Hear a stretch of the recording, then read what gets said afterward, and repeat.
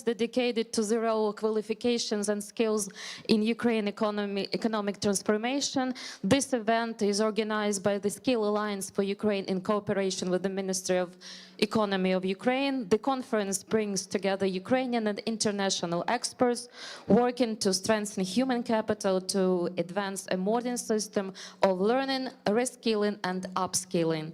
Today's program focuses on three key themes: skills for future, skills for productivity, competitiveness and growth, target group-specific approaches to skilling, reskilling and upskilling, and training provider of the future. So we invite you to visit our conference networking area, a designated space for practical interaction and development of new partnerships. On the screens you'll find short participant profiles. Please take this opportunity to identify peers and establish contacts beyond the formal program. In the Skill Alliance marketplace area, you are welcome to compete. I am looking for and I offer cards. The collected inputs will be compiled and published as the part of the conference outcome. You're also invited to contribute to the Skill Alliance map by marking the regions where your organization is active, and this will help build a shared picture of partnerships and initiatives across the country. Finally, in the coffee area, the constructive dialogue format is available. А у нас как-то Small group discussions around the key conference topics. A menu card helps you to guide your conversation, so we encourage you to actively engage with these opportunities throughout the event. A reminder on information security: a media embargo is in place until the end of the event. Thank you very much.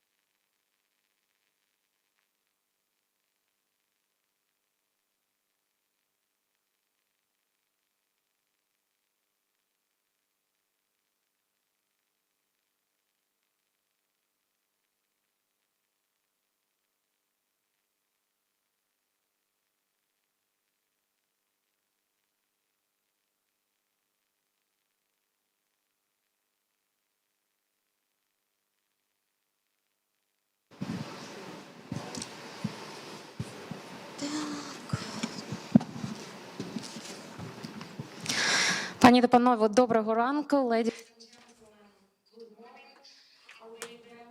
сьогоднішня наша подія буде проходити англійською. That's for simultaneous translations from Ukrainian into English and from English into Ukrainian. Друзі, якщо ви не взяли собі гаджети для перекладу, будь ласка, підніміть руки, вам зараз їх роздадуть, тому що наша подія буде переважно відбуватися англійською мовою. So, welcome to the Skill Alliance conference. Today we're discussing the future of Ukraine's economy, a subject that is important, complex and clearly deserves a very serious attention. We'll try to do so without unnecessary drama, even as many of us continue to work throughout the blackouts and at times without heating.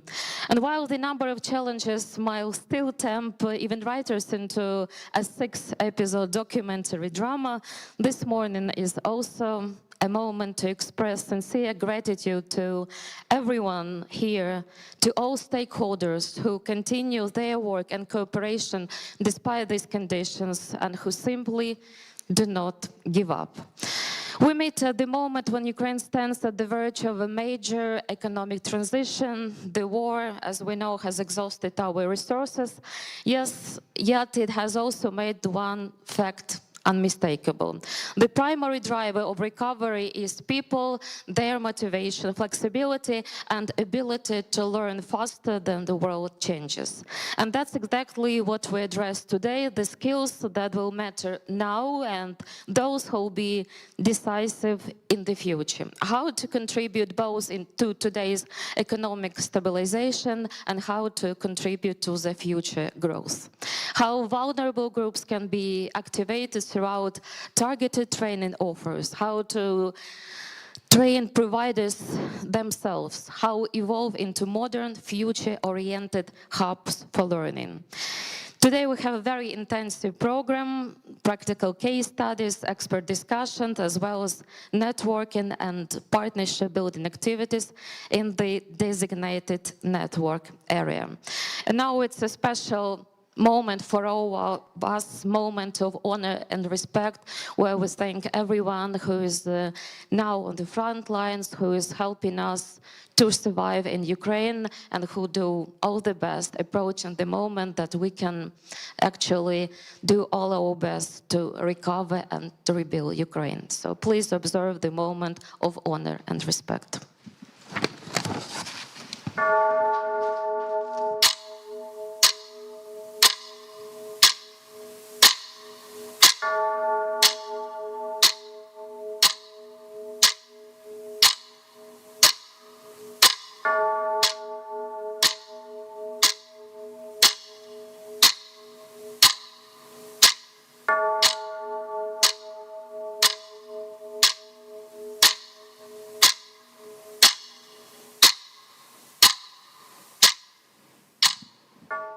Thank you. Today meetings takes place in a very specific Ukrainian context, and we face an urgent need for deep systematic transformation and not just a cosmetic change. While our fellow Ukrainian friends, our husbands, our sons defend the country on the front line, we contribute to another essential way to help our economy by creating opportunities for stabilization, for future growth through education, skill development, and decent employment. Ukraine is recovering and rebuilding at the same time, which sets new requirements for economy, for institutions, and above all, for human potential. We understand that without modernizing skills, without a new logic of cooperation between education, business, and government, and without institutions that enable people to adapt quickly, Ukraine cannot move forward at the pace that recovery demands. This conference, it's not merely an open and honest conversation, it's an attempt to align all efforts in order to understand which skills and which qualifications Ukraine needs now, not when time allows, to build a future-ready labor market and ecosystem. And I am ready to invite and give this floor to our first speaker. So please welcome Mr. Jens Busma, Head of Cooperation, Embassy of the Federal Republic of Germany in Ukraine, a partner whose support and expertise contribute systematically to strengthening Ukrainian institutions and modernizing the labor market. You're welcome. Thank you very much. Good morning, everyone. Deputy Minister Zavgorodny, representatives of the Ministry of Economy, Environment and Agriculture, and the Ministry of Education and Science, members of the Skills Alliance, distinguished guests. It's a great honor for me to welcome you warmly to the second Skills Alliance annual conference here in Kiev. I think that the Skills Alliance conference, or the platform, has grown significantly since the last annual conference, and we have become more active and have built a stronger network. First, I would like to thank the Ukrainian hosts for their hospitality and for their commitment to international dialogue and cooperation under extremely challenging circumstances. We meet at a time of continued profound geopolitical uncertainty and hardship caused by Russia's ongoing war of aggression. And once more, I want to confirm, to reaffirm that Germany stands firmly with Ukraine in solidarity, in partnership, and in our shared commitment to freedom, sovereignty, and international law. The war of aggression and its results are also a challenge for Europe as a whole. Ukraine does not stand alone in these difficult times. The European Union and its member countries have repeatedly expressed their support to Ukraine and taken concrete measures, politically, humanitarian, military, and financial, as an act of solidarity, and equally as an investment in Europe's own peace, stability, and future. Since the beginning of the war, millions of Ukrainians have found protection in Germany, Poland, Czechia, and many other European countries. The more than 1 million Ukrainians residing in Germany, regardless of all the challenges related to that, are highly valued and better integrated every day. Many of them are already contributing actively to our society in the labor market, in education, vocational training, and in local communities. More than 350,000 of them have found new jobs, and more than 200,000 Ukrainian children attend school in Germany today. So Ukrainian workers bring valuable skills, strong motivation, resilience, and they are increasingly becoming an integral part of Germany's economy and social life. But I'm sure that you, as I do, take note of these facts with strong mixed feelings. Because we all know that at the same time, the Ukrainians are direly needed in Ukraine, where the labor shortage is one of the major issues of the country's economy. And this is why dual intent approaches are so important. They are keeping future return options open, promote circular mobility, and support Ukraine's reconstruction and long-term development. Within this broader context, there are three key or main challenges to be tackled. First is about ensuring access to adequate and affordable housing, particularly in urban areas where economic recovery and reconstruction will be concentrated. Second, it is about strengthening social infrastructure, providing reliable access to education, healthcare, and essential public services. And third, and this is maybe even the most important factor now, where progress is maybe comparatively easier or the fruits are hanging lower, this is precisely about creating good jobs, jobs that offer fair working conditions and salaries that are competitive and comparable with other European countries, so that the Ukrainian economy can thrive even more, increase its productivity, and via taxes also contributes more strongly to the financing of the state. Addressing these three dimensions together is essential not only for social cohesion and economic resilience, but also for Ukraine's path towards recovery and closer integration with the European Union. The Skills Alliance and its members are proactively taking up this crucial third dimension of jobs and skills. Together we can develop solutions that respond to immediate labor market needs while also investing in skills development, recognition of qualifications, and sustainable partnerships. The topics of this year's conference are all decidedly future-oriented and take on the current challenges of labor shortage and skills mismatch as an opportunity for an economic transformation. I think I can say that the guiding principle for the Ukrainian government is the opportunity for social and economic transformation is now. We as the Skills Alliance fully support you in this. Thank you very much.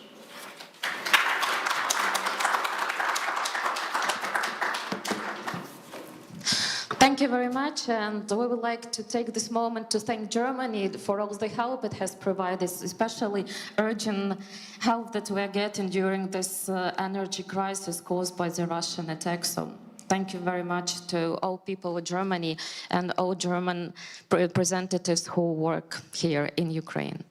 So, thank you. So, the program today, it's very intensive, as I said, and will be organized around 3 blocks, each reflecting critical elements of Ukrainian labor market and transformation.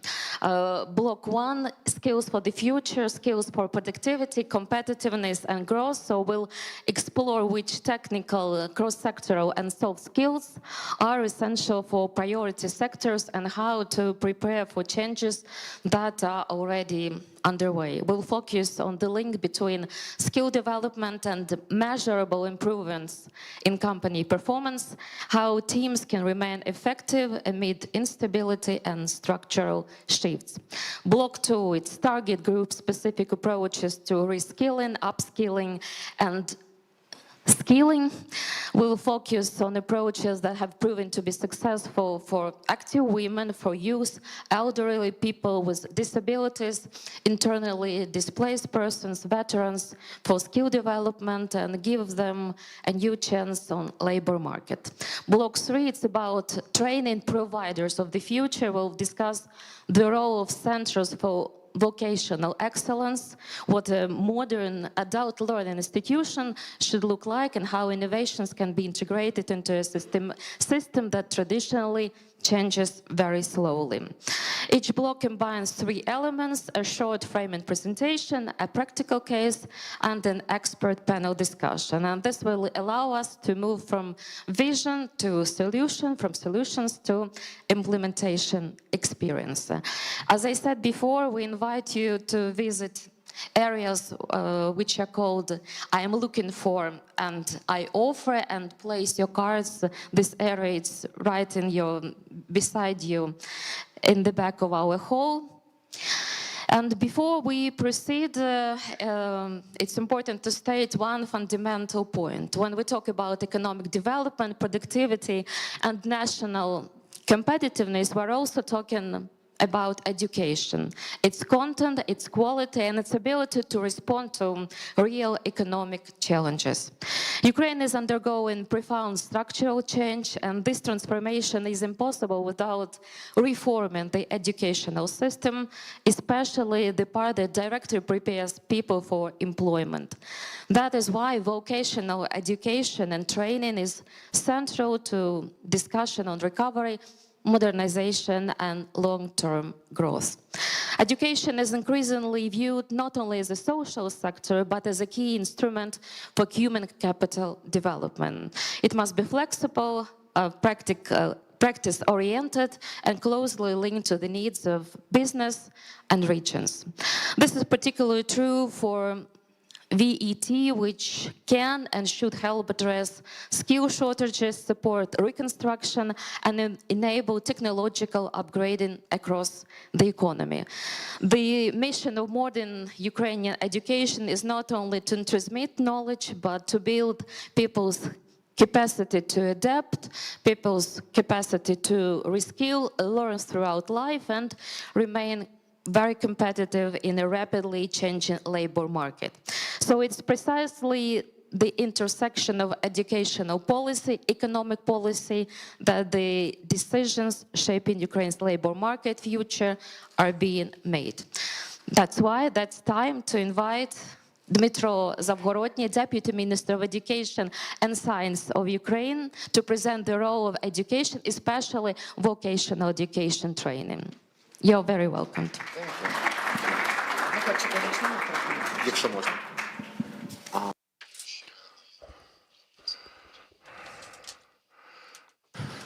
There was a presentation that I have sent yesterday, so I hope that somebody will put it here while I'm starting. Okay, thank you. So, thank you very much for having me here today. And I would like to start with thanking all of you for your contribution into the Skills Alliance and contribution into the skills development in Ukraine. I think that it's very important, and through all these years right now we see that workforce skills and education is one of the priorities in the government and also the priorities of our international partners, which I believe is very important and was important always, because this is a fundamentals of any economical growth and changes that we are trying to pursue. So I will my presentation will concentrate mostly on two things. The first one is the reform of vocational education, which I'm responsible for. And the second thing is my ideas on what I think that Skills Alliance members and the government should try to concentrate on like as the next steps. So first of all, what are we doing in our transformation of vocational education during these years? Right now we're undergoing the reform. It has started when the parliament has adopted the new law on vocational education. In September 2025, the president has signed this law, and now we are able to draft and to pass the legislation which is needed to transform this sector. First of all, we have already adopted several legislative acts to enable our regions to set up the supervisory boards for educational institutions. This is one of the key ideas that we have in mind in order to attract more businesses into this transformation. During 2026, in most of our vocational schools and colleges, their supervisory boards will be established. You can also become a part of the supervisory boards, or you can invite your business partners, employers, and their associations to participate in the supervisory boards. The main idea, the main responsibility of which will be to make a review of all educational programs that are there in place. And we expect that inevitably there will be more practical learning in these programs, there will be more dual educational programs, there will be more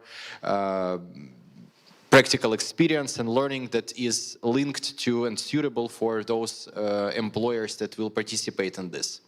The second thing that supervisory boards are going to do, they are going to establish some key performance indicators or maybe objectives for their schools and for their heads of the schools. So right now there are multiple institutions which in my opinion needs management changes. So I hope that when there will be the supervisory boards in place and they will establish objectives, they will establish transparent indicators for their schools and for their management, in the end we will see some transformations, some changes in those management positions. We will see new heads of schools, new deputy heads of colleges that will then transform their institutions. The new law is providing lots of new possibilities for those heads of schools to transform their institutions. There will be much more financial autonomy, staffing autonomy. We hope that during this year we will pass new legislation on teachers' salaries, which are also growing a little bit, but I hope that our institutions will have eventually much more autonomy in how to pay for their staff, how to pay teachers. There will be a differentiation of salaries between different professions, and so on. We are also going to establish lots of public-private partnership possibilities, the framework agreements between businesses and institutions, and also a possibility even to manage an institution itself if the private partner is big enough and can prove that they will do it better than the local government. So I told a lot about the autonomy, about the decentralization, and in the end it seems that in every institution they will have so much freedom that they can do anything they wish in order to provide education as short-term as they want or as linked to the labor market as they need. But in the end, they will need to pass an external assessment of learning outcomes and professional qualification that right now only exists in schools in Ukraine. So if you know, after graduating a school, if you want to go to university in Ukraine, you will pass an external evaluation of your learning outcomes, and it doesn't it's not the same in vocational education, but it's all regulated. After several years it will change. There will be liberal way to provide education in any place. You will have very different programs, different partners, different way of teaching and learning, but in the end you will have more or less standard external assessment of what works and what doesn't. In parallel, our vocational colleges will receive lots of investments, new brand, new communication strategies, new, let's say, new face. I believe that they all need to transform, they all need to have more or less the same standards of how they communicate with children, how they communicate with their parents, with adults, what products do they provide, and so on. And I hope that in the end of this transformation, we will see a modern network connected with each other of modern institutions, which will communicate in a modern way and will be popular and will be attractive for our students. For this to happen, we also need to invest a lot, and we are doing this the third year already. In 2026, the government doubles its investments into vocational education. Each year we focus on equipment, workshops, laboratories, and from next year we're also going to focus on investing in energy efficiency and thermomodernization of our buildings, which we see that is very important right now. And you can also already see the results of the first 2 years. Together with many partners, we have established already more than 200 workshops all over the country in multiple different professions. And we see that the attractiveness of these professions has grown when there is an investment in place. And also we can see already an established buildings, the whole buildings were reconstructed with the new materials, with the new standards, inclusivity, and new equipment in place, which we believe might become a standard for the future of vocational education. As was mentioned today in the end of the third session, we are also going to talk about the Center of Vocational Excellence. We believe that all this transformation that I mentioned, all these small workshops, small investments all over the country, eventually will bring us to the modern vocational education. But it will take, I don't know, a decade to get there.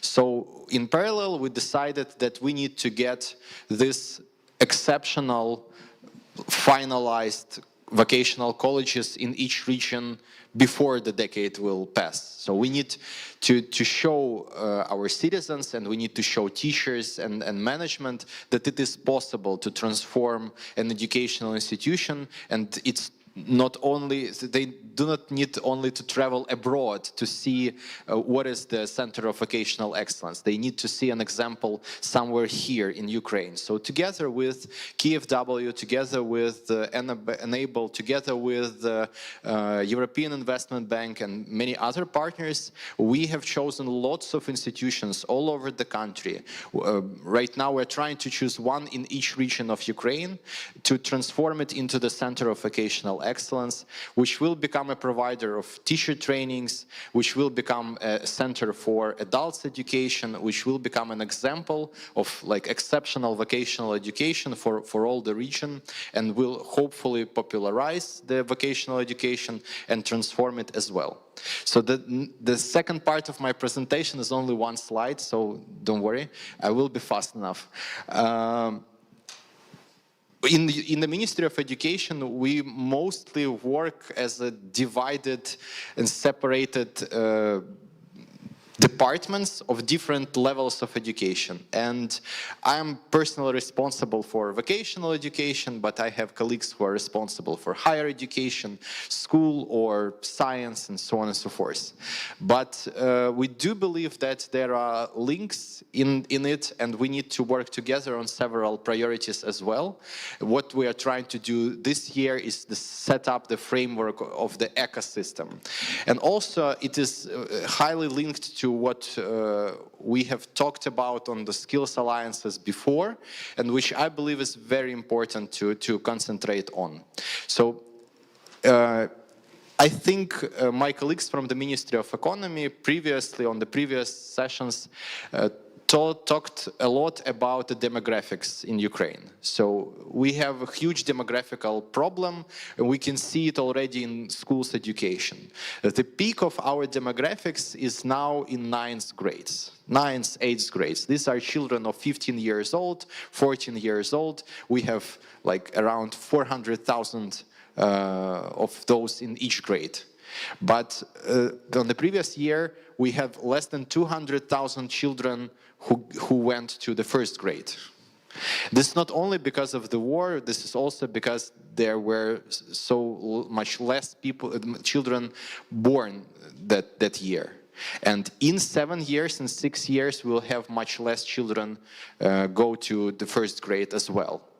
So in the end, somebody told me that the demographics is like the train. If you already see it, it is coming. I mean, you cannot change anything. We can hope that in 20 years or more, when the demographics will change and there will be more children born, we will have a difference. But right now we are facing this problem, and we will see this problem coming in 2 decades in the labor market. And we believe that education is a very important thing in terms of the projection, in terms of thinking about the future. Because when we are thinking about the skills for high school or the skills in the bachelor's degree, we're also talking about those skills that will be important for those people in a decade or more. And I believe that we need to focus on not only on those skills that are in demand right now, that are important, and there is a huge session about that today, I believe, but we also need to focus on those skills that will be important for the economy of Ukraine in the future, for instance, in a decade or more. And I believe that these skills will be related to automation more than anything. Just because there will be less people in the market, and if you travel across industry right now, if you travel across, I don't know, processing industry, production, anything but construction, I believe, is already highly automated, and you see less and less people on the factories. You will see more and more robots. They will become cheaper and cheaper. And right now, I was on the several production sites last year, and I asked, what are the problems with automation that you are facing right now? And most of the people say that we have lots of operators, we can install like a machine, but if something is broken, we need to wait 2 weeks for somebody to come from Germany or China to solve the problem that we have. And this is like the real story that lots of manufacturers are facing.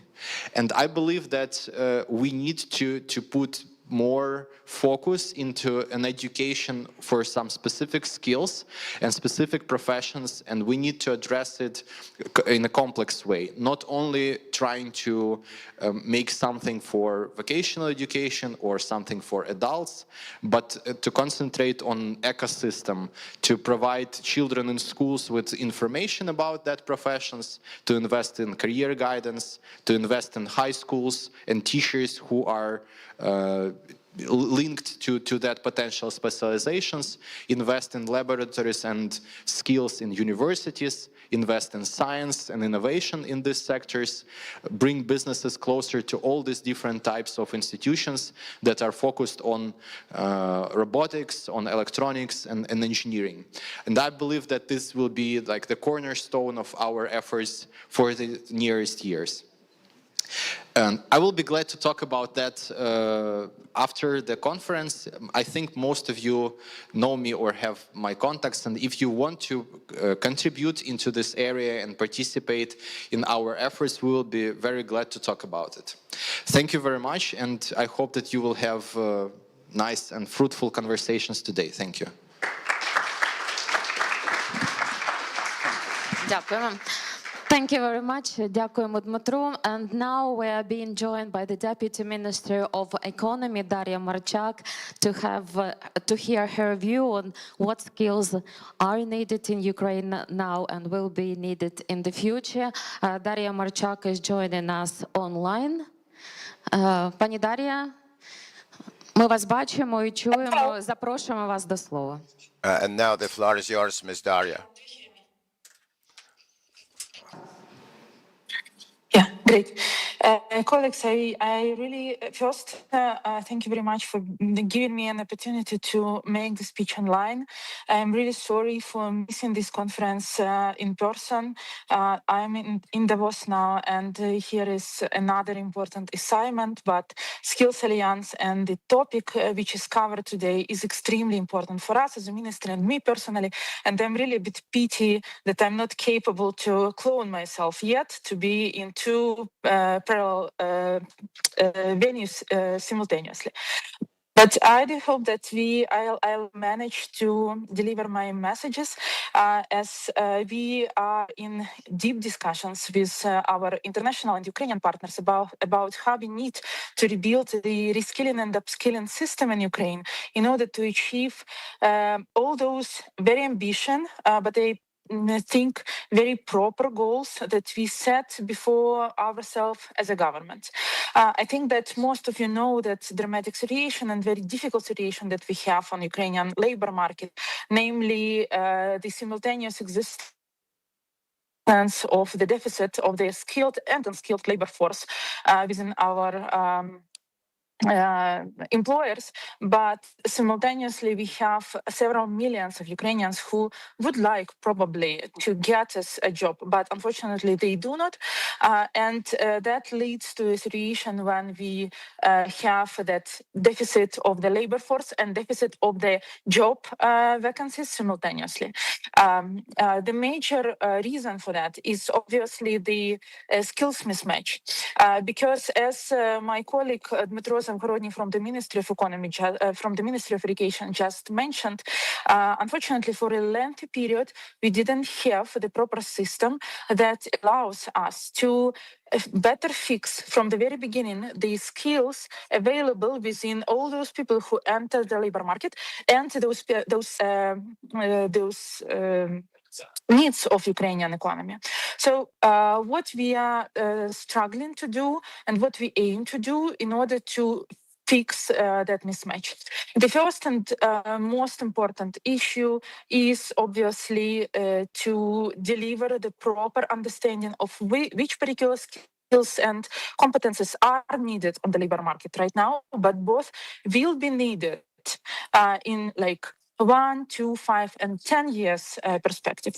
Unfortunately, today in our country, we do not have the proper system of forecasting of the labor market needs in medium to long-term perspective, and I'm very happy to say that together with our partners from Unable, supported by the Belgium government and with KG support, we are developing the long-term perspective, medium to long-term perspective and forecast of the labor market needs in Ukraine in order to equip the educational system of Ukraine with the proper knowledge and data to understand which particular professions and skills we need to provide for our youngsters. The second major issue that we need to tackle with is, of course, the productivity issue. The productivity, again, is the factor and the result of the mismatch on the labor market. And to target the productivity, we need to intensively invest in skills and competences all over the Ukraine. The most most urgent need is to tackle people who are unemployed, to ensure that they are skilled enough to enter the labor market. And for that, we need to build the very proper linkage between the employer demand and also those people who are looking for the vacancies, or probably are not looking for the vacancies, but could be activated for labor market if economic, employment, and social parts are put efficiently together. But in a longer perspective, we strongly believe that our joint needs and ambitions should be to really, not like, de jure, but de facto, to install in Ukraine this lifelong learning approach, which means that learning every time at your current job position or in the middle is a normal, not something outstanding, and something that you do not take into account when everything is okay and you have like your job and your salary. So one of the major issues and tools how we are going to do that is through digital transformation and better labor market services. As probably most of you know, we have recently launched the new regulation, which aims to set up within 2026 the MVP and then the full-scale launch of the OBRI digital system of the labor market.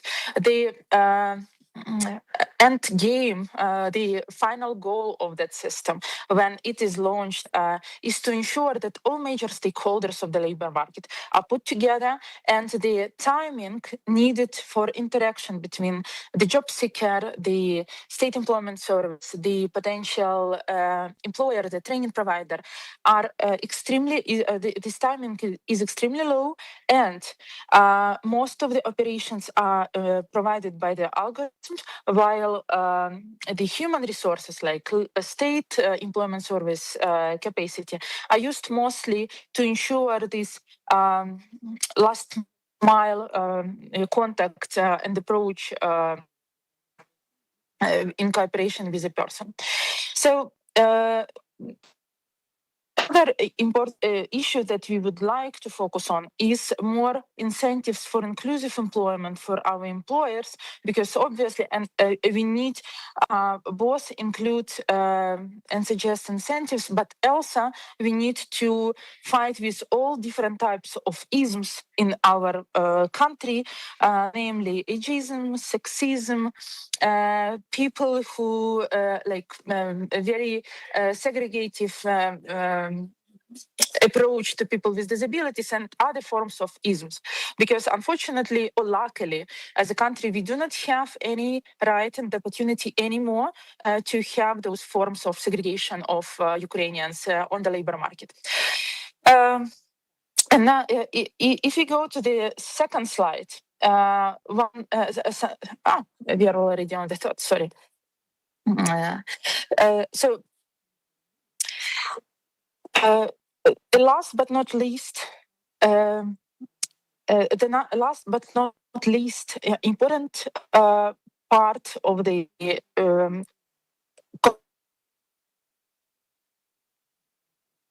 we need to introduce in the labor market is better customization of all the incentives and instruments that we have. Surprisingly for me, for myself, often looking at the labor market instruments, I realized that we use the same approach both for youngster, like of 17, 18, who is just entering the labor market, and for a person, let's say lady of 55 plus, who is ADP, and has a slight disability. So we do not have that customization, which leads to a much lower efficiency of our labor market instruments. So what we really need is to understand what is the particular bottleneck for every particular target audience to enter the labor market or to be efficient, and how we use our reskilling and upskilling system to better target those bottlenecks. We have already started developing different customized instruments with our colleagues, both within the skill set Alliance and also within the governmental central executive bodies and NGOs. And what we see is that we need on those youngsters which are still in school and provide more or just install new professional orientation programs. We also need to better focus on what are the reasons why women who take care about kids or not kids, probably their relatives, who have some disability type.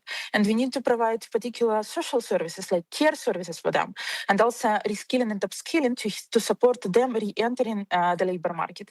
We need to focus on people who are of 45, 50, 55 years old. Unfortunately, in our country, we really have a very high level of exclusion of those people from the labor market. And these are not just words. According to the recent research, less than 30% of people 85 years plus are employed today in Ukraine. And there is a very if you look carefully at the reasons why these people are excluded from the labor market, the major reason is that sometimes they are just not skilled enough to take another interview with a potential employer. And they are not self-assured, they are not as bright at that interview. And even if they have stronger, hard skills, they often lose the competition just for soft skills and self-presentation skills. So each particular category, I can name a lot of others, but I'm sure that you get the message, what I'm trying to deliver. And I'm pretty sure that as a country, we need to better target each particular category with well-designed skills provision and training with focus not only on the hard skills, but very often on the soft skills. And these soft skills could be different. Finally, my probably last remark is that we also need to be very unconventional in our approach how to train people. Me personally, I was very impressed by BMW company experience. As far as I remember, they introduced the inter-aged working groups at their enterprises, providing people with a very, very broad range of age, like from 18 to 70, in order to ensure that people not only work together, but also teach each other for different skills. Those who are very, skilled and experienced, they teach youngsters, provide more digital skills and some, like better understanding of the current world and the current trends on the market for those who are of a higher age. So I suggest that we open our mind and try to think collectively to understand how we can, in a very short period of time, putting our efforts together to provide those instruments on our retraining and reskilling and upskilling system that we manage to train as many people and to provide those skills and knowledge that will help us to quickly rebalance our labor market and make people having those skills and knowledge which is needed to be very efficient in their ordinary lives. Thank you very much for your attention. Thank you very much, Daria Marchak, Deputy Minister of the Ministry of Economy of Ukraine. And now our next contribution highlights an international initiative that brings together governments, international organizations, businesses, and civil society to address skill shortages, expand access to learning, and support workers in adapting to the demands of recovery and economic modernization of Ukraine.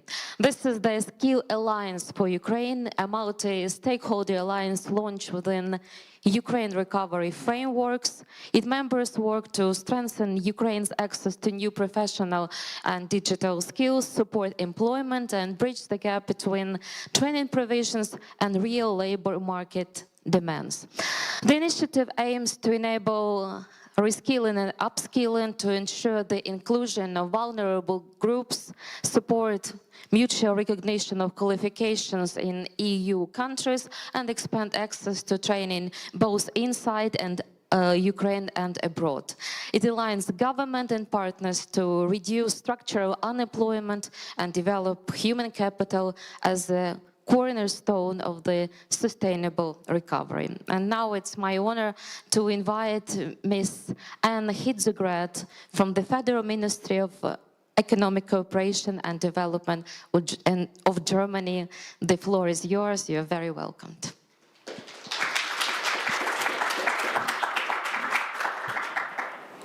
Thank you very much. It's great to see that this room is full, and I know that we have even more participants joining online, it's probably as much as you are in the room. And the Skills Alliance lives from its members, from you, and from your commitment to mitigate the labor shortage in Ukraine. We started with 50 members, 1.5 years at the URC in Berlin. 1 year later, at the URC in Rome, we were already 84. And today, 6 new members have joined us. So we are 90 institutions building the Skills Alliance today. I hope you will be able to see the names and logos on the screen.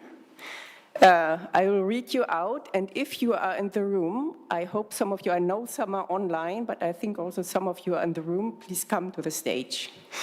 Leia Ukraine, Energy Act for Ukraine Foundation, Association of Innovators and Digital Education, Pro Futuro Foundation in Spain, V94 in Sweden, and KSA Protec. So I think all these new members deserve a huge applause and a huge welcome to everybody.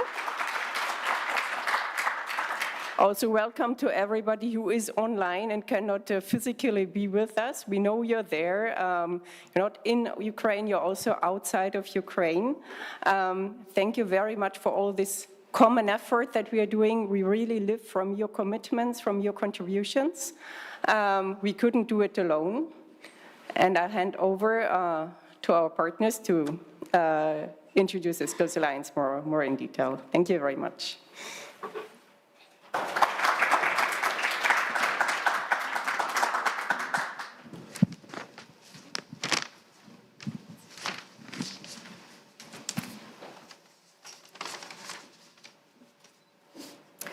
So our next presentation offers us a practical view on the skill landscape in Ukraine. We'll look at Skills Alliance mapping, a structured approach to mapping skills, demand and supply, helping identify gaps and opportunities. And Ms. Miriam Zimmerman, advisor at GIZ, will be joining us online and present the approach, key findings, and how such data can support policy planning, training design, and cooperation between businesses, government, and international partners. Miriam, you're very welcome. The floor is yours. We can see you and we can hear you. Good morning, everyone. I'm very pleased to join you today to share the key findings, the key results from the mapping that we conducted as the Skills Alliance Secretariat in November of last year among our members.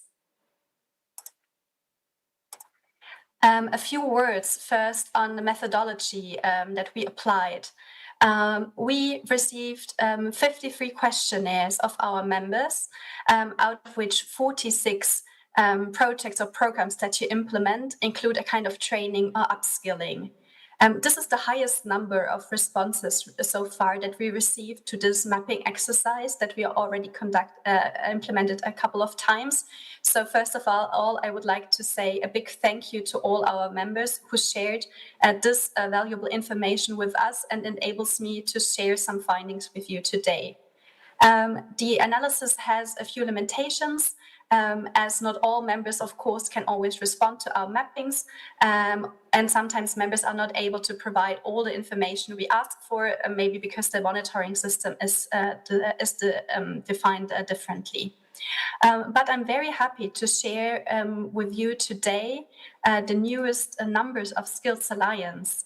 According to the data we received from our members, Skills Alliance is making an even greater impact than we originally planned.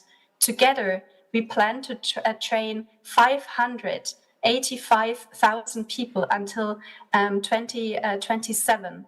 This is more than 200% more than was originally planned at the URC 2024. The mapping also showed that together we have already trained and qualified 535,000 Ukrainians inside and outside Ukraine, a very huge number. Thank you for all your efforts here. This rising numbers of trained beneficiaries also reflects in the rising financial commitments of our members. 1.1 billion euro are now committed to training initiatives inside and outside of Ukraine. We are also growing as a platform, as Anna just mentioned. As of today, we're 90 members.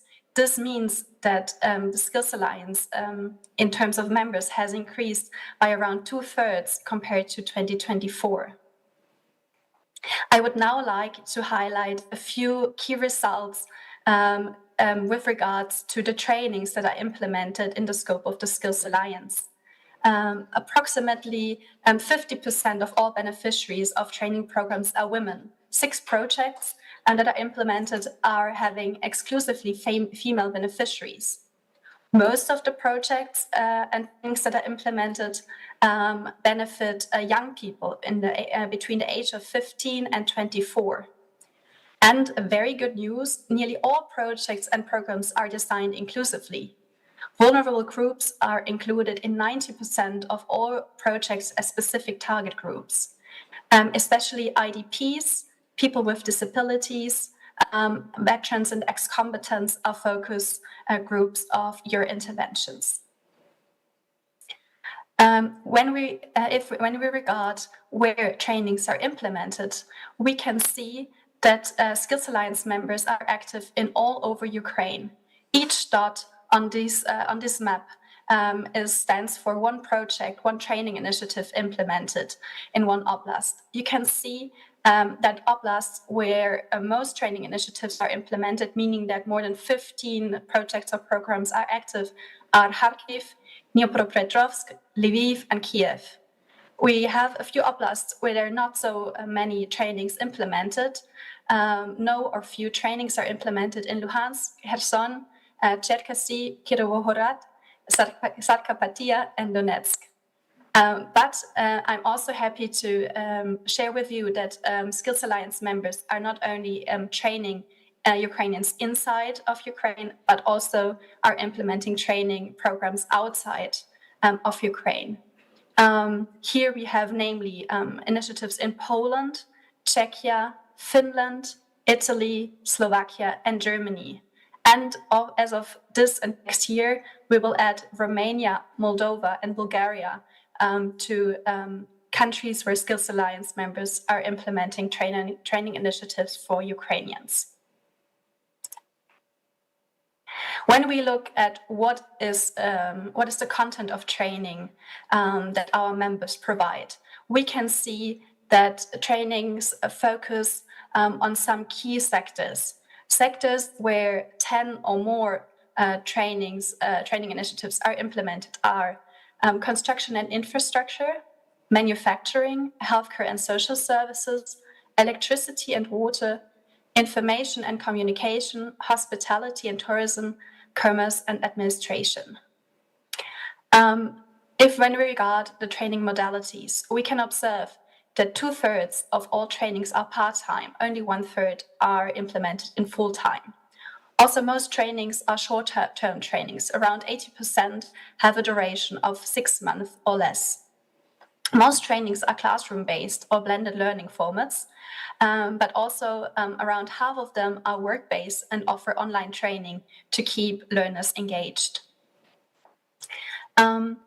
These trainings are not implemented by the Skills Alliance members on their own, but they're having good and successful partners, namely vet schools, which are the main partners, but also private training providers, NGOs, and centers of professional training education.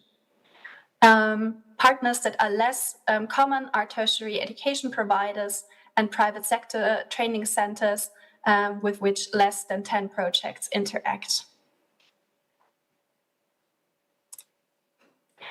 I would now like to highlight a few of our, we like to call them training champions. There are a few organizations within the Skills Alliance who are mainly responsible that we can today share those in very high increased numbers of trained beneficiaries. I would here like to mention especially the UNICEF Pathways program, who trained nearly 300,000 people inside and outside Ukraine. Also Care Poland, with several training initiatives in Poland, and 3 other organizations very active in Ukraine, Google, FHA 360, and GIZ. They're all supporting us to reach those significant numbers.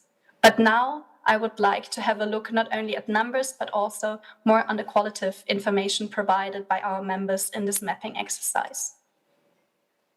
We also asked our members, do they have tailored measures for specific target groups? And yes, they have. In the report, you can find a summary of all this information. Here, I would like to highlight that we compiled information on the following 3 target groups during this mapping. This time, we especially looked at veterans and ex-combatants. We looked at young and at older people. And we collected data on what kind of outreach works best, which learning formats work for those groups, which skills are in high demand and we should focus on when training those groups, what type of engagement works best to keep them active during training, and how can we make the link to employment. And we also identified some key success factors. I will not go into too much detail here. This will also be part of the discussion of today's conference. And so you can find all the detailed information in the full report. I would now like to highlight a few innovative approaches that we identified during the mapping. The report includes a condensed information, but I would like to mention a few concrete examples today. For example, we have BDO Ukraine, who is implementing an innovative multi-stakeholder partnership model that was designed to strengthen the digital and institutional capacity of Ukrainian municipalities. They do not implement a traditional public-private partnership, but it's rather a modern structured cooperation between BDO in Ukraine, municipalities, and the private sector. It's all based on a diagnostic survey, which identified that there are huge gaps in digital literacy, AI readiness, and other topics. And so the organization decided to create a number of webinars to train municipal officials. An example of successful multi-stakeholder corporations, still on the previous slide, is DBV International. Here, municipal authorities, adult education providers, NGOs, and universities work together with employment centers, veterans, organizations, and cultural institutions to jointly design and deliver adult learning initiatives. An example is their Learning Cities Corporation. If we look at sector-specific alliances, which can also be innovative approaches, I want to highlight the example of SDEF. They formed an alliance to enhance entrepreneurship in vocational education and training, where they formed partnerships especially with entrepreneurs and professional associations in the location of their trainings. They successfully embedded entrepreneurship in their systemically in their education programs of the participating med schools and implemented a pilot in Sitomir region. Innovative approaches that we identified are also career and employment events. Here, I would like to highlight two regional career events implemented by FinChurch Aid, where students from TVET educators, private sector partners, and private sector partners came together to accelerate this transition from school to work. Their format combined policy level framing, employer spotlights, interactive business stands, and live student showcases. This all resulted in clear next steps for internships, for mentorships, and further collaboration with companies. And finally, I would also like to highlight the possibility of building or cooperating with digital and platforms and form platform partnerships, as for example, Helvetas did. They cooperated with the national platform Dia Business, which is an innovative multi-stakeholder partnership that connects the public sector, private IT providers, and micro and small enterprises. Together, the Dia Business digital marketplace now offers entrepreneurs an access to verified digital solutions for business management, finance, marketing, logistics, and e-commerce. Before I end, I would like to broaden the picture a little bit of what Skills Alliance members are offering and go beyond the trainings offered by Skills Alliance members. Skills Alliance members also contribute to priority topics defined by the Alliance, such as introducing flexible approaches for up and reskilling, where more than 30 projects are active. More than 25 projects contribute to future-oriented qualification for the recovery. 24 projects contribute to best practices of activation and inclusion of skilled workers. More than 10 projects have a focus on mobilizing the private sector. And also 10 projects really work on employment and mobility in line with EU accession. Our members also contribute through their work to key reforms currently on its way in Ukraine. 11 of our members are working on actively implementing the new employment strategy. 9 members contribute to the new VET law. 8 members are working on the EU accession topic on a more structural level, and 7 members on digitalization. These were some key findings I wanted to share with you today. Of course, there's more information that we collected, and I would invite you to access the full report of this mapping, which will be shared now. There's a QR code you can scan, but you can also find the full report on our website. Thank you very much for your attention, and I wish you a successful continuation of the conference. Miriam, thank you very much. I think maybe you can stay online for a few more minutes because we're nearly concluding our first block, but we still have an option of a Q&A session. So if you have any questions, you can put them right now. Just raise your hand and we'll have microphones to any of our first speakers. Is there any questions? If not, we're nearly, Miriam, thank you very much. We're nearly ready to proceed to our coffee break, but before that, I'll say that after the coffee break, just in half an hour, we'll focus on our 3 key aspects. It's future skills as foundation for productivity, competitiveness, and economic growth, targeted reskilling, upskilling approaches aligned with priority groups and real labor market needs, and training providers of the future, how institutions or what institutions should look like, so they can match the pace of change and demands of economic transitions. This is all in half an hour. Now you can have your coffee. Don't forget about networking opportunities and come back, please, in half an hour, and I'll remind you to be here on time. Thank you very much.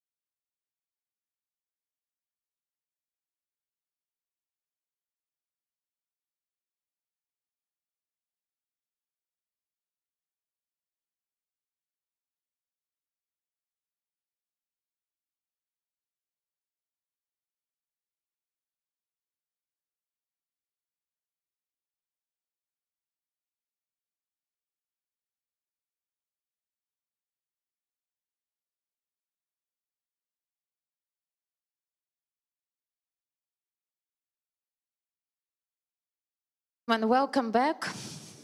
You know, this is the golden rule of every conference. If you come back from the coffee break on time, it means that your lunch will start on time as well. So thank you very much for your timeliness.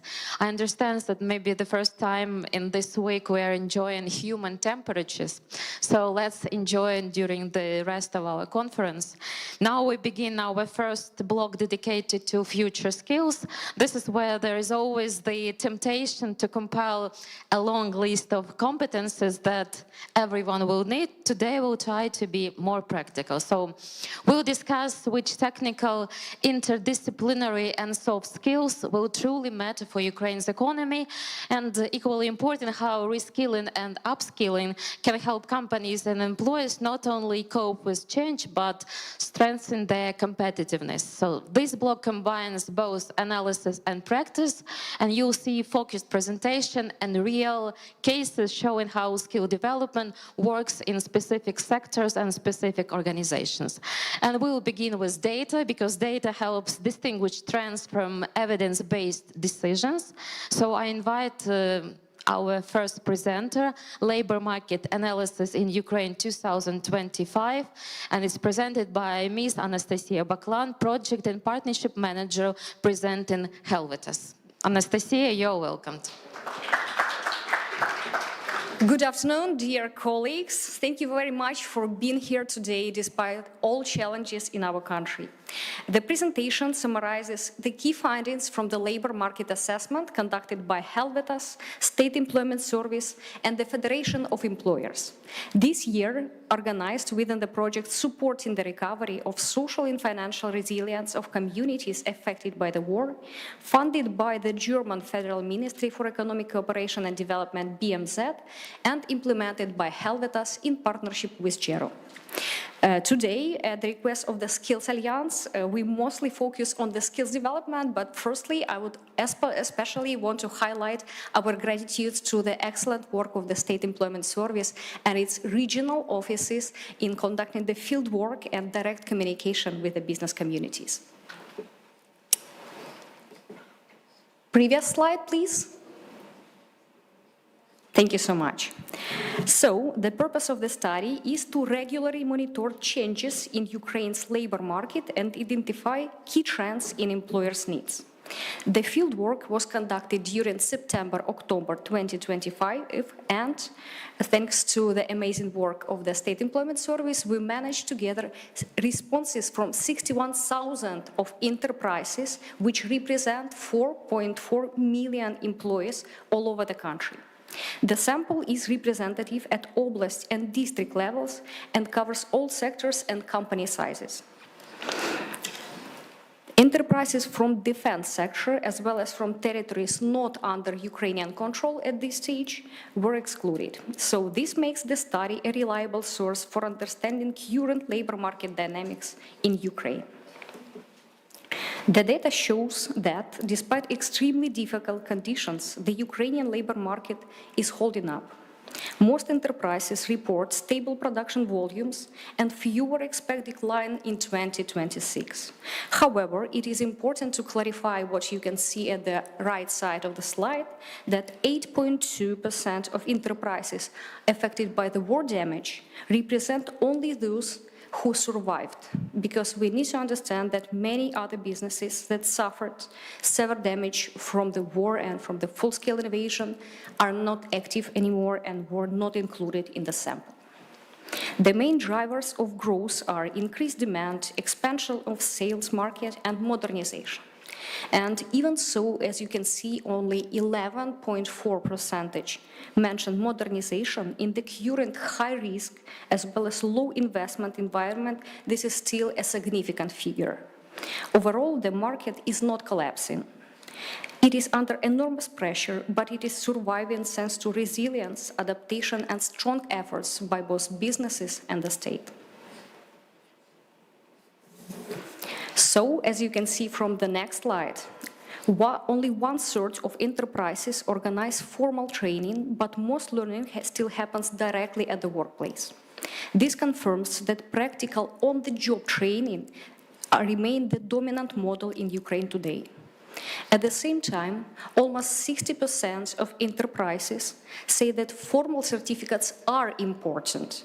However, this is partly due to regulatory requirements for certain professions such as electricians, doctors, and other licensed occupations.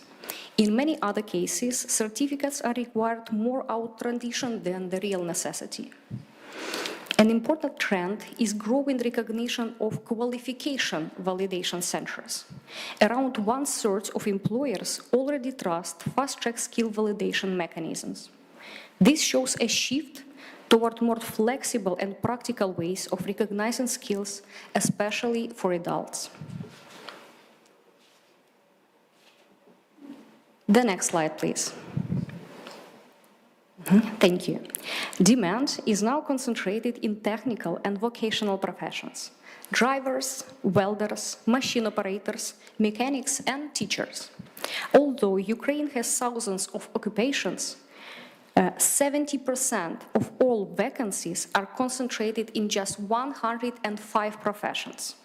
These are mostly technically demanding jobs that require training, experience, and certifications. Many of these roles are traditionally male-dominated and are affected by mobilization, which creates additional labor shortages. Regarding skills, technical skills are most frequently mentioned. However, if we combine organizational, communication, digital, project-related, and other soft skills, we see that cross-cutting skills are equally important across all professions. And the next slide confirms the pattern. For example, teachers need strong communication and organizational skills. Industrial workers need mainly technical and organizational skills, but across all professions, communication, teamwork, and decision-making still remain essential. This highlights a major gap in the current education system. Technical skills are taught, but soft skills are often neglected. Vocational and professional education should integrate both technical and soft skills through practical and project-based learning. And in the conclusion, I want to draw your attention to the few trends we can see in the result of our research. First of all, the economy is not collapsing, but it is surviving under enormous pressure. And the term resilience were probably one of the most popular today among our networking sessions with all of the conference participants. Second, there are massive skill shortages in the critical sectors, such as healthcare, energy, water supply, education, and extractive industries. Third, demographic and gender shifts continue. More women and older workers are entering traditionally male professions, while young people remain underrepresented. Fourth, labor market inclusiveness is growing, not only because of the social values, but also because people have become a limited resource. Employers are adapting to the needs of veterans, IDPs, people with disabilities, and older workers, simply because workers are in short supply. Fifth, more employers invest in training and social support, understanding that machines can be repaired, but people are harder to restore. And finally, State Employment Service of Ukraine is transforming into a more service-oriented and proactive partner for businesses, veterans, and job seekers. And with this, I want to express our gratitude to the Skills Alliance for providing this platform for dialogue. As Helvetas team, we remain open for cooperation as well as for the joint solutions in terms of the workforce development. And personally, from myself, I want to say you, please take care of yourself because you are the value our economy needs the most. Thank you so much. Thank you very much. In the first part, we discussed the role of education in labor market ecosystem and its impact on Ukraine's recovery and development. And now we move to practical solutions and already addressing these challenges. The next presentation is about how skills development and productivity are linked, and it's introduced by Skill for Recovery, a donor initiative designed to address shortage of skilled labor through the development of vocational education and training. Ukraine, and it's an example of how systematic approaches to workforce development directly support recovery and economic resilience. And I invite Mr. Michael Paulo, Director of the Skill for Recovery Program, GIZ. You're welcome.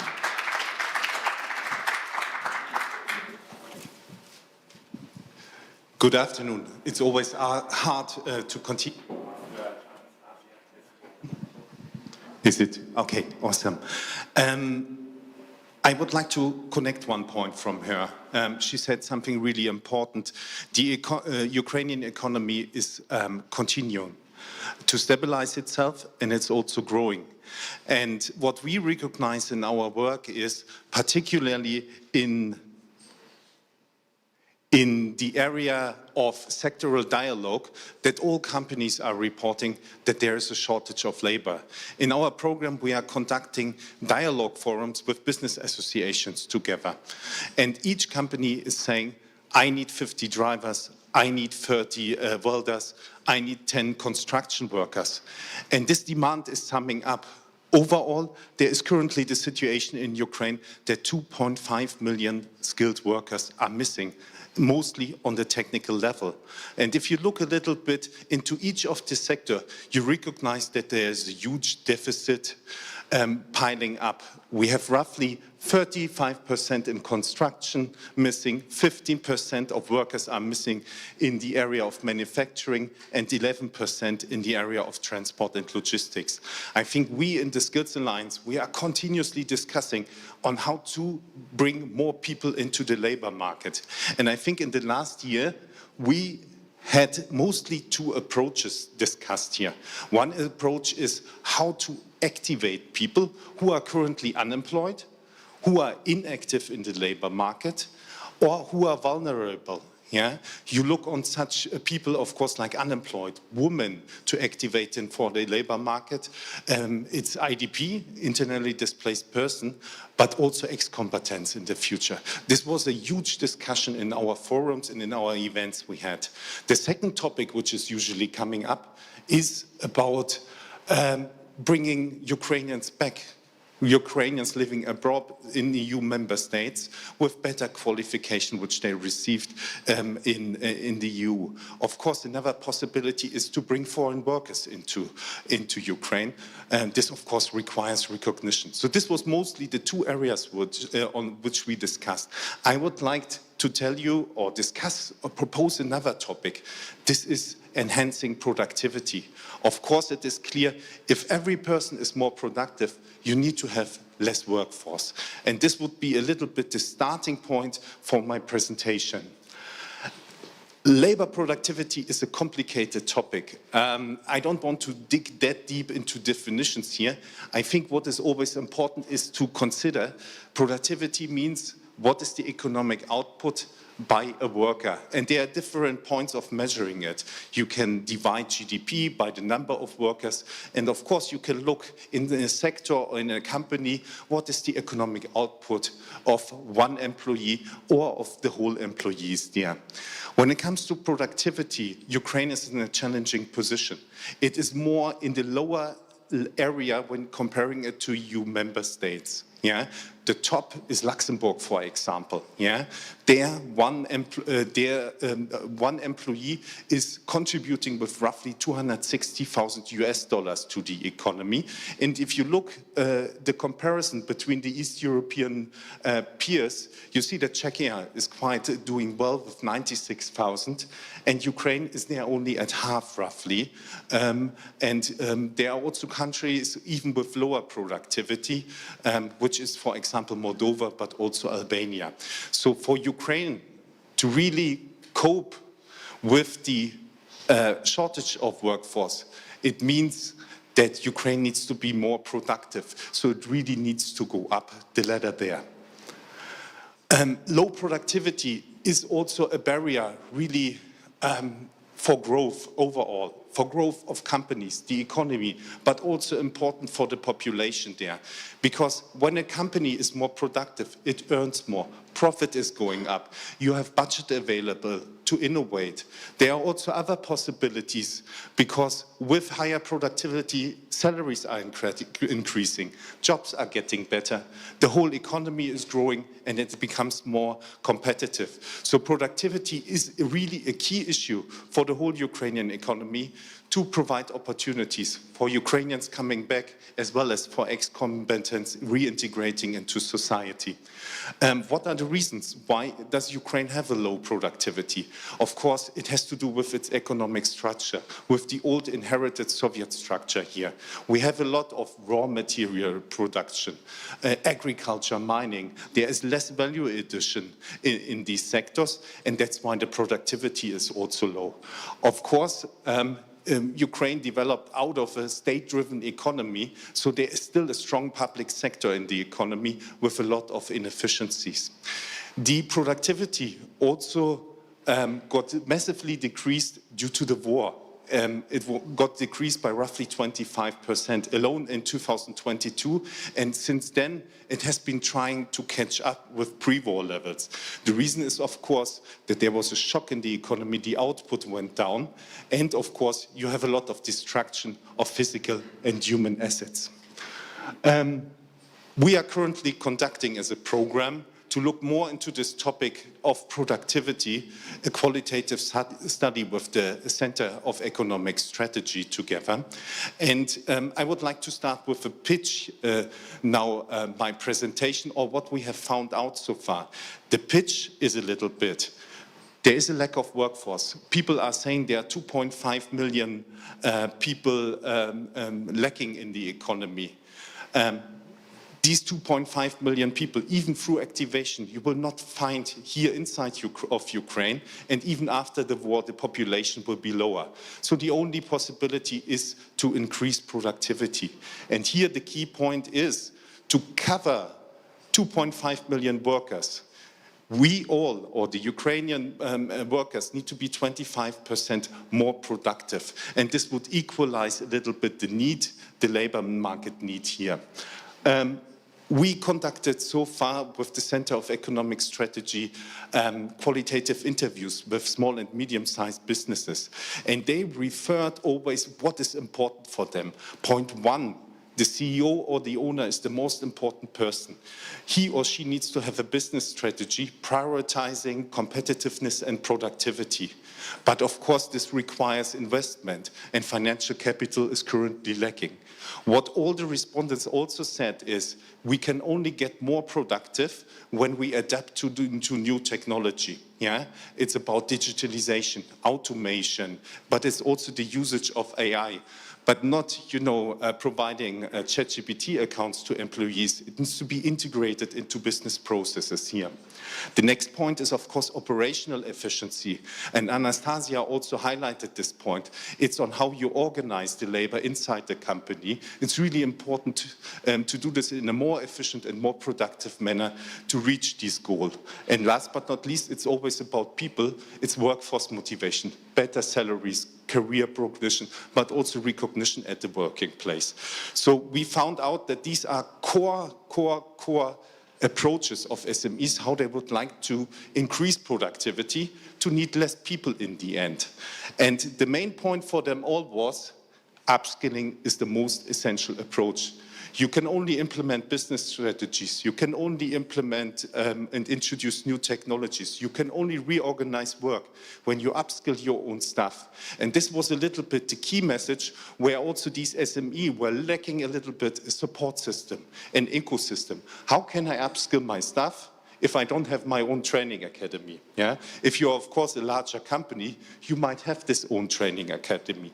But SME particularly, they would require support, of course, from the formal VET sector, from the different organizations inside. And what we, together with the Center of Economic Strategy, did, we thought a little bit, how can the VET sector support upskilling here? And of course, the first point is upskilling, and the upskilling needs are sectorally defined. A construction company needs a different solution than a transportation company. Agriculture also a different one. So it's important to involve business and associations and to come up with sectoral solutions. The second point is, of course, it's not about basic qualifications if you would like to improve productivity. It's not about the driver, tractorist, it's higher, yeah? It's about automation, yeah? It's about using digitalization. So we move up the ladder from the National Qualification Framework level 3 up to 4 and 5. And what is, of course, important is then which qualifications are important is to modernize curricula with private sector involvement and to integrate these new technological advantages there. What is also important, and this is a little bit a hen and egg problem, who can support companies in doing this upskilling? Yeah? Is it a VET school? Can it be a center of professional training? They are mostly active in level 3, so it requires a little bit a different form of collaboration, where practical VET schools could work together with science, with universities, but also international partners are here important to uplift also these educational providers so that they can offer productivity solutions to companies.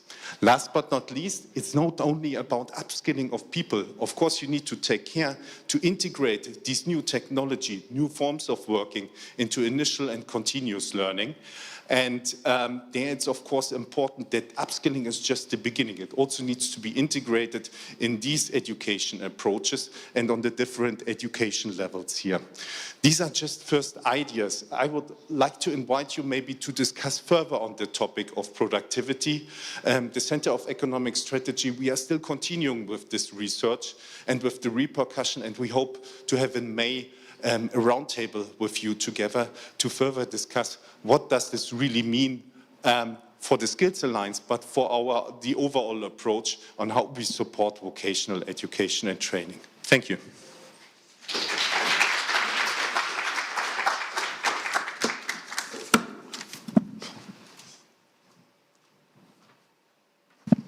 Thank you very much. So this presentation clearly shows how skill development moves from strategy to implementation, and continuing this block, we'll look at successful cases of human capital recovery where cooperation with employers is crucial.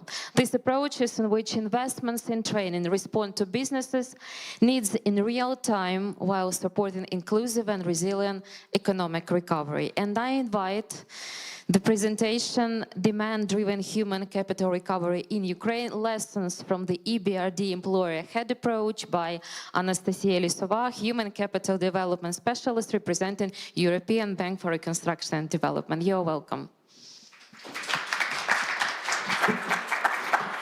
Good afternoon, everyone. I'm really pleased to be here today and present the EBRD's human capital support activities in Ukraine.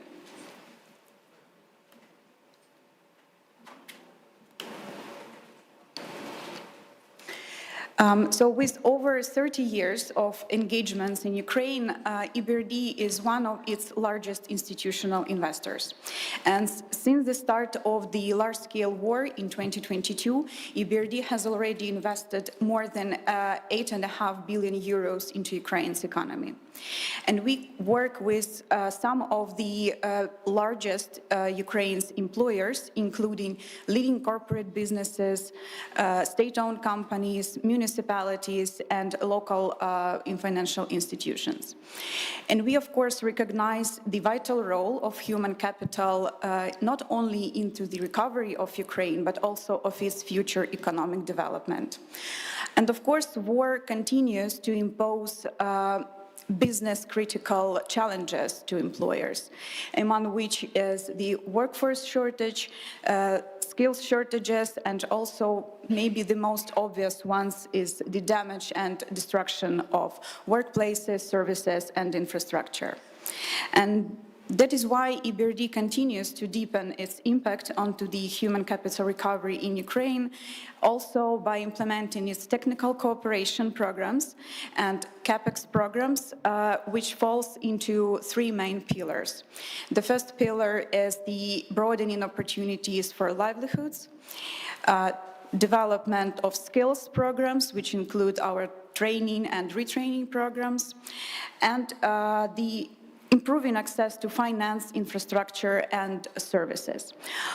All these pillars, they come with a very bottom-up approach that we developed together with our client companies and in order to respond to their most pressing business needs.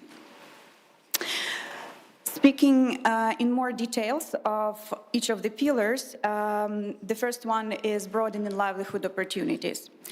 And here we work with our client partners and policy partners in order to better activate and engage the Ukrainian workforce affected by war in line with best HR practices. Here our programs include the veteran reintegration projects, including the building new robust systems of return to work pathways for them, but also the improving the benefits and compensation system for company staff, and also improving the accessibility and productivity for traditionally underrepresented groups such as people with disabilities, women, and veterans. And as you can see on this slide, we have a number of success stories here. We're together with MHP Group, Nova Posta, and EBRD financial partners. We implemented a number of veteran reintegration programs, but together also with Ukernafta and other partners, we continue our projects in this area. The second pillar covers the skills development projects, and here we work with our client companies, policymakers, but also with local and international education providers in order to develop and implement new training programs that are very demand-driven and respond to the critical needs that private sector requires now. And good examples of such support are our cooperation with Укргазвидобування and Taras Shevchenko National University, where we developed new master's degrees programs on subsurface energy systems, also programs with Kyiv Medical University, where we help to develop new degrees programs on nursing and psychology support. In the area of helping Ukraine's green transition, we have a number of training programs specifically dedicated to solar energy skills development together with Goldback and many, many others. The third pillar is improving access to finance, service, and infrastructure, and these are those what we are called them enablers for people's economic and everyday activities. And here we support restoration and improvement of access for vital services for people. The examples of such cooperation are our work with National Bank of Ukraine and EBRD's local partner financial institutions to expand veterans' access to financial services. We also here support the Ukrainian railways and such partners as Nova Posta in order to help them in their activities in transportation of people and delivery of critical goods, but also in developing their programs on veteran reintegration, support of their families, and women economic participation in the logistics sector. Very important part of our work is a cross-cutting focus. Of course, we work with our policy partners in order to provide our client companies more strategic and, let's say, systemic level of support for their labor force. And here we partnering with the Ministry of Economy, mainly in the upcoming reforming of the State Employment Service. We supported the work on the upgrading the national qualification system of Ukraine in order to bring it into the line of the requirements of the EU. We have launched the Human Capital Resilience Charter at the Ukraine Recovery Conference, which brings together the main employers of Ukraine and aims at improving the overall conditions and standards of work. And we are implementing the Charter of Financial Inclusion and Reintegration of Veterans together with the National Bank of Ukraine to support inclusive employment opportunities and access to financial services. As a conclusion, EBRD's focus on human capital support remains relative and timely, and it's one of its distinctive value-generating components of our work, and it will expand in 2026. And I thank you all for your attention, and we are looking forward to cooperating in order to continue developing and recovering Ukraine's workforce. Thank you. Thank you, Anastasia. And now we continue our focus on practical solutions, and I would like to highlight a best practice example of a sector-specific program that directly addresses shortages of high-skilled technical specialists. Voice Hydro School is a training program that combines international engineering expertise with the practical hydropower sector needs. In Ukraine, it's particularly relevant not only for modernizing energy infrastructure, but also for preparing specialists able to work with advanced technologies today. This is an example of how investment in vocational training can support recovery, strengthen critical infrastructure reliability, and build long-term economic capacity.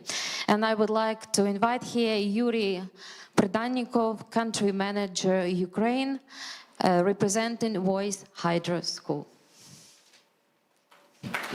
Welcome. Thank you very much. Good day, everyone. So I'm representing Voigt company. It's a family-owned company from Germany that have experience in hydro equipment over 150 years. And today I'm pleased to present Voigt Hydro School, our technical training platform designed to strengthen the skill, expertise, and long-term capability of hydropower professionals. Voigt Hydro School offers several key advantages. Access to latest expert knowledge delivered directly by Voigt subject matter experts. Experienced staff gains a solid understanding of major components.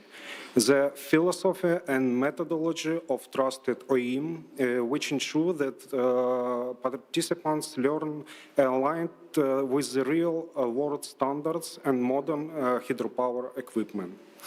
A professional learning environment, including high-quality training, management, dedicated facility, and structured learning paths.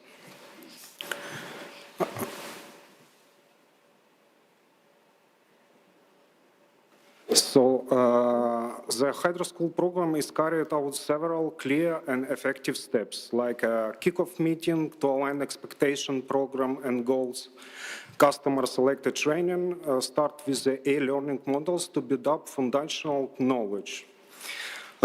This followed by intensive training week at Voigt headquarters in Heidenheim, where participants deepen their understanding through hand-on learning, direct interaction with experts.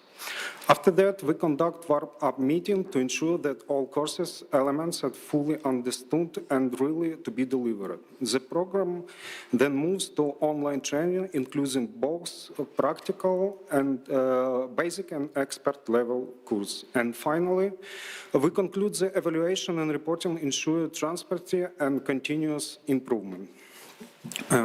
The key element of this program is development in capable customer training, someone who can deliver Hydro School content with their own organization.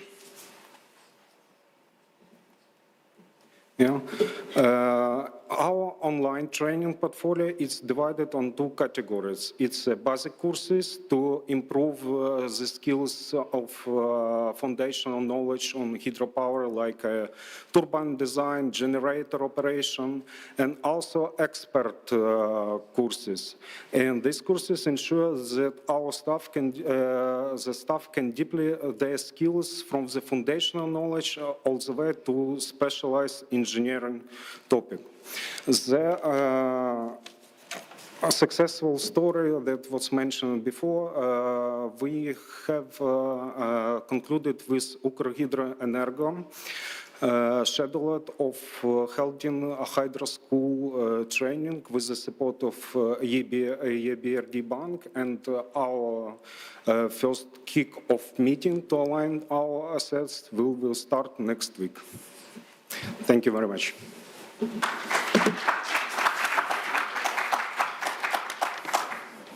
Thank you very much. I think we are ready to prepare for our first panel discussion, and while the stage is being rebranded, I would like to remind you that during the lunch break that we are going to have after our first panel discussion, please don't forget about this network area, because this iSearch and iOffer sections, it's not just about putting your sticker on, it's much more about your future networking, because you'll get this as the outcome of this conference as well. So please don't forget to visit this network area after the end of our first panel discussion, during the lunch break and during the coffee breaks that we're going to have throughout our conference today.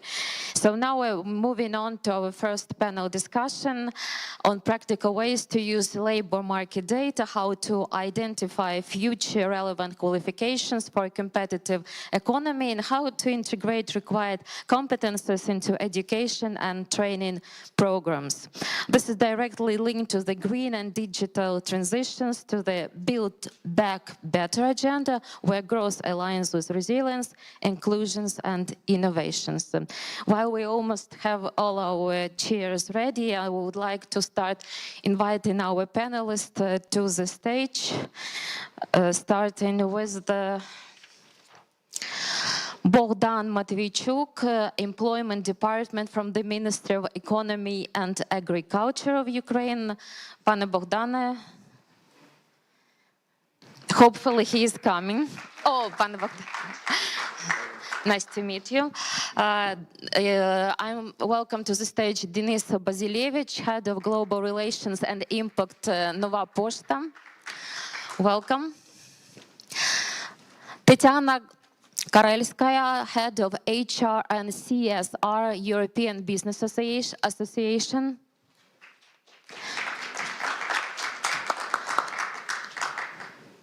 Marta Sidoryak, Deputy Head of Office presenting OECD of Ukraine, and Natalia Kolesnichenko, Senior Economist for the Center for Economic Strategy.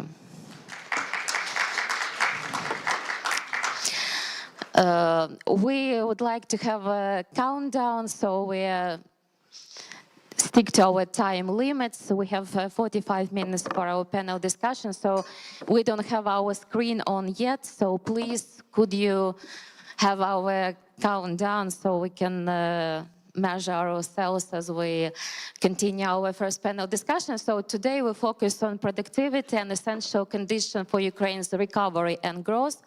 Productivity increasingly depends less on the quantity of resources, more on skills quality, adaptivity, technology, adoption, and ability to create value. And skill development is not only an educational topic, it's about business competitiveness, effectiveness of employment policies, and overall economic resilience. And that's why today's discussions brings together businesses, government, international organizations. So I would like to ask all our panelists to start with a small presentations, if you have presentations, or with the open remarks. So how can skill development contribute to higher productivity in Ukraine today?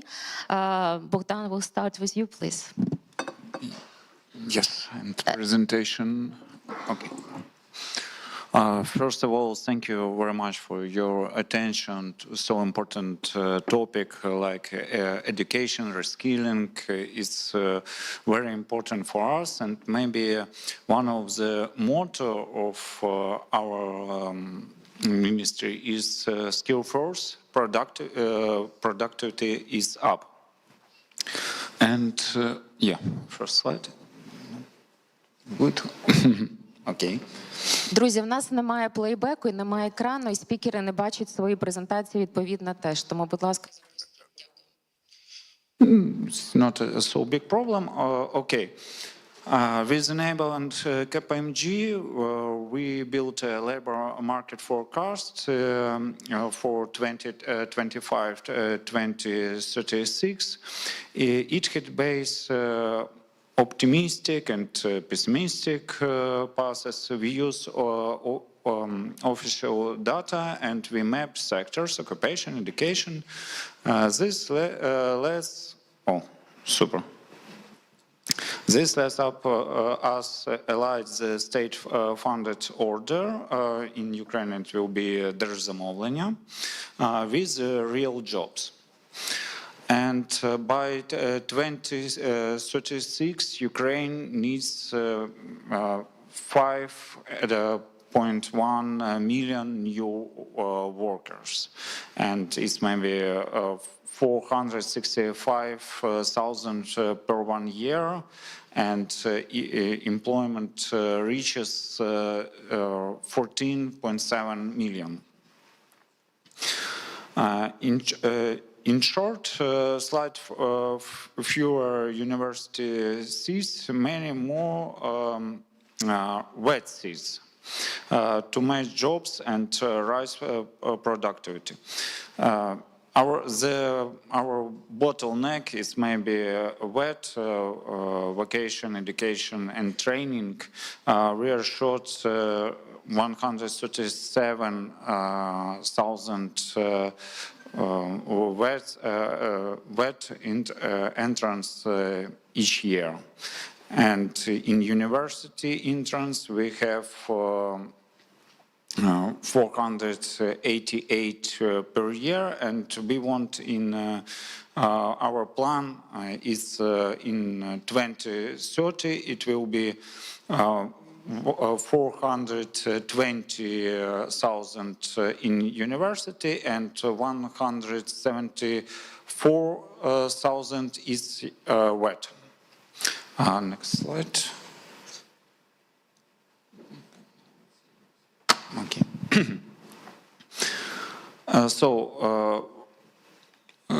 How does this help companies compete?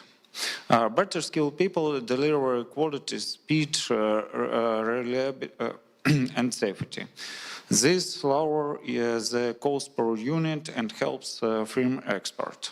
How training drive productivity? We will expand work-based learning and modular upskilling, so workers learn on real equipment and contribute now, not in year with stress test our plans for security and migration. We update numbers as new data comes in. What skills matter next? Of course, it's technicals for mechatronics, welding, construction, energy, and maintenance. It's digital basic for all. Data use, automation, operation, cybersecurity. Core skills is problems solving, quality, safety, and teamwork. Automation and automations, they do not remove the need for people, they change and need. We must train operation, integration, and offer micro-credential and stakeable models for lifelong learning. So I think together we can turn skills into productivity, wages, and growth. So thank you, this short presentation. Thank you, Bogdan. Denisa. Thank you very much. First, thank you very much for having us here, because our speakers mentioned several times the Nova group of companies. Unfortunately, we are not yet the members of the alliance, but definitely we want to be here and we want to share our expertise and capacity in infrastructure to build the synergy here. Because you know that the group of company Nova, in general, we have over 33,000 employees. And definitely the concern and the level of challenges which face the workforce now is crucial, because majority of people know Nova Post judging on their standards and quality, and it's impossible to keep the standards and quality without appropriate level of preparations for workforce. And of course, we face all the challenges which our partners and the investigations and search were made here, presented publicly, and we share these concerns. But what company has been doing with its own cost and with the partnership help and support, of course we address all the challenges, and of course we have a well-developed preparation center and training methodology for our internal blue-collar workforce, right? So last year we have increased the number of prepared workforce up to 1,000 of people out of this 33,000. And of course these are very demanded and highly required professionals of specialization, right? And you can see them on the screen.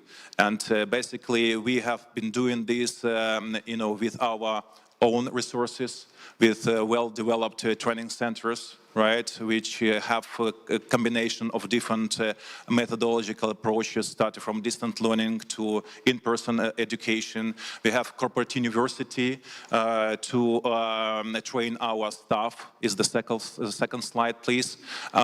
We have a very popular lean instrument and technology, which for top managers and middle managers and for our staffers generally, so is the compulsory and mandatory for everyone to go through the procedures and to even collect their 3 bells, right? So 3 bells of Lean Institute. So it's very practical. We have been trying to use all different approaches and known and popular instruments how to meet the current obstacles and face them, and to keep on float, not only to keep on float, but to develop. And of course it's necessary to mention about the third, but not less important component is automatization and innovation. We have R&D center, we have a very brand new equipment in our certain terminals and centers, which definitely from the one hand is a method and recipe how to keep the security concern, right? Because less people have been involved into the process on the operational level. We have less threat to their lives and health. So it's one of the main issues. The other issues is to, given and considering a very tight and demographic situation, to address more optimal the current potential, demographic potential, our workforce. So we use the full-fledged the automatization process, the robotics, the machine vision, right? We try to make the capacity and the input of our employee as maximum as possible. And given the existing opportunities of understanding how it works and AI approaches, we have been doing all this. So all this support is very necessary, because it's very easy right now to find appropriate partners who can actually meet our requirements, our strict requirements for this, right? And we have like in-house center, and we have also partners who have been working with us, but it's not the easy task. So we have all these higher capacity and demands and requirements to all these issues. So we hope that our contribution to Skill Alliance would, absolutely mutually beneficial, because given that our expertise can be like contributed to this, and we also can find joint solutions how to address the practical these gaps for business environment which we use right now.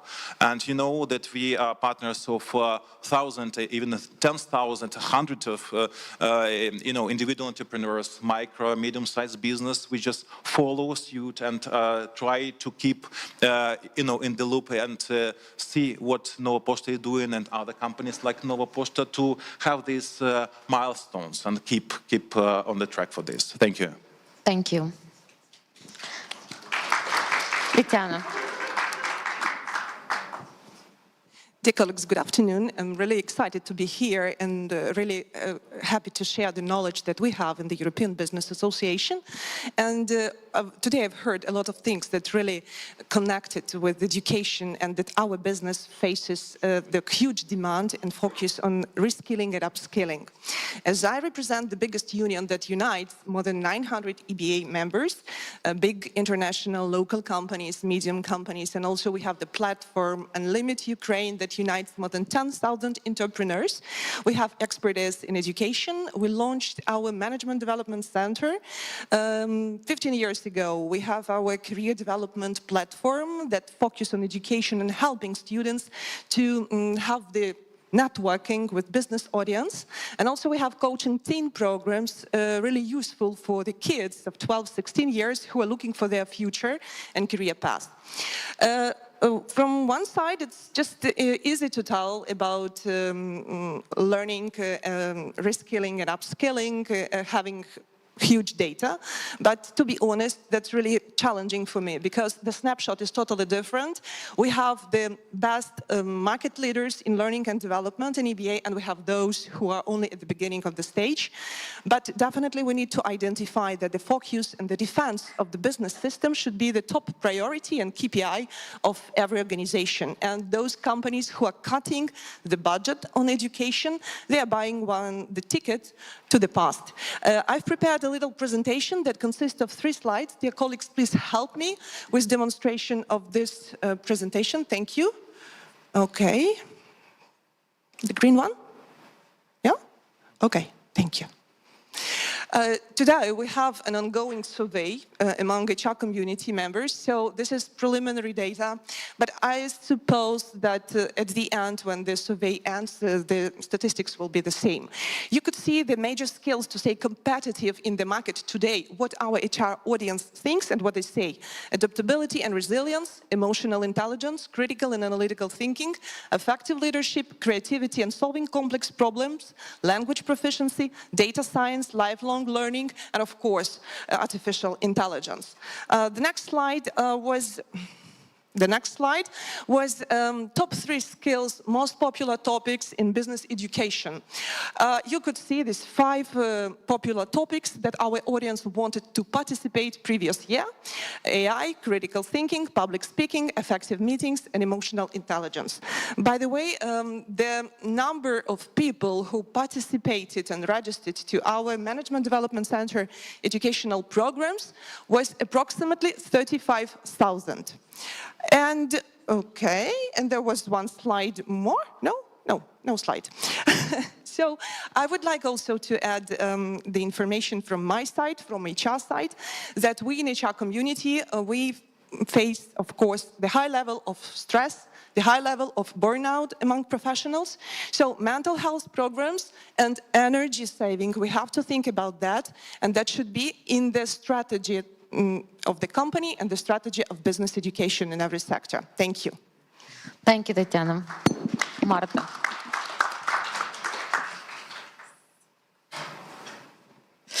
Hello, everybody.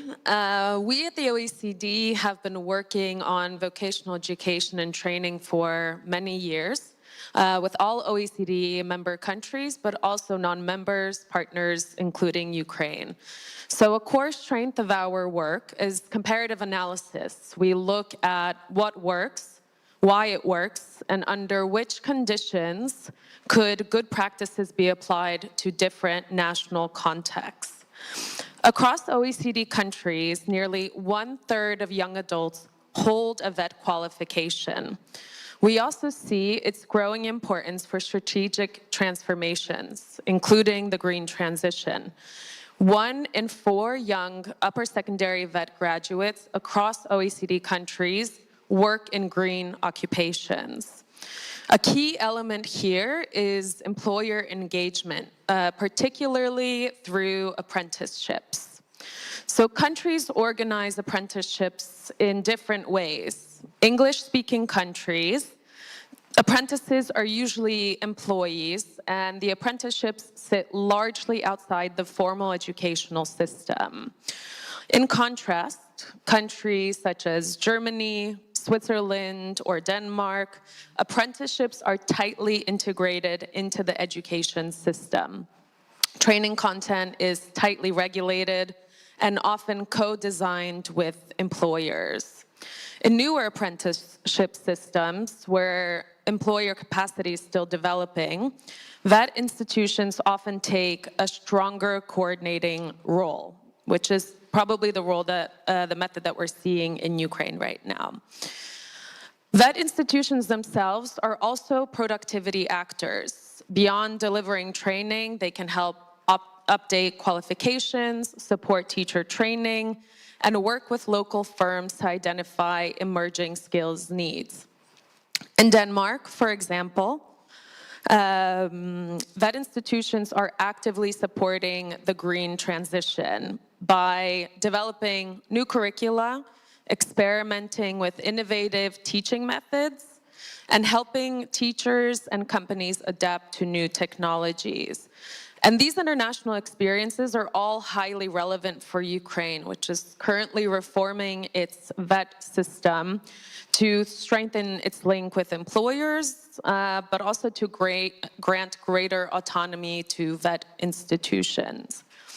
OECD work shows that when well-designed, skills development systems can really be a cornerstone of economic recovery, resilience, and long-term growth. Thank you. Thank you. Natalia. Thank you for the Skill Alliance, for the opportunity to participate in such an exciting event, and thank you all the colleagues for their insightful contribution, everybody. I would like to come back a little bit to the figures. As Mikhail showed us previously in his presentation, Ukraine's levels of productivity is pretty low in the Europe, not only compared to the very developed European Union countries, but also to the peer countries like Poland or Czechia or even Romania.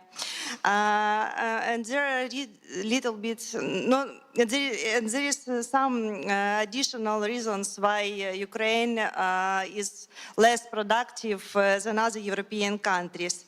First of all, it doesn't mean that Ukrainian workers are not working hard enough. It's really not that story. Or have a shorter working day, for example, or have a lot of vacations. It's not our story. Our workers are very productive in that issue, in that comparison. However,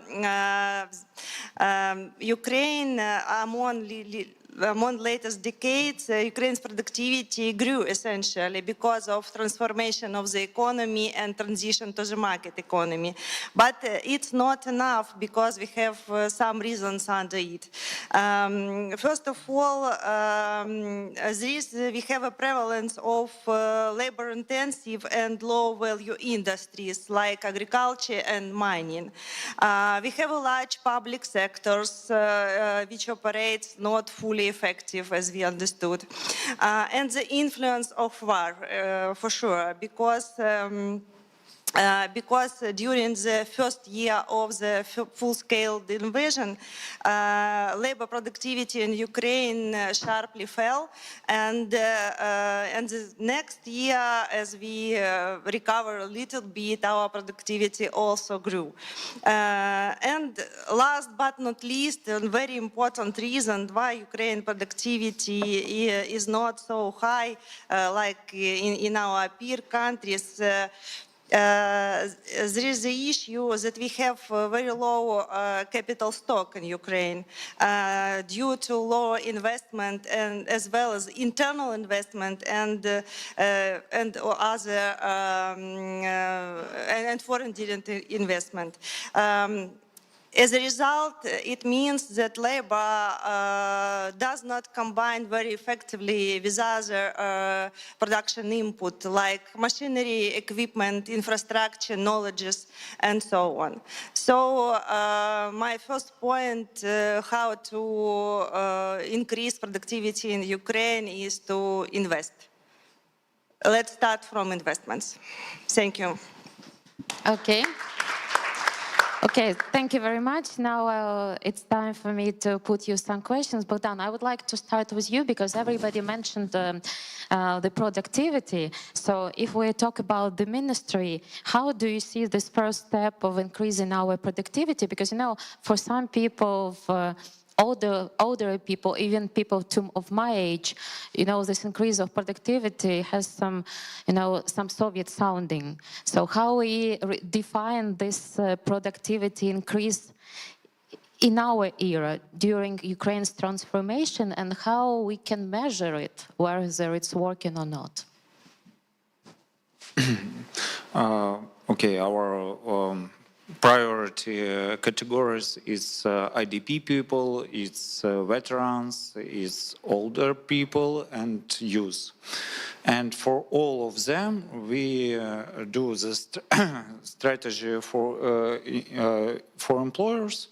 Employer strategy, maybe better correct, is approved 7 January this year. And for all these groups, we have first step is maybe more attention for the reskilling and needs. I'm sorry.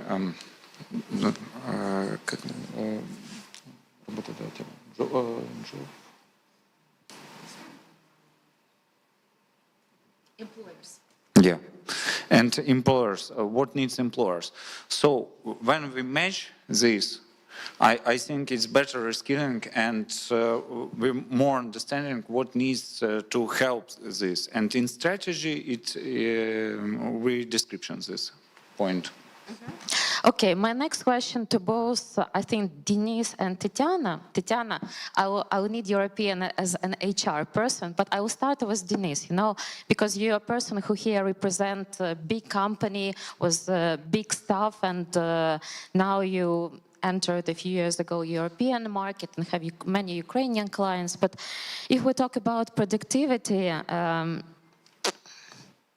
how do we measure productivity when it's about upgrade, upskilling, and not about giving the same task not to 2 people but to 1 person, when people are getting exhausted, when they have more responsibilities than they had before, and of course, they would like to keep their job, they would like to earn money and be effective, but how do we measure if it's a normal workload for 1 person? Is it more about working more hours, or is it about being more effective and having a real upgrade?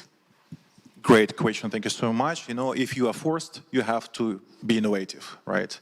And of course, it's in the peaceful times you have to be innovative, but when you have a number of constraints and, you know, limitations, definitely have to exercise all the power, all the instruments, how to do this. Not just 2 people doing the same, you know, assignment, on 1 people doing 2 assignments, but just finding the proper solutions, how we can do it using the existing potential of the person, right? And how we can just upskill, how we just find a proper you know, placement for them, because we have really now reforms group in Nova Poshta who just do miracles, right? Because their feedback, their real feedback from the ground, from the fields, is very essential. And that when our shareholders, they are not listening to top managers, and they are listening to those who on the ground, on the field, and it's very valuable for them, right, to have this feedback, so they understand different signals, how it works. So it's not about just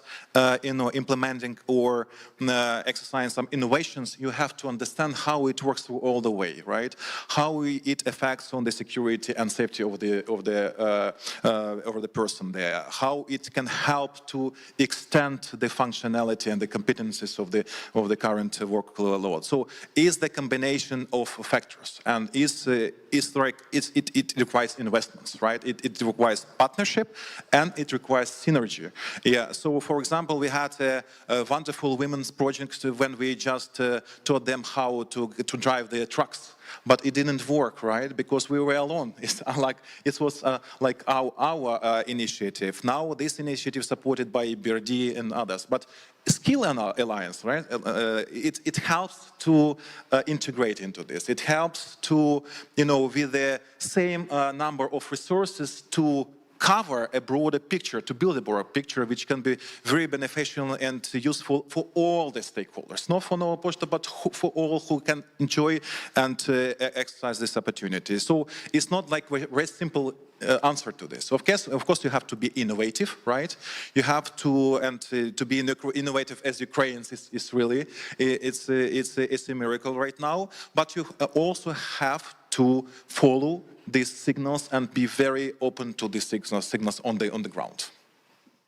Tatiana, I would like to ask you specifically as an HR person, because sometimes productivity cannot be not about upskilling, but about, in fact, downskilling. When you work more, when your employer has to cut on technology, has to cut on other means that would increase productivity, but to give you more workload. And it's more about, I would give my own example. I mean, example of myself and my colleagues, we do now more pre-recorded segments as versus live segments because it's cheaper, but it's not about upskilling, it's about downskilling.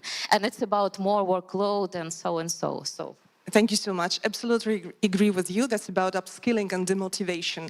Don't forget about the fairness theory, that people see what is the workload of everyone, what we are doing. We have the same position, and if I'm working 24 hours per 24 hours and my colleague at 6 o'clock says, bye, was happy to work with you today, that demotivates a lot and of course will lead to burnout and then the employee leave the company. So from HR point of view, it's really important today in hybrid work, in telecommuting, the focus on leaders is really huge. Because I, as a HR manager, I have no possibility to see face-to-face every employee, and I have to ask our leaders, what do you face today? What problems have your colleagues in your team? So that's about sharing responsibility, to be honest, because HR should be, every leader should be in HR a little bit.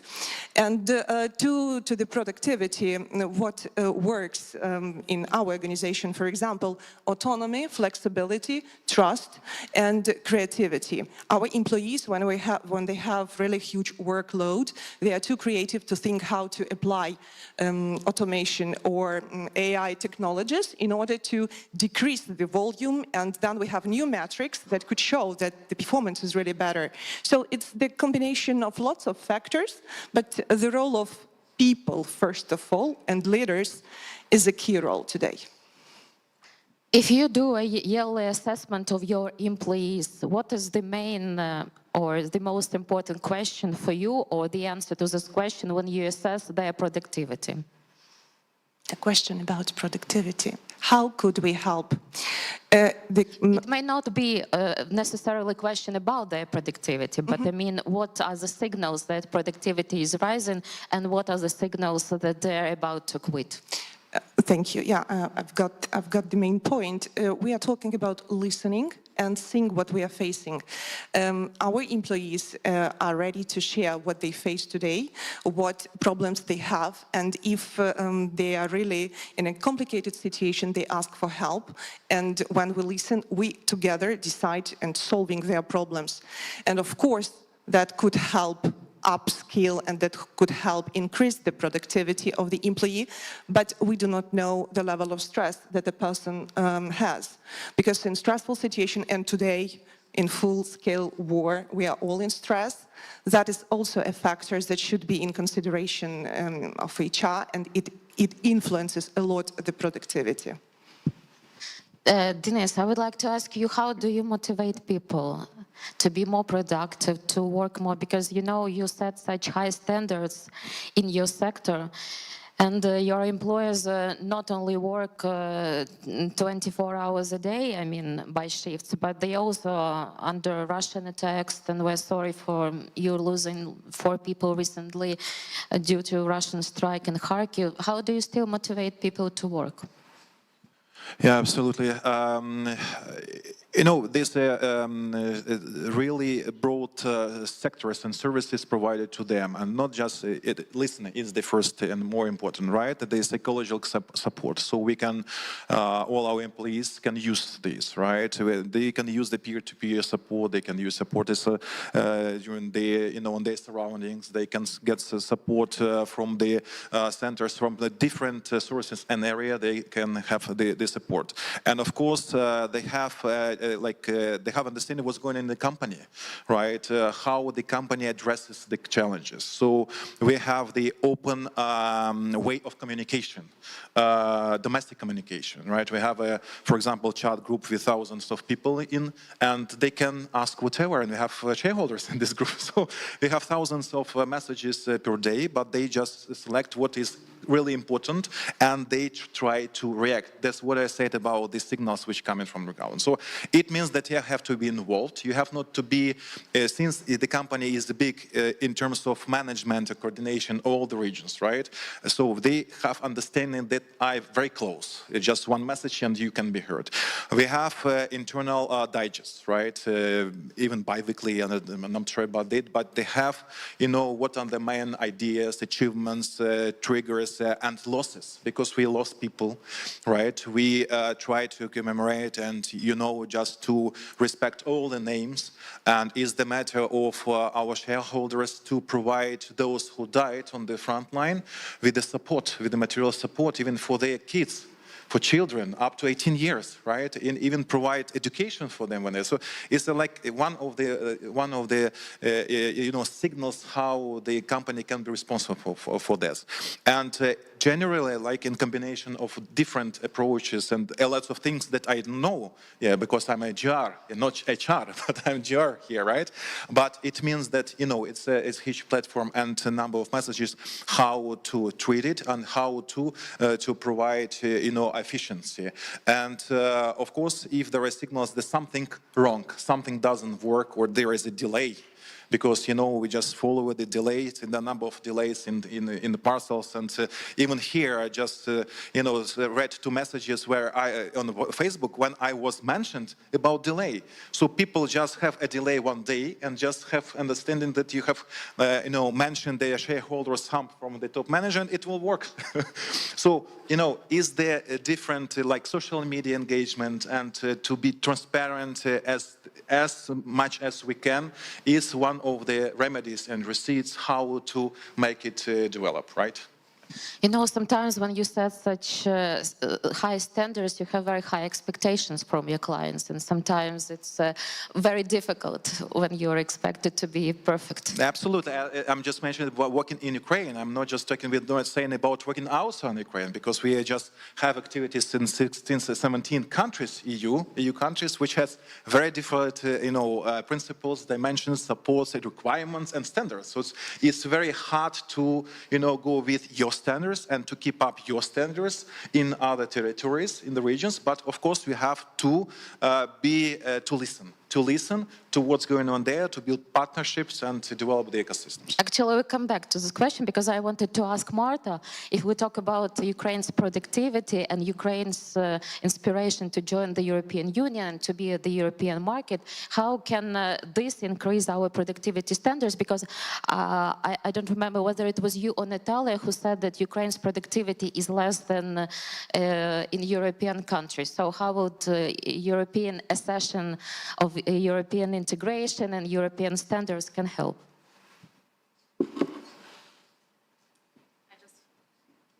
I just want to make a little side comment too on Nova Poshta and its standards. I have to travel to France quite regularly. That's where our headquarters are based. And I can really say, after living with many years with Nova Poshta in Ukraine, I started ordering all of my things in Ukraine and taking them to France because the postal system there is impossible to deal with. So you're setting the standards really high, not only here for us in Ukraine, but for those who come in contact with it and have to travel or live abroad as well. So Ukraine joining the EU, sorry, I almost said the OECD, which Ukraine also wants to become a member of, will bring, of course, good opportunities, but real challenges. On the positive side, integration can help raise productivity. Ukrainian companies are exposed to higher standards, better work conditions, new ways of working, and this increases demand for better skills and can help modernize the economy. At the same time, of course, this easier movement across borders can lead to labor shortages, which we're all very aware of already, especially if many skilled workers will be leaving for better pay or conditions. And so the OECD experience really shows that this risk is real, not only in Ukraine, but overall. Countries that invest in skills, offer good training, and create clear career paths, especially through vocational education and training, are better able to keep people at home and attract them back home. And so, in short, skills and good jobs are key to making EU integration work for Ukraine. I have a question. I don't know who will be able, who will be willing to answer it. If we're talking about reintegration of people who left Ukraine at the beginning of the full-scale invasion and maybe come back to Ukraine after the war is over, how would you think their productivities, their skills would be compared to those who stayed in Ukraine the whole time?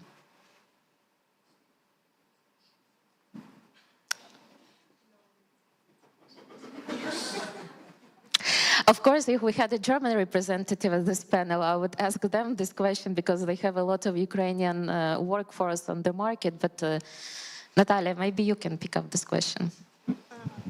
Everybody, when we discuss our migration, everybody is dreaming that Ukrainians who will come back home will bring new knowledges, maybe new ideas and something else. But I think we should start from come back them home. And without stable peace situation, without end of war, I think it would be rather not important. So let's wait for the end of the war. However, if we speak about increasing productivity, growth of economy, better macroeconomic situation, all this, and also growth of wages for sure, all these factors, I think, as well as stable situation, stable situation in terms of no shellings, electricity and heating at home, and so on and so on, and the end of active military operation will lead Ukrainians to came back. So from the macro view, proper macroeconomic policy of the government and also investments to the more productive businesses also will influence Ukrainians to come back home. Denis would like to. Yes, definitely agree with this, and I agree that those people who will be reintegrated, coming back, they definitely will enrich us, right? Because they will bring this new expertise and principles and approach that we haven't had before, right? And as I said, like since we just operate in 70 countries for the European Union, which is not the integral European Union, it's the different landscapes, right? They have different regulations, different culture approaches, business approach, whatever. So we have to understand and consider this. And those people who just coming back, they just will bring this expertise which we lack right now. Yes, because we have to survive. We are just forced to do this. We have to survive and develop, and it definitely will be. They appreciate, because, for example, Nova Poshta and a number of companies like love Mark. They see how it works, how are the standards. But in terms of resilience, in terms of cybersecurity, in terms of other expertise, right? It's very it's necessary to understand how it works in Germany, for example. What about the regulations, the procedures, because they are stable, they are conservative, but they operate. So we have to find this compromise, this balance, between our innovation driving force and those have just very stable and fundamental issues, because we have to fix the current ways of this, and it will be definitely like enriched. And we rely on these people. Of course, when we have the open calls for our branches for staff outside Ukraine, first of all, we work for job centers. We want Ukrainian people who work with our branches. Of course, it's a social impact at the region where they are doing business, their habitat, and also it's the point when they can find them useful, right? They can serve because they learn English, they understand how it works there, they're on the ground, they try to get this expertise, and they come back with their additional benefit and added value to this. And it's really huge potential, and I have no doubt that we have a huge positive prospects with our Ukrainian people, which just reside and work abroad. It's huge potential, which we have to understand how to exercise and how to address it. But speaking about productivity of Ukrainians, if I ask you, who is more now interested in improving our productivity, you as an employer or me as a job applicant? Because we've heard so many incentives for employers, how to increase productivity, how it's important about upskilling, but I haven't heard in this first hour of our discussion, our presentations, inspiration or incentives for job applicants. Why would they think about their re-education, upskilling and increasing their productivity? Absolutely, it's very necessary, right? And you have to offer this and establish such conditions that you have the social lift, right? That they have the upskilling. And for example, you know that our shareholders, they announced the reshuffle, right? The optimization of the group, and a number of top-level management, they left the company, or other decisions were taken. But it was the open call for the CEO of Nova Post, right? And we have just one, Evgen Tafishuk, who started from the basic operations a long time ago, many years ago. Now he's CEO, because he went through all the stages from there. So it means that you have to offer and made the conditions for people to upskill, right? To have used this social lift, and of course you have also to to be open for outer energy, for new expertise and how you can just keep this balance. So the first, when we have some open position, the first level, the first right, is from those who are inside, who are the staff already. So do you want to consider yourself to upgrade your position at this level? Of course, if not, we can just go outside and then just compare. So you have to establish these conditions for this. Tatiana, increasing job productivity versus job cuts. Okay. Is it a sign of increased job productivity when you cut people?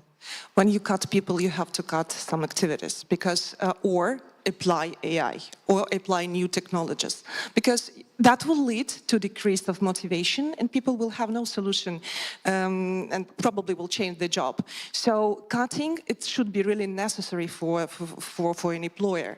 And I'm actually, to be honest, I'm against that. And if you employ a person, you should show him the path in your organization and offer training programs, education and support, because in future probably this employee will be very productive in your company and will be happy to stay with you for many years. In EBA, for example, more than 50% of our employees working for EBA more than 10 years. And of course, that influence the productivity, and the level of cutting the staff is really very low. We had this only when the full-scale war started, but not because we wanted to cut. People left the company, and that was the reason we had to transform and rechange the workload in the organization. So that should be a balance. You have to think, but people should be first every time and in every organization, and thinking about them is the key driver for a good employer. My last question to all of you, you just take a few 10 seconds to answer. Who is the main responsibility, who is the main shareholder, or who is responsible for skill training to improve the productivity? Employer, person seeking a job, or the government? We'll start with you, maybe. Okay, yeah, I think it's maybe employer. The most education is employer, of course, because, okay, government is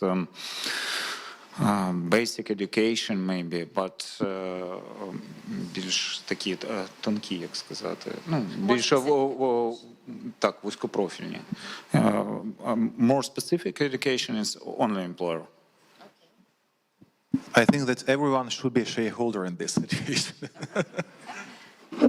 Absolutely agree. Everyone, yeah. Of course, everyone.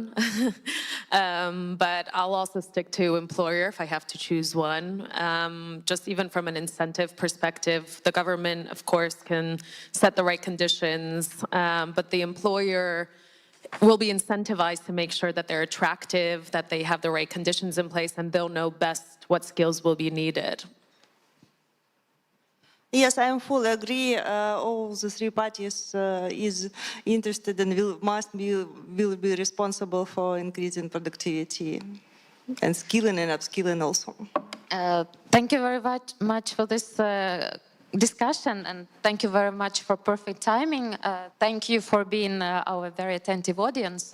So we are nearly finishing our first panel discussion, and we are going to have a lunch break starting from now, but I hope that your lunch break will be productive, because we invite you to visit the conference networking area. As I said before, this is a dedicated space for practical interaction and development of new partnership, and on the screen you'll find short participant profiles, so please take this opportunity to identify peers and establish contacts beyond the formal program.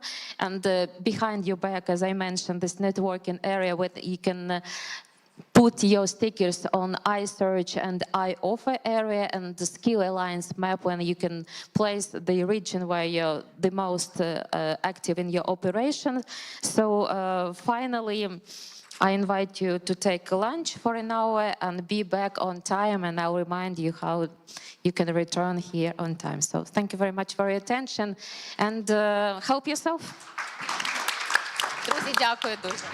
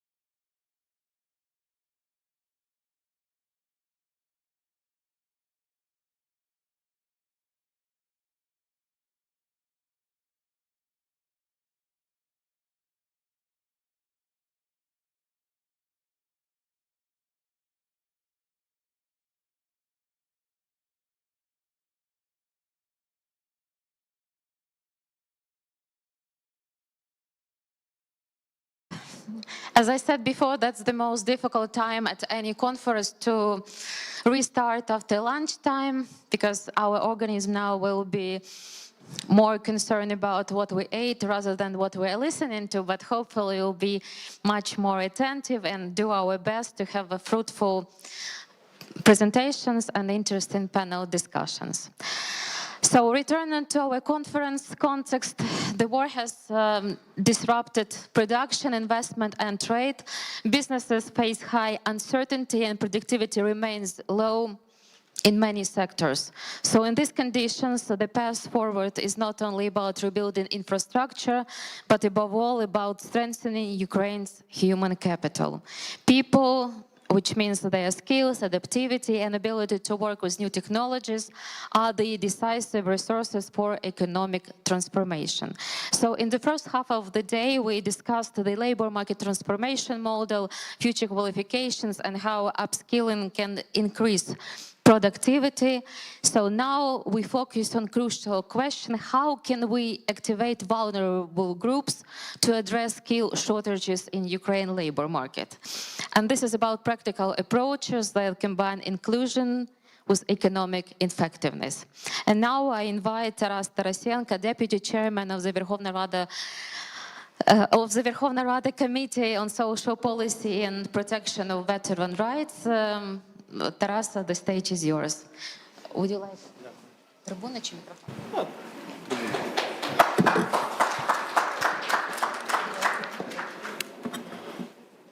Доброго дня, колеги. Я маю надію. Good afternoon. I hope that there is translation working, and please put on your headphones if you don't understand Ukrainian. Well, here what I want to say. You have gathered together to talk through upskilling, and I have the hope that everyone is familiar with the Ukraine's employment strategy that we adopted some short while ago. And the first principle includes inclusion and centricity. Inclusion and security are those strategies shed a good light on the concept of inclusion, but I want you to pay attention to the fact that it's important to pay attention to people's centricity, which pertains to categories as IDPs, veterans, youth, women. They require special attention and some particular identification of the needs of every person. I will cite one example.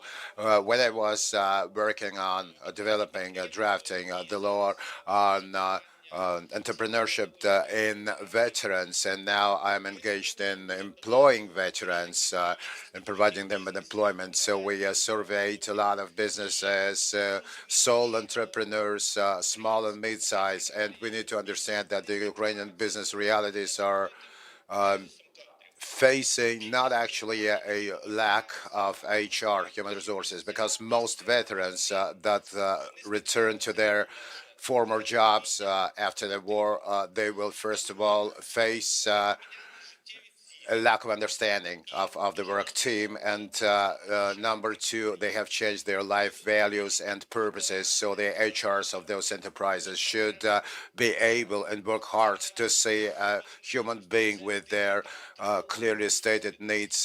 That's not actually a person with disability. That's somebody with new expertise, with a new vision and knowledge of life, and they need to be suitable with everyone else in their job at work. Many big companies are moving towards that end, but unfortunately that kind of movement, that kind of efforts is really taking care of the veterans returning from war, and 50% within the first year they quit their job, and the state, the government fails to actually keep track of whether the human capital is moving, whether they're moving back to the front line or to the military industrial complex, and I would like us to unite to actually explore into what we can really do to make it visible where the people are moving and how we will provide them with employment for tomorrow, for the future. Now, that's the example of how actually They were taking care of inclusion. Now, great business is taking care of inclusion. So a veteran that gets back to his team where he worked before, he loses his productivity, their productivity, and they talk to them, what's wrong with you, what's going on, but they can't really answer. It's actually one zone that they strike where there are blinking lights. You know, they got back to one zone of a full grocery store, and that light was in the way of them, and then they changed their position, their workplace, and they were performing okay.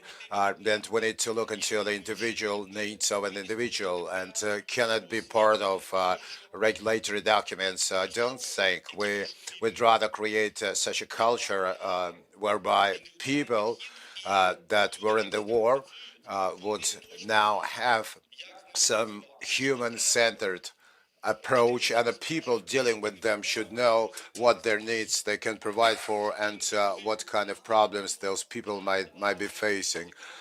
Inclusion, there's a lot of changes to the Ukraine's legislation on, for example, the financing of the needs of disabled people. The employment center we have set up, and the ministry is financing the employment of them in inclusive places, but when it comes to education and how the work teams, how the community, how the colleagues would actually would actually engage with the veterans, they should know it, and they should be their awareness should be raised, just to raise their awareness, understanding of what a particular individual's needs would be.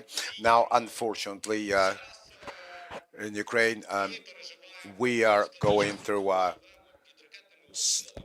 such uneasy times, ongoing bombardments, no heating, no power, and that really has an impact on productivity. But can some sort of company really go and set up some sort of remote work system? Somebody wants all hands on deck all the time, and that makes people quit their jobs. So we need to change approaches also to internally displaced people, because the strategy now is mentioning that people cannot socialize in their new workplaces. But so much as I talk to the IDPs all over Ukraine, that speaks about some sort of temporary part-time employment. They aren't ready to work full-time, where they ended up moving, and they failed to find some sort of self-actualization. And many people hiring IDPs, many employers hiring IDPs, they are running risks. They understand that, yes, on liberated territories, people will get back home right away. So we need to do more studies to answer the question how exactly we should work with that kind of population.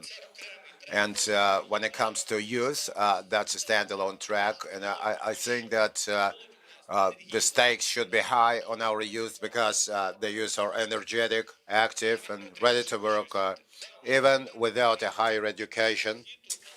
За те, щоб ми стимулювали розвиток нашої молоді і щоб вони йшли в профтехи, інші заклади освіти. У мене власний досвід, у мене двоє дорослих дітей, і вони після 9 класу пішли в... My private experience is that I have two adult children. My daughter has graduated from an architectural school. So the young people are ready to work. They only have to be provided with an opportunity to do so.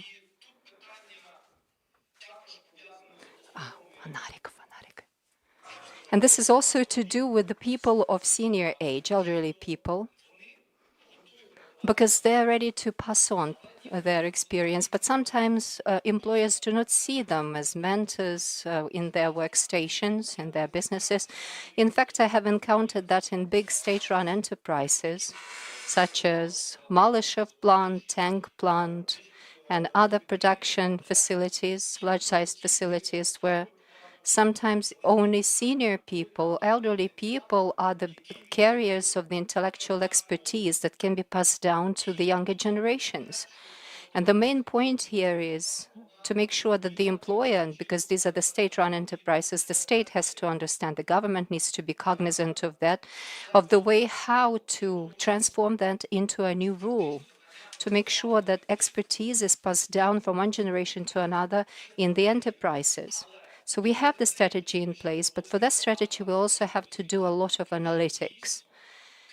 Because indeed, in addition to general phrases about inclusion and people-centric approach, we need to apply very effective approaches. We need to promote them, targeting not only specific people like IDPs, veterans, ex-combatants, and women, retirees, adolescents, but we also have to provide for conditions for the employees in such enterprises to receive them and shape communities, receiving communities, hosting communities. And our experience of our veterans testifies to that, because after demobilization, when they get back to their production facilities, they want to communicate with people on a par. So they try to integrate into such communities where at least there is another ex-combatant, not even their brother at arms from the same battalion or brigade.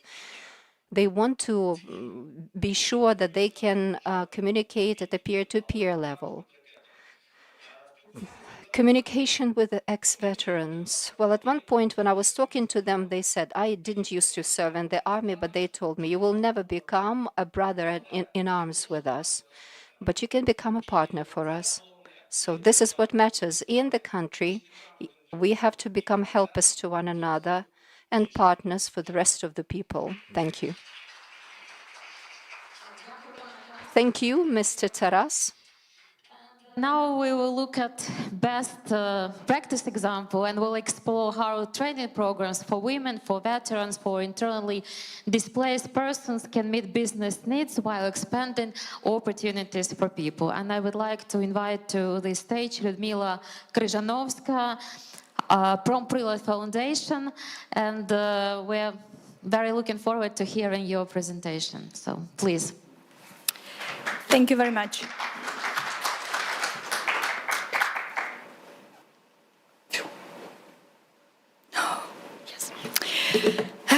First of all, thank you very much, Skills Alliance, for organizing this event, and thank you very much for all of you for things that you are already doing for challenges which Ukrainian labor market is foreseeing currently. So we are from Prilot Foundation, organization based in Ivano-Frankivsk. And what we are trying to do, we are trying to develop the model for the local solutions for the labor market. And the idea is we have already piloted the model in 2025 in Ivano-Frankivsk, Lutsk, and Lviv. And this year we are trying to expand our activities at least to the 3 more cities. And actually, I'm also very happy because today I've heard a lot of challenges which Ukrainian labor market is facing. And that's why I want to start actually with a few examples of people whom we have reskilled during last year. And it happened that, those people are among the target audience about whom we have been talking today so much. So, for example, Alla, she's not from Ivano-Frankivsk, but she's from Kherson. And she relocated to Ivano-Frankivsk just half a year ago. She has been working as a nurse in Kherson region, but at some point she decided that she wants to relocate to a safer place in the country. She came to Prilot. Actually, we found her because we have a complex recruitment process, and we helped Alla to reskill. She was already on pension, but we helped Alla to reskill, and now she is working as a radio electronic installer in the concrete company in Ivano-Frankivsk. And it took us a month from recruitment till actual employment. Here also is one more example from Kherson, from the person from Kherson who relocated to Ivano-Frankivsk, Alexander. Alexander spent 3 years at war defending us, and when he demobilized, he decided again that he wanted to move to the other part of the country, and we found him.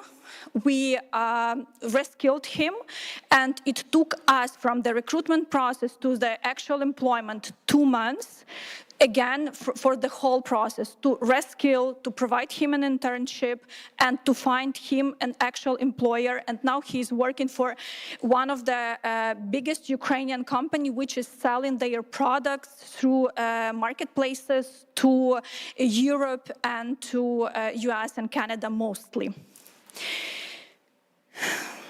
So what is Promtech? Promtech actually is the platform and is the solution for the challenges which Ukrainian labor market is facing. We have 3 main focuses. For us, it is extremely important that we provide education for those people who are motivated to reskill and to get new employment, so to get better future for them and for their families. We are focused also on the soft skill development. We have been talking about soft skills today a lot. And because we are working with the vulnerable groups, what we see that first of all, they need support also with the self-confidence, to understand how they can develop their CV, to understand how they can go through the interview processes in the company. That's why, again, together with our partner, we are helping them to get ready to the process of employment, actual employment. So the model we have developed is quite complex. We have a very intense, I will say, recruitment processes, because again, as I mentioned, we want to help people who actually want to work. So we have a few stages of the recruitment process. We are trying to identify those people who want work, so we are activating them. We are providing them with career guidance, because sometimes, again, Allah haven't been thinking about becoming the radio electronic installer because she has been nurse like for 40 years. That's why we identify that through the process of interviewing and career consultancy. Then we are providing training and internship, and then actual employment. So who are currently engaged in this process? We have local organizations, but also national-wide organizations who work with vulnerable groups. Those are organizations who sometimes provide support for IDPs, who provide meals, who provide multiple, again, types of support. We have also in this process businesses, those businesses who seek people, and their role is extremely important because they help us to co-create educational programs. There are also vocational training institutions, universities, colleges, and other stakeholders, because usually in Ukraine they have great infrastructure, so they already exist. What are their challenges? They do not know how to work with adults. They have programs which are extremely long, so we are helping them to develop the curriculum and educational programs which will take from 3 weeks to 6 months, depending on the profession. And because of that, they are very important, again, players in this cooperation. So actual vocational training institutions are providing those courses. For sure, in our international partners, organizations who support PromPrilot, and then we ourselves as those who moderate the process.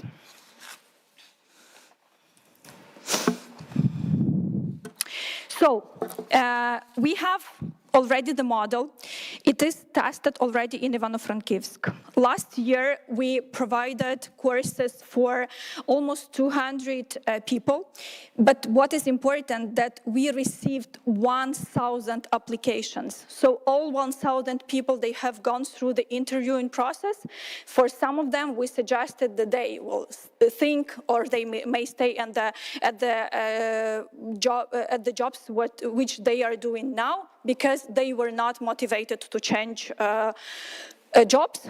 81% of those people were representatives of vulnerable groups. We have provided courses in 8 professions. We are focused on the construction, manufacturing, and also HoReCa. We have 2 regions. We have 41% of employment last year. And this year we are planning, as I mentioned, we are planning to scale our activities. So we will have 10 professions, at least 4 regions, and we want to increase significantly the employment rate because, again, for us, it's very important for implementation of our model.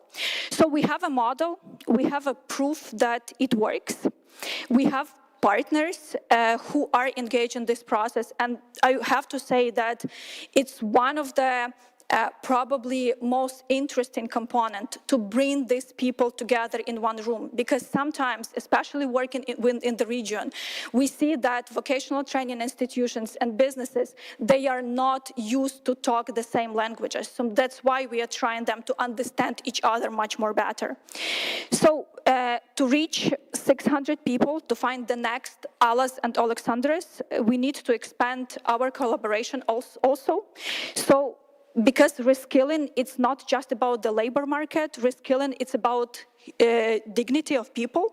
So that's why we want to show, especially again for vulnerable groups, for those people who relocated to other parts of the countries, for those people who come back from the military forces, that together we can help them and support their future in Ukraine. And this is my call to action. If you are looking for implementing partners in the regions and you like this type of approach, which we are implementing already in Ivano-Frankivsk and Lutsk, let's just do it together. Thank you very much.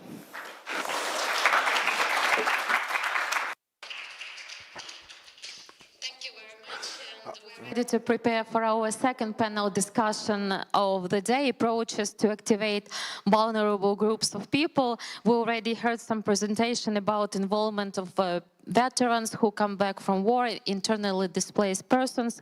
I was moderating last year an event that had a survey on our job employment, that people who are now have been retired for 2 or 3 or even 5 years finally get back to the labor market, not just because they need to for financial reasons, but because finally they get accepted because of the lack of people who apply for this or for that job.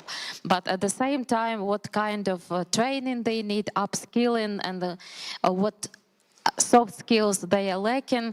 So we'll be discussing this with the participants of our second panel discussion, and I'm ready to invite them to the stage, all our 4 panelists. So it's Daria Andriunina, Director of the Department of International Cooperation and Partnership in Education, representing State Employment Service. Taras Tarasenko, Deputy Chairman of the Verkhovna Rada Committee on Social Policy and Protection of Veterans' Rights, is returning back to the stage. Lilia Lyubomudrova, Youth and Adolescent Development Specialist representing UNICEF, and Victoria Panchenko, Help Age, the Director of the organization. Victoria, Victoria is coming. Thank you very much. So we are almost ready to start. We have a 45 minutes countdown. Thank you very much for everyone for being here. Do you need a headset? Will you be speaking Ukrainian? Okay, but you will be speaking Ukrainian. Okay. So I think we can start with some opening remarks maybe from you, and then I'll be asking you questions, and you can ask questions and maybe receive some questions from the audience. So approaches to activate vulnerable groups. Starting with you, please. Dario. Actually, dear colleagues, first of all, I would like to say greetings from the head of the State Employment Service, Yulia Zhavtyak. She really wanted to be here today with all of you, but she is on business trip now, and I have the honor to present the position of State Employment Service and to tell about our priorities and best practices. Actually, I remember very good times when the Skills Alliance was just launched, and I was involved in this process very closely when I was in the Ministry of Economy of Ukraine, and it's such a pleasure to see that we have such great results, and so many people have new skills now, and we all understand that it's not only about skills, it's about dignity in life and about good quality of life. And it's such a pleasure to understand that you was involved in process how to bring it to people. But if we talk about State Employment Service, I think that all of you, of course, know that we have various active employment programs. We also give people opportunities for reskilling, upskilling. We have very good vouchers program. We're launching now grants for professional education. But in my opinion, when we talk about target growth-specific approaches and about skills, we need to look at the broader context. And this context is about our economic model, about our European integration, and about growth of productivity of labor. And actually, all these questions, they are interlinked, and it's very complex and tricky question for us. But for example, we know that in the European Union we have a skills agenda for people in transition, but this transition from one branch of economy to another in the EU has another reason than in Ukraine. But our people are in transition now too, and we need to take them skills for new economy, for new reality, and it will also be interlinked with European integration, because European integration requests from us to change many standards in economy, to develop our economy, and it will also be the reason for our people. And the last point is productivity. We talked a lot about productivity already today, but we understand that when we build new enterprises, for example, and they are green, they are new, people need skills to work on these enterprises. And now we see huge potential in activation of all our people in different categories. And our global goal as a State Employment Service is to be the institution that not only take opportunity to find job when people come to us and said, hello, I am unemployed and I need a new job. But our aim is to see people that come to us because they want to develop their career and they want to grow their own productivity and gain new skills. And to find personalized approach for everyone, it will be our common mission for the next years. And I wish to end with our motto as the State Employment Service, just live and work in Ukraine. Thank you. Thank you. You already outlined how you see your approaches to activate vulnerable groups. So maybe I will ask you as a parliament member, do you think that Ukraine as the state should encourage employers by laws, by requirements to accept vulnerable groups of people as their employees? Thank you for your question. I think that the main goal of our state now is care about our military services and future veterans. It's about that we need to build a law of transition from military to civilian life. Because now we have not this law, and we have a problem, because we have old USSR military service bureaucracy, and after ending service demobilization, military server, he or she, yes, he or she, defenders, and they are forgotten of the army, and it's a problem for our country. And now I work on a draft of law about transition from military to civilian life, and we think how we can, in demobilization period, create opportunities for all soldiers to care about health, about mental health, and give opportunity different knowledge, and maybe reskilling. Not yet before period of demobilization. And then we started the period of recovery. Now we propose that this period will be maybe 1 year, because after the war, all people have ill, have exhausted, and they need only time for recovery. Maybe a couple of weeks or months only sleep. Then they need financial stabilities, and we propose that on this period government give money.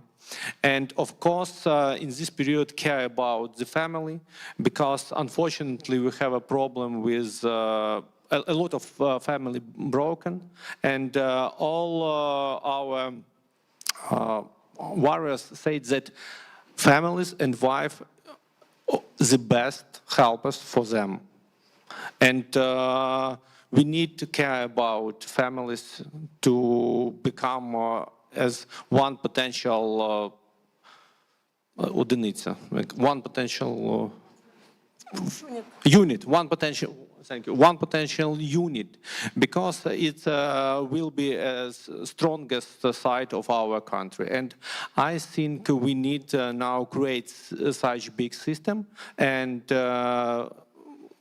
give opportunity our military services became to civilian life in a good way.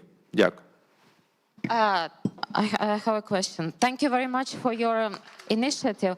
But as far as I understand now, you're talking about this period of transition for people who come back from the front lines. And that, as I understand it, now 99% veterans who come back to their jobs from the front line come back home for bad reasons. They have been either wounded or they lost somebody on the front line. That's why they can return. The only reason they can return for a good reason if they decide to quit their military service, having become dead of 3 children or getting pregnant. So what I'm saying that you're talking about people whose health has been hurt by war. But what about the end of the war, when just soldiers quit their military service and come back looking employment, whether at the place they used to work or in youth fairs? We think about this, and draft of law prepare 2 sides. Side 1, it's about a period of war for just now, and side 2 about the period of big demobilization when we need to care about all military services. Because unfortunately, my friends who are on the front line say that they don't want back to the civil life. And some of them back in a good reason for 3 children, but in 2 months we talked, and he said, I want back. For 3 years, I live in 2 meters square with 1 bag, and I can't live in civil life. I can't understand how I can plan future. And we plan that this draft of law create the opportunity for this period of transition, and people who served, who defend us, can involved in civil life more calmly, because now it's too crazy, and it's maybe more shocked for them, or for all of them. It's very demotivated for them, and we need to create new goals for each people who become in civil life. Thank you. Lilia. So we transfer to you for your opening remarks.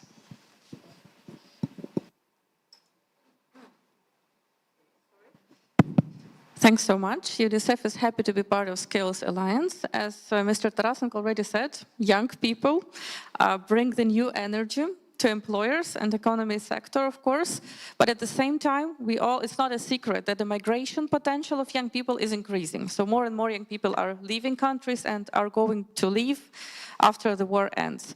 So we think it's really important to invest in support to young people so they can find decent employment pathways, better education, better skills, and be connected to Ukraine, to their communities in many ways. So if we speak about young people, it's much more than just giving them career advice or show them employment opportunities or retrain, reskill them. For them, it is important to have support in mental health, in life choices, violence prevention, violence response, for example.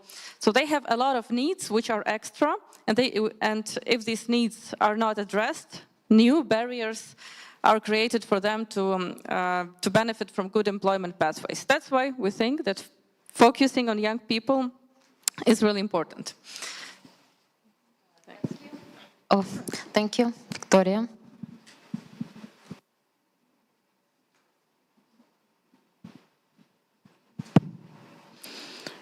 Thank you so much.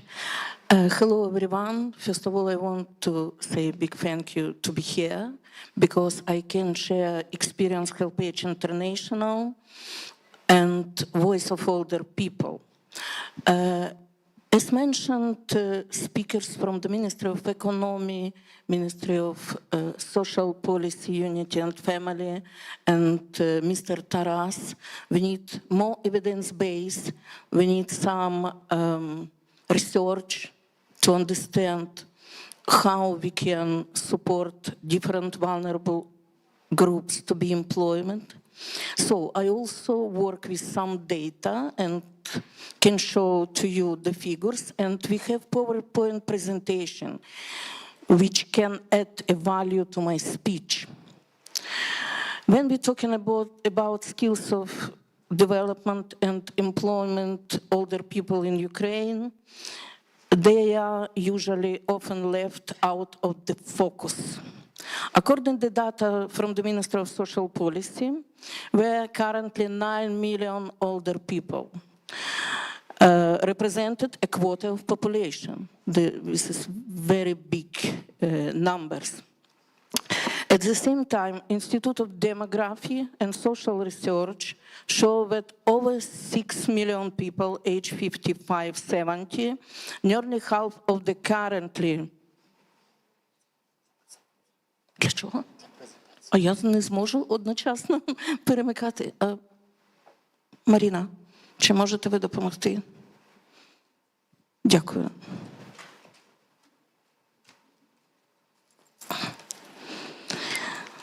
The Institute of Demography and Social Research show that over 6 million people aged 55-70, nearly half of currently employed population, fall within this age group.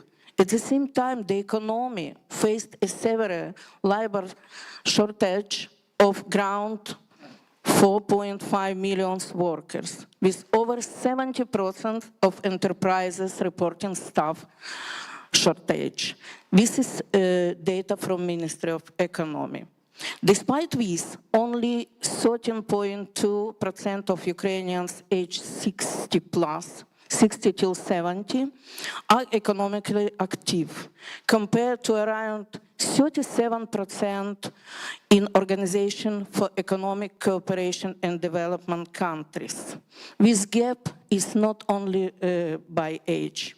It's caused by barriers, age discrimination, the digital divide, the lack of tailored retraining programs, and the inaccessibility of workplace.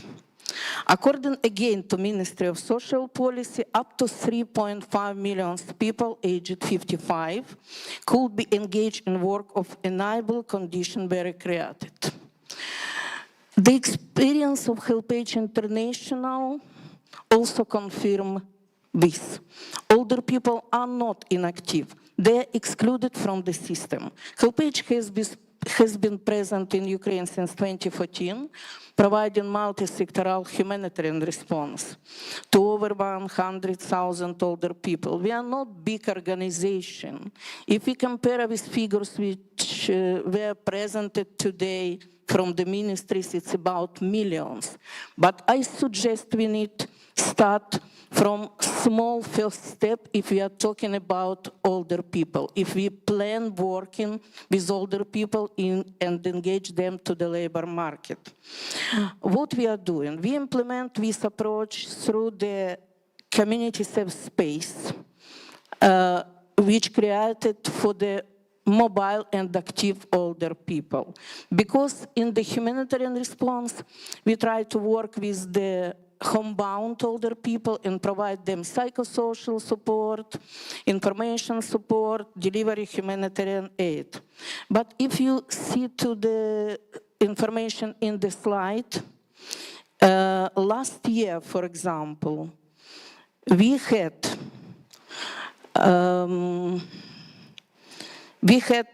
some employees who are older people, namely 862 social care workers, 235 of whom were aged 60 plus, including people with disability. On the basis of communities of space, we create two types of groups. This is peer-to-peer support groups and initiative groups. Because if we are talking about some approach which put person in the center of activities, we also need to identify what their skills, what they can to do. So for the peer-to-peer support group, they pass the training cycle about how to communicate with older people, human rights, how to provide some home care. It will be very valuable in future, for example, if older lady manage some son who is veterans and back to home and need more support. This is very linked with our discussion. Now they provide support to 261 people with limited mobility. We have 122 such older people.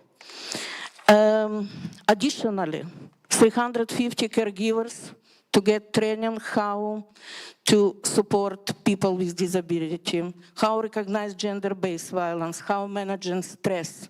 And we have training package, we can share it with all stakeholders and replicate our experience and best practice across Ukraine.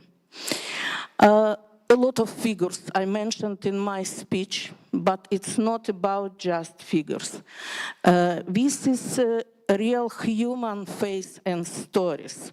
You can see in this slide the real stories from the Ivano-Frankivsk Oblast, from the Kolomia city, where the three ladies joined HelpAge as a project beneficiary. We provide them psychosocial support, we develop their skills, we provide different training, and then they become the social care workers. So it's big resource and potential which local authority, local social sphere can use right now. An inclusive labor market and recovery are possible only when older people are active participants, not objects of care. They must have the same access to the labor market and the same rights as other members of society. It's also linked with dignity, and whether stories confirm employment in older age is not just about the economy. It's about psychological recovery, social cohesion, and improving the finance situation of older people. I believe that older people are a valuable source for resilience, recovery, and the future of Ukraine. Thank you so much. Thank you, Victoria. I was thinking while I was listening to you whether it's appropriate or not to ask you a personal question, but I decided since we've been together in this hall for such a long time, it's already appropriate. So I wanted to ask you, what is your personal story of getting into this organization, and what was your previous working experience? Very good personal question. Just when I started my speech, I just understand that I am 50 plus. So I'm the category which called like older people, but I'm still working, and I don't want to stop before we will have like dignified, secure, and very good life of older men and women in Ukraine. My personal story, I am IDP from Donetsk region. My home still occupied. Yes, still under the control of Ukrainian army. I'm very happy on this. I am from Slavyansk, but now I live and work in Lviv, Western region, and I'm working for HelpAge since 2014, since first date of full-scale invasion. I changed fully my life because I started with humanitarian work as a community volunteers. I was volunteers. Then create some local community-based initiative who support people with disability, and then HelpAge to find me. Not me, find HelpAge in 10 years and continue with my work. I'm very honored on this because I see the potential of older people, I see their skills, and we need to be very careful to avoid like everyone 60 plus should continue work. No, because some people need support. They are vulnerable. Some people have skills. It also means that it's not just two variants for the older people, like to be cleaner or watchman, you know? It should be list of normal job. It should be adaptation process. It should be maybe very flexible working time and very big potential and knowledge which they can pass to the more young people. Thank you so much. So, actually, this person asked me before the panel discussion whether I'm going to ask any questions that are not written down. As you understand, this question was not written down. She never knew about this question, and thank you so much for your story. But I was thinking, from your experience, did you need any reskilling, upskilling to be up for this job? Where does your English come from? My personal, it's more older story because I started to thinking about this that my father became bedridden person after the stroke, and he had some age issues like Parkinson, and I understood that I absolutely don't know nothing about how to manage him. And I started to read medical information, social care information, but I see that it's still not enough. Even medical staff have not enough knowledge how to support people who suddenly to get some different functional impairment, disability status. It's very long process. If you're talking about English, my job previously was linked with education, but I cannot speak in English. I started learning it in help age because I understand that it supports me to work more quickly and the more different level, and I want to influence to make the positive change. And now I started to learn French language. I think you are a true role model for everybody who is with help age, and I think you're a great inspiration for all those women that you're working with. Please. I just wanted to say, you mentioned that elderly people have a lot to share to younger people, and I wanted to give an example of vice versa. We have one of the programs represented also in Skills Alliance under the Pathways program by UNICEF, which is called Upshift. So it's an incubator where young people develop their projects. And I remember there was a very big request among young people of projects like digital skills for their grandmothers, or helping grandfathers to pay utilities. So also there is a space for young people to help elderly people get skills needed for jobs and for life, actually. So we can collaborate in our age categories. It's excellent. It's very good. Daria, so let's get back to you, maybe with more theoretical question, but we've heard so many now live examples. So from your experience, what do you think is the best approach to activate vulnerable groups? And among all these so-called vulnerable and actually vulnerable groups, which categories you think are the most vulnerable? Actually, it's a very complex question because now we see the tendency that, for example, we call some people often call veterans vulnerable group, but are they vulnerable?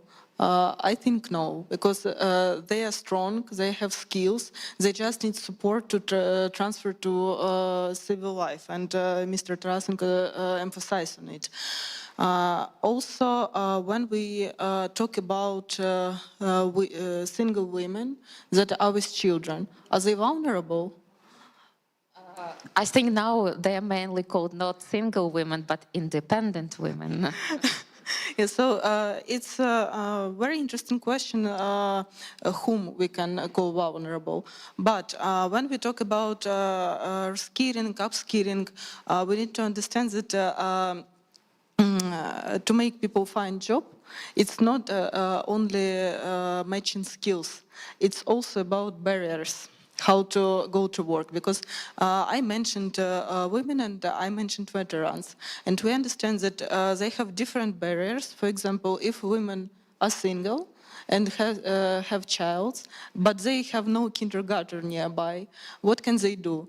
Maybe they want to go to work, they want to have salary, but they just cannot. That's why the question of labor market and of employment, it's a very complex issue, and it's cross-sectoral. It's also about housing, it's about infrastructure of child care, it's about education, and that's why I like our sphere so much. Actually, we as State Employment Service, we need to understand how to work with each group, because now we, last year in December, we had 35 years of State Employment Service. It was anniversary, and we just summed up our all results and saw that our priorities now are youth, older people, veterans, IDPs, people with disabilities, and many other categories. And we need to improve our approaches to make them more individual. Because on my entering point, I said that our mission is not just standard approach for each other. It's about individual path. And when we propose to each human, independently of which category he or she is, it will work. And only on individualized approach we can reach the best results in the context of employment. You would like to add? Okay. Yes. I'll get back to the question to you. Please, Taras. I think we need to change the point of view. Because now we talk about vulnerable people, and I talk with all local government. And I see that they don't want to work with veterans, don't want to work with veterans, with elder people, sometimes when younger people want to work, but they understand all of them as a problem. But they don't see a potential in these people. I think we need to look on these people as a potential, because they have very motivation strengths, internal strengths, and I think they can change the situation in local places and in a government level. And we need to change this understanding and change the culture of behavior to these people, and of course we will change our country. Thank you. Daria, I would like to get back to you, but when you were answering my question about activating vulnerable groups, you said about not only upskilling, but a lot of barriers that they have to overcome. But as we talk about how to do so, we talk about having a job consultant, career consultant, but I never heard about having a psychologist, like to talk about these barriers. So maybe one conversation would be enough to break these barriers, but it's never been a part of the program, as I understand. Maybe I'm wrong. Actually, mental support and psychological help has a crucial role now because for example, when you read research of Ella Libanova Institute that was done with UNICEF, you see that here are one category that does not enter the labor market. It's about people that just not believe in everything, and they just have no mental maybe power to go to a job. And how to activate these people, it will be the case. And I'm confident that now, of course, we're talking a lot about digitalization, about our mobile app of State Employment Service, about system OBRI, but we just cannot forget about face-to-face communication, because career counseling is often about psychology. And in our case, in case of Ukraine, when we are all under pressure, independently of region of Ukraine, because we all see these heatings and etc., etc. And how to make the face-to-face contact warmer and more effective is one of the keys of how to employ our people and how to help them to overcome this barrier. I would like to ask Lilia, as we are talking about youth, and we in Ukraine and maybe everywhere think that youth is a vulnerable category, but do you think that in Ukraine they're even more vulnerable, and if so, what kind of support they need? Can I also show a little presentation of 2 slides about support to young people, because it's very clear there? If I can ask the technical team. Okay, before the presentation starts.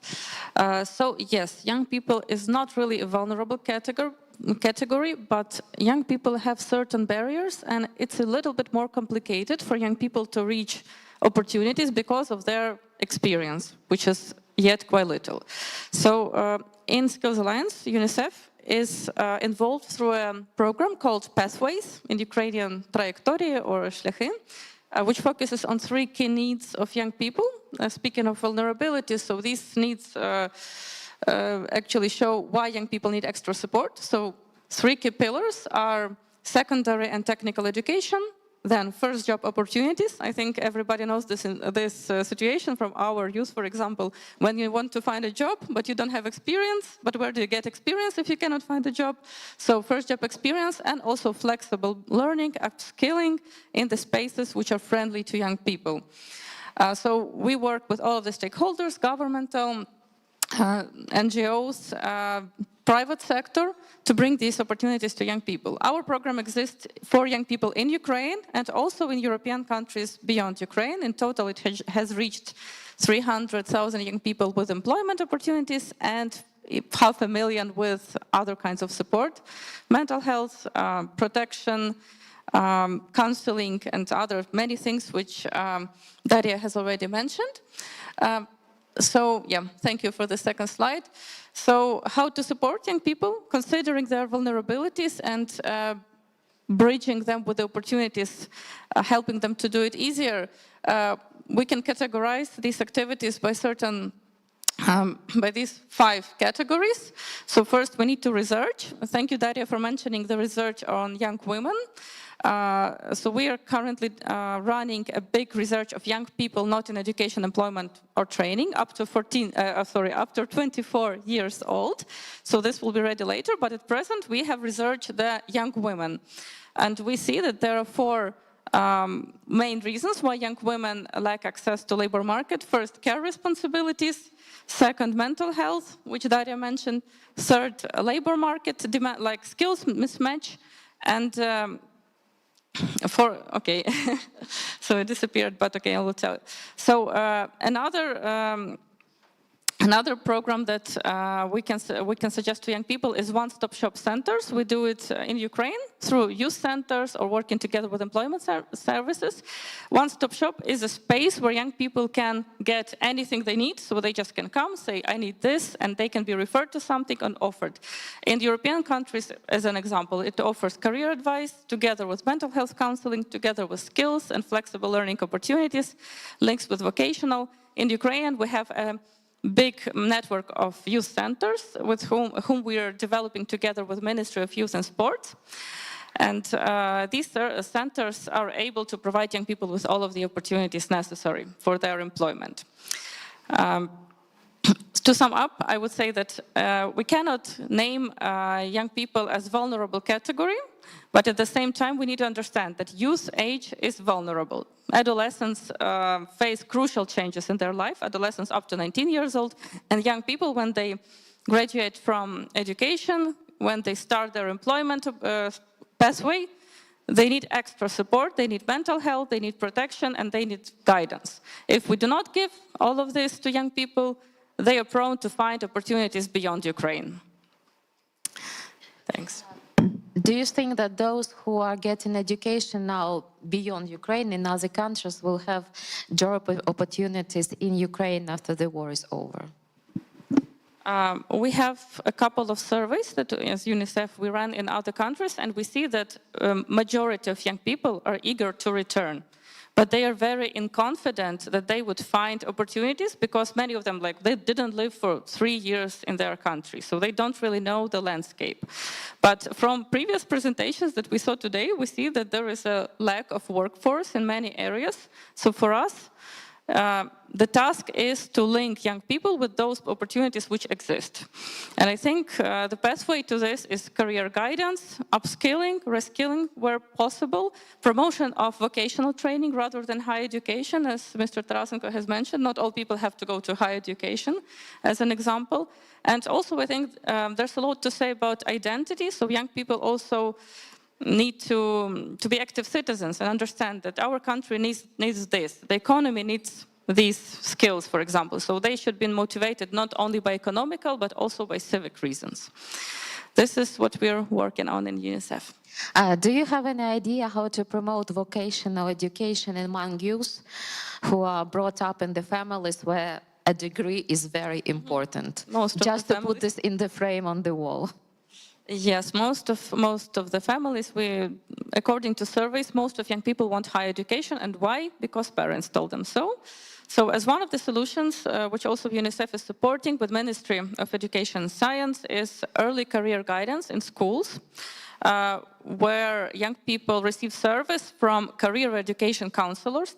These are trained education personnel who can provide professional services and help young people navigate. It's done in ninth grade at the time where it is crucial to choose between vocational training and higher education, according to the innovations in education system.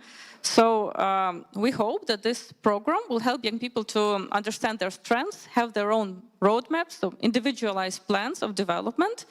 And more young people would be interested in vocational training when they receive information of their benefits. Thank you. Victoria, I would like to get back to you. During your presentation, I was watching closely the slides that you have. You had mainly, I don't know what's the correct word, elderly women, but you had women in your pictures. Do you have men in their 60s or 50s who are reluctant to get back to employment? Well, you don't seem very optimistic about this. Because again, demographic situation, thank you for your question. Of course, we have a man as an employee. Personally, I am traveling a lot across our field location in Dnipro, for example, in the Slovyansk, Kramatorsk, and the West as well. And in Dnipro, we have very good men, 67, who is social workers, and older women who are very vulnerable.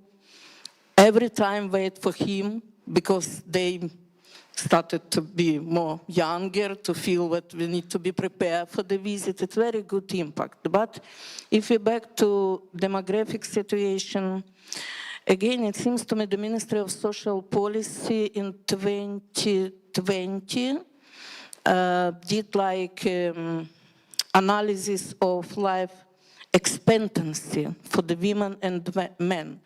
In 2020, it was 66 years for men and 76 for women. Now it's 57 and 70.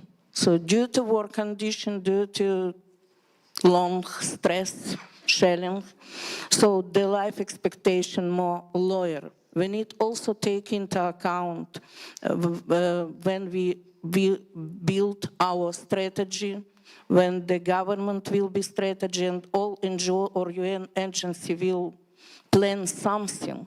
If we are talking about our beneficiary, we have percentage 70-30. 70% are older women.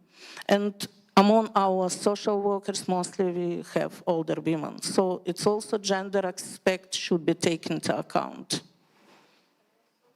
Add something.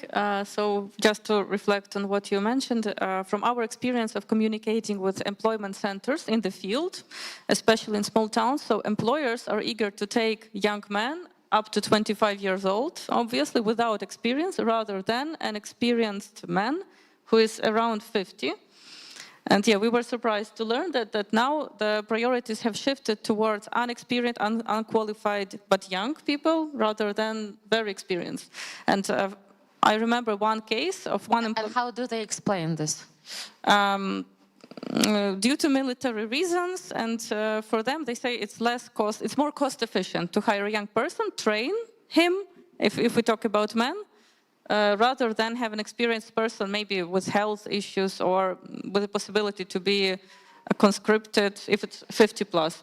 So to be honest, it's a bit hard to understand, but I remember one good case where when these two age categories were combined in one employment center, so they decided to split one vacancy into two and take one experienced man who would mentor a young person, and so they, yes, but it meant also that splitting the budget for the vacancy for two people. So there's probably another challenge in this age distribution.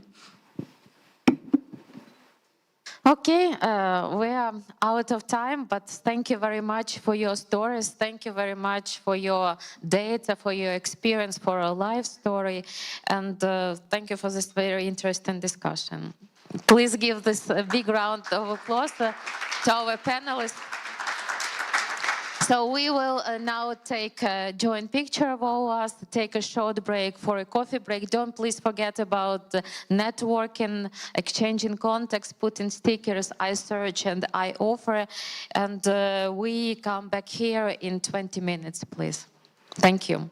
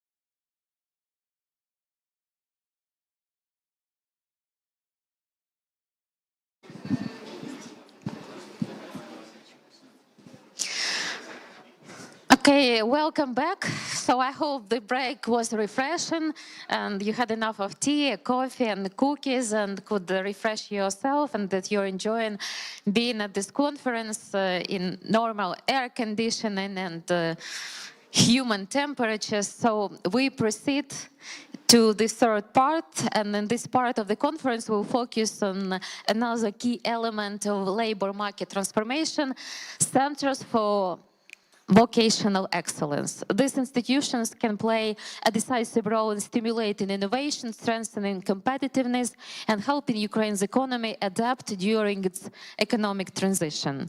Centers for vocational excellence connect education, business, and technology, and they enable practice-oriented learning aligned with real labor market demands.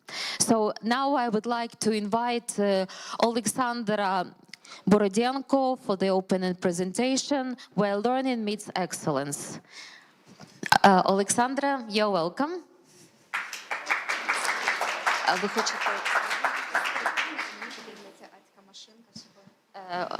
Клікер, будь ласка, нам. Good afternoon, everyone. It's a privilege for me to deliver this presentation, especially for those who are the most resilient ones. As you can see probably from the title, I'm going to focus on three main things. First of all, it is skills development, then vocational excellence, and ecosystem as it is. I'll try to... And also, I'm going to share how Enable's efforts, Enable is a Belgian agency for international cooperation, helps to create, to shape, and also to support the all-Ukrainian network of centers of vocational excellence. I'm trying to do something with my presentation. Okay. So what does the ecosystem approach mean for us? First of all, it is about when people are sharing the same vision, having the same understanding of the topic, and being strong believers on the topic, in our case, the topic of vocational excellence. It is about learning from each other when people are quite motivated to share their experiences, their expertise, warning each other about possible risks or designing the joint project within the network.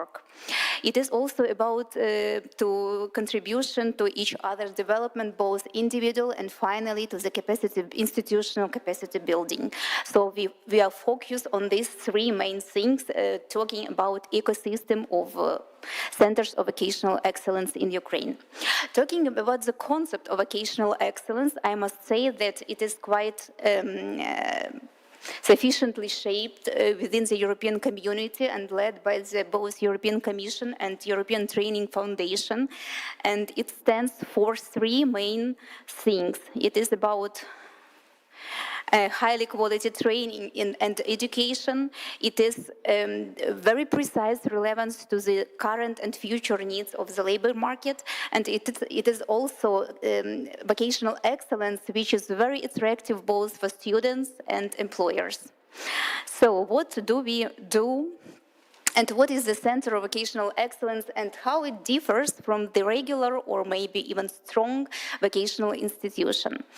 From our perspective, there are four main differences. The first one, that Center of Vocational Excellence is an integrated part of the skills development ecosystem. I would add also not only skills development, but also skills development and employment ecosystem, which normally is comprised by employers, sectoral federations, NGOs, local authorities, training providers.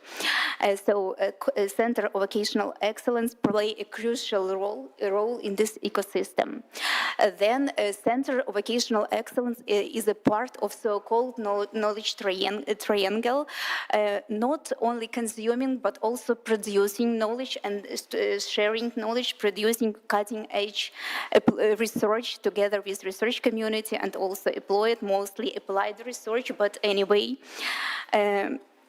A Center of Vocational Excellence also builds innovative forms of partnership. We recognized the vocational excellence in four main dimensions. The first one, it is excellence in infrastructure and technology, then excellence teaching excellence, then excellence in governance, and as I call it, excellence in funding, having in mind the diversification of sources of funding. So building partnership is about strengthening all these dimensions. For instance, it could be the supervisory boards, it could be the sectoral skills development councils, it could be technical hubs, technological establishments, or as in our case, in case of Enable, we labeled it as a junior academy partnership, which we are strengthening together with prominent European countries, companies, for instance, Bosch company. And the last one, it is about focusing on inclusive excellence, having in mind inclusivity, not only the possibility for people with disability or special needs, but also having in mind the substantial labor market shortages which exist in Ukraine. And so in this case, we need to have everybody on board, despite their background or even motivation to enter the labor market. So it's like a conceptual part of my presentation.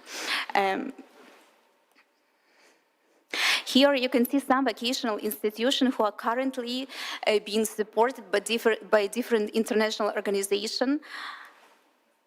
7 vocational schools who are supported by the European Investment Bank, mostly in terms of infrastructural improvements.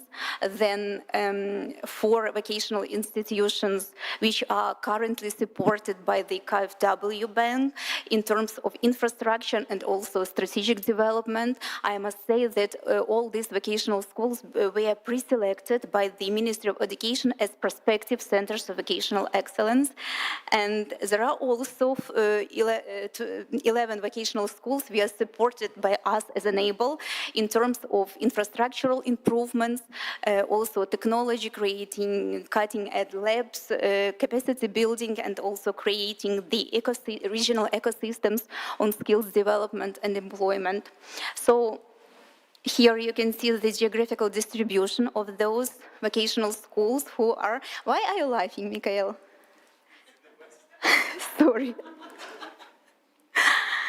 So here you can see that 13 regions out of 25 and 21 vocational schools, I must admit, with different dynamics and also with different still understanding what is vocational excellence and still not sharing experience between each other and thus not sourcing each other.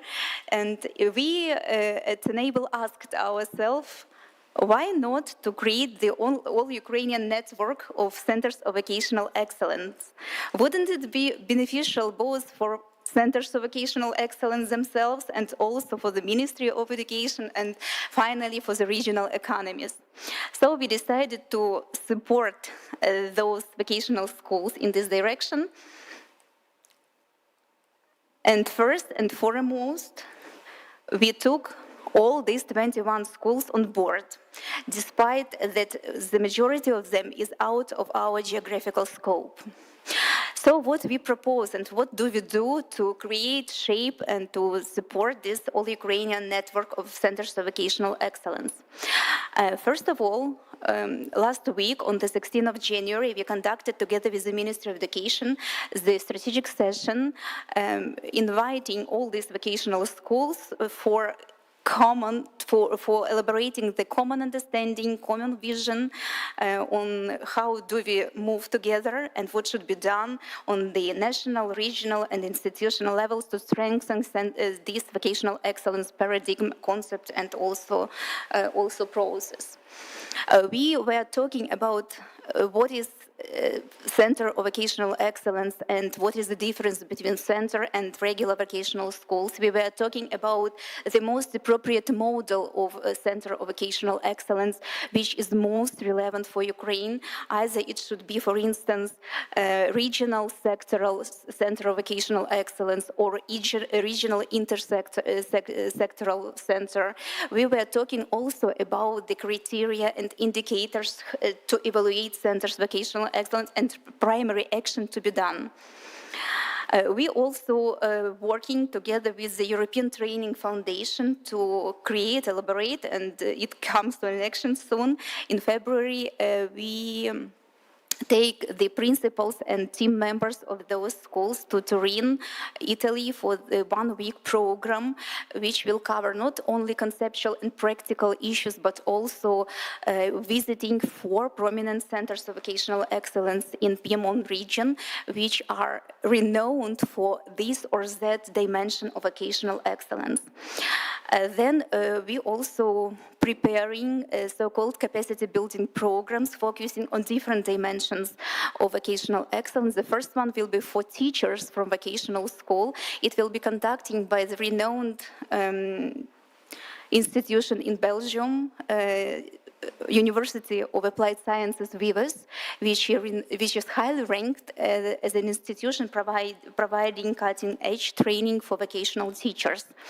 It will be the 12 modules online program, following by 1 week offline directly there at university campus, focusing on very practical issues of teaching excellence for those, as I mentioned previously, that the main idea is sharing. So it will be for those teachers who take commitment to spread this information and to support teachers of their vocational schools into this dimension.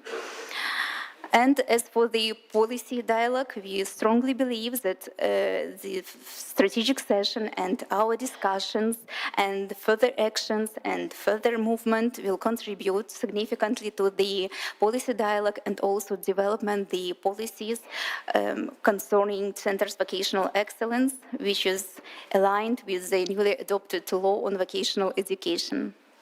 Thank you for your attention. Alexander, thank you very much. And now we move on to our next speaker. And I would like to move on to the presentation, which will be focused on upskilling initiatives for VET schools aimed at modernizing teaching methods and learning environments. This contribution looks at how vocational education institutions can strengthen their institutional instructional capacity, adapt to changing labor market needs, and better prepare learners with relevant future-oriented skills. So for this presentation, I would like to invite Tatiana Fishchuk from Project Foundation. Tatiana, we welcome you to the stage for your presentation. I will take yours. Я хочу микрофон.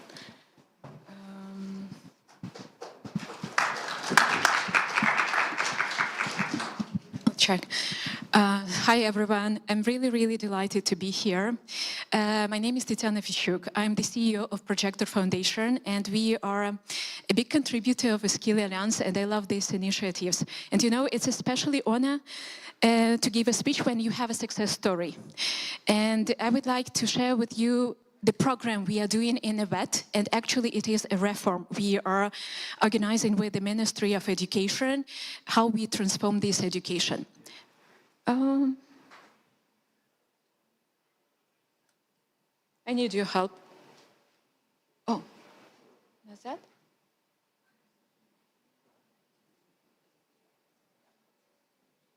Oh. So what is Projector Foundation? The foundation was established when the full scale war started, and this is the foundation of the private institute, Projector Institute. Mainly we focus on education in creative and tech, and we provide education for women, for veterans, for military. We do entrepreneurship programs.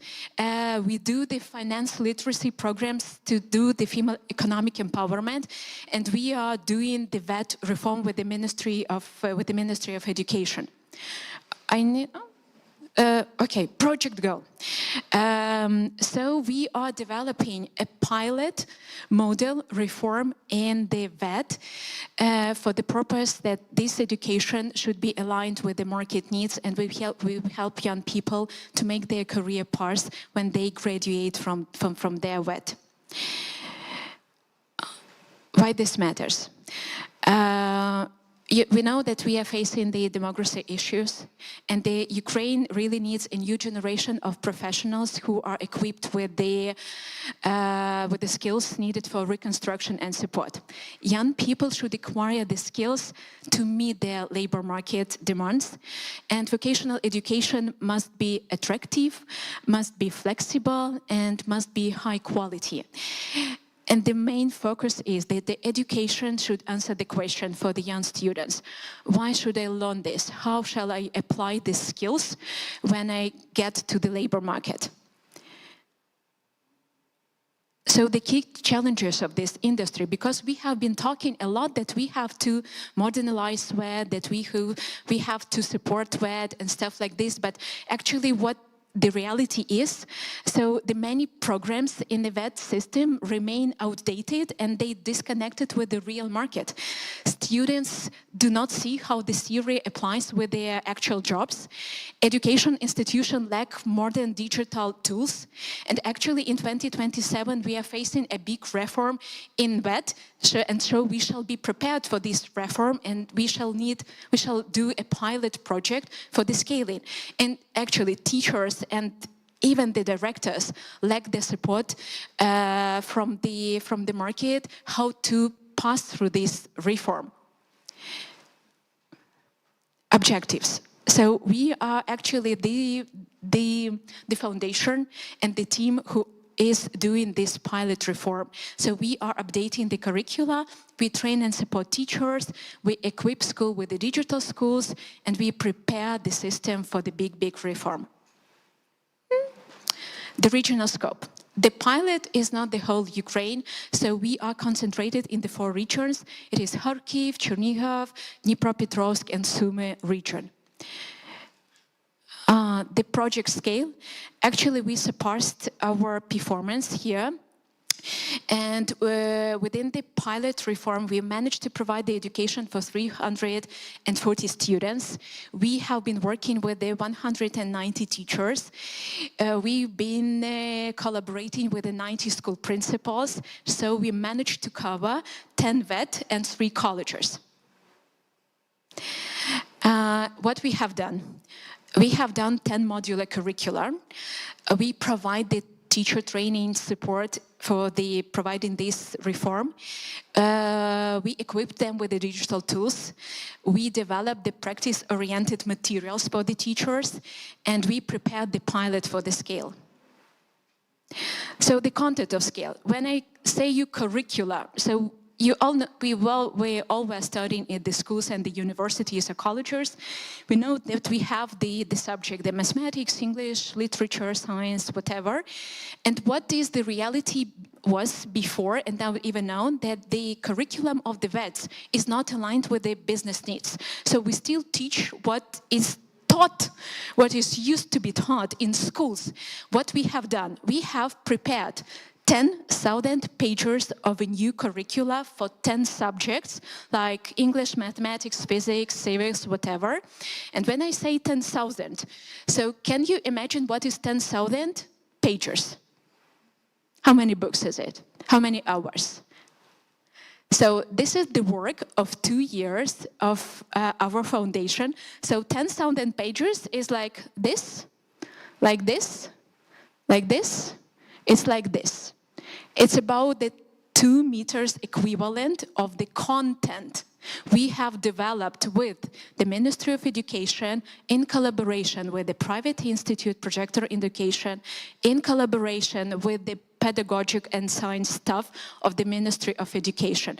So this is the huge work which lasted 2 years, and now it is 10,000 pages. So, and it is a real reform. So these 1,000 pages include the real curricula for the vet students and the real practice materials for the teachers, how to work with this new curricula, because you cannot just distribute the new pages. You have to prepare new task, new quiz, new videos, etc. And my team had already done this. Additional product. So as we are a innovative institution, because we have the projector roots, so we have been working in creative and tech education for 10 years. We also would like to modernize this system, not only providing with a tough subject, but also giving the additional benefits. So, and we developed the entrepreneurship skills for students. We developed the program for soft skills for students. This means that we want students in the transport sector not only to be like the employers, but to think about how to open my service car station or how to start my own business in logistics. So, and we started to changing mindset of young students who are working with the transport. And we have been working with the directors because we cannot change the system without changing the mindset. So the director, the administrative staff in the WET, they have the experience of 40, 30 years. And really, if we want to shift the reform, we have to shift the mindset. And we developed the anti-crisis management course for the directors and administrative staff, how to work in this challenging environment. So we have energy, we have knowledge, we have expertise, and we have a big desire to scale up this project. We are looking at the construction sector and agriculture sector as a potential sector we would like to scale up this model. We have the capacity for 2,000 students. We are ready to teach 100 and more teachers and to work with about 100 directors. So we really think that this is one successful pilot project that should be scaled for the whole system in VET. And yeah, I'm looking forward to these changes. I think that when we say that education is super important, I don't look at these words like as a populistic words. Education means to be free. We need well-educated people to make smart decisions, not only in Ukraine, but in the whole world in general. Thank you.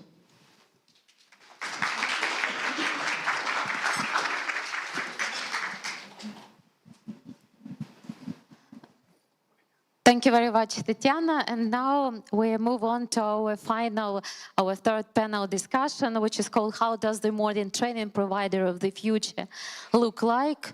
So it's a conversation about what a modern training provider of the future looks like, not a single course or institution, but entirely operating at the intersection of education, innovation, business, and the labor market, which is able to adapt quickly, partner effectively, and respond to economic needs in real time. We have 4 panelists, and I would like to invite the first one, Irina Shumik, Director General, Directorate of Vocational Education from the Ministry of Education and Science of Ukraine. Irina, you're very welcome. На друге місце зразу.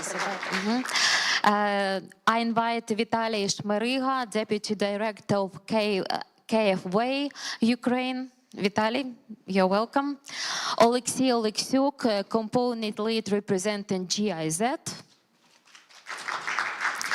Ryoma Yamaguchi, representative of JICA Ukraine, and Olga Kupets, representing Kyiv School of Economics, World Bank Consulting, Associate Professor. Olga, you're very welcome.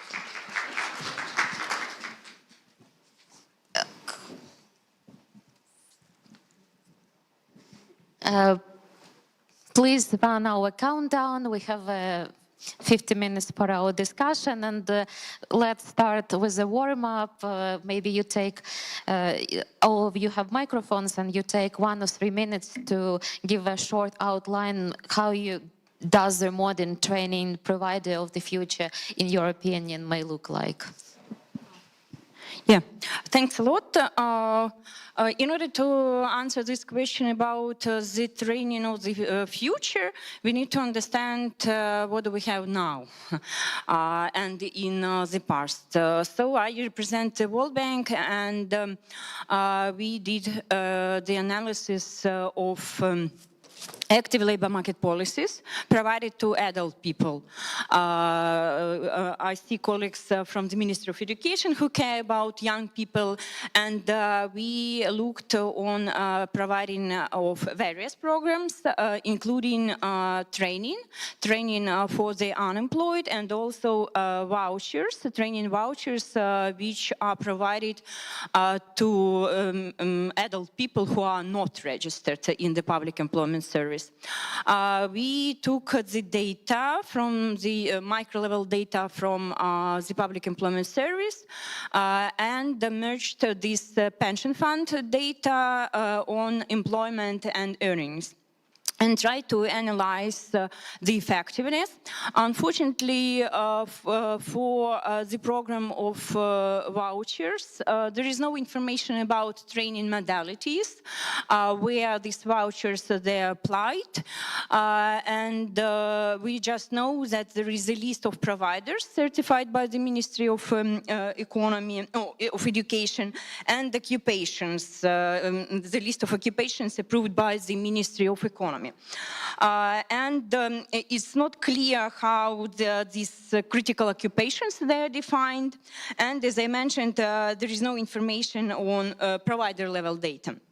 While for the unemployment training program, we were able to look on training modalities and providers, and there are different providers, higher or post-secondary educational institutions, then these vocational training centers under the public employment service, employer-provided enterprises, organizations, and on-the-job workplace training. And in practice that we saw from the data overall, about 90,000 beneficiaries participated in training from the public employment service since 2023 till the end of March 2025. But the overwhelming majority of these people, they had some upskilling program, predominantly at the level of enterprises, and this is a very short-term training, less than 10 days. In fact, the majority of cases is initial on-the-job training, while real retraining or training to get a first profession is quite rare. And what is interesting that occupations, we talked a lot about these necessary skills, required occupations, but then we analyze this, we see that for vouchers, like the most popular among white-collar roles were nursing and psychology, and among blue collars, cooks, and also car, taxi and van drivers. Not that critical. And among the unemployed who got this training, vocational training, the most popular profession, salespersons, protection services workers, stationary plant operators. So we really have a question how these occupations are defined, so this occupational targeting is unclear. But we also analyzed outcomes, and it appears that both programs they have good results. That in terms of employment, 83% of voucher users who were not employed, they get employment, and among unemployed trainees, 85% employed 1 month after training. When we talk about these training modalities, who is better? latter, it appears that employer-delivered training, just a week training for FOPs or for legal entities, leads to high probability of employment and more sustained employment than from vocational centers under the Public Employment Service. Earnings, we see that in terms of earnings, the unemployed find jobs, but in mostly low-paid positions, while voucher users, they were formally employed and they just see an increase in earnings like 25% in real terms. So, the key takeaways that yes, these training programs provided by the Public Employment Service, they have positive outcomes. But there is room to improve effectiveness and equity. So the first issue, how these occupations are selected, and the second very important issue is that provider selections appears more cost-driven, because if the unemployed person is sent to the employer, Public Employment Service doesn't cover this training, rather than if we compare needs or outcomes-driven training. So the question is that then we talk about providers in the past.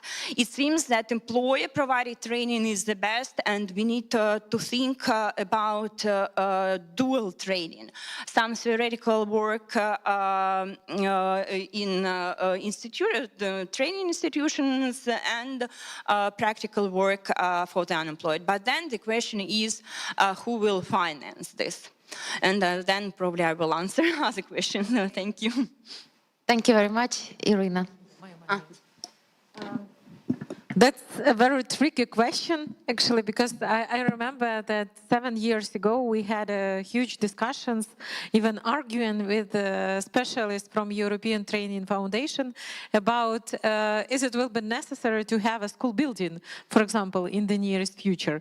And that was some assumption that in the nearest future, like now, already it won't be necessary to have a school building at all. So everything can be passed to online learning. But having these cases with COVID and unfortunately with the situation in Ukraine with the war, we see that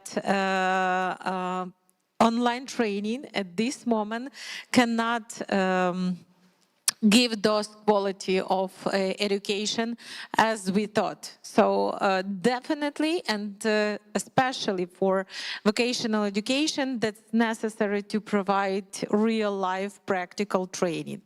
And within this concept, Dmytro Zavgorodny today at the first part of our conference, so he was presented our vision, ideal picture of the next centers of excellence. That was an example from Odessa region, and we understand that environment also very important for providing training, new equipment. And as for the future, so now we need to look which skills will be demanded in the nearest future. And maybe robotics for Ukraine now can sound like something strange and maybe not the very important or actual at this moment.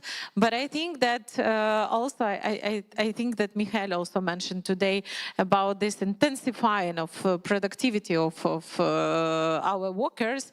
So that can be covered also with new technologies. So definitely, when we are talking about the training provider of the future, so they need to have really comfortable places for learning. They need to have really new technology and technologies of the future. But without good teachers and without those who can deliver these knowledges and share their experience, that's not possible. But of course, I'm also sharing the thought that it can be as a sort of different modality for training providing. So that can be partnerships, which we have discussed already, with employers and maybe using their facilities and their equipment for training providing. They can also participate, and now we are developing different standards and revising our training program for this, introducing actually new skills and new experience from directly from business. So only having these teachers and teachers not having these old methods of learning, of studying, of learning, when teacher know how to do, and he is trying or she is trying to explain what and how we should do. But teacher as a mentor, that's now, I think, also the request not only from the ministry, for example, but from the people. And I also agree with Olga that adults and young people, they require different support in educational process and different methods. But what we also noticing within the some researchers which we have in the field of youth, that at this moment they really have not depression, but they are very in stress at this moment. And besides normal educational process in Ukraine, it's necessary also to provide psychological support and to create such conditions where they can feel safety and feel loved and required, even those. So I think that the training provider of the future can be not vocational school, for example, how we used to, but that can be NGO or some consortium of different types of institutions, education institutions, which will provide higher quality of vocational education, of education in general, and those excellence which also was mentioned in the previous report. So also one of our priority and one of the topic which we try to develop last several years. Thank you.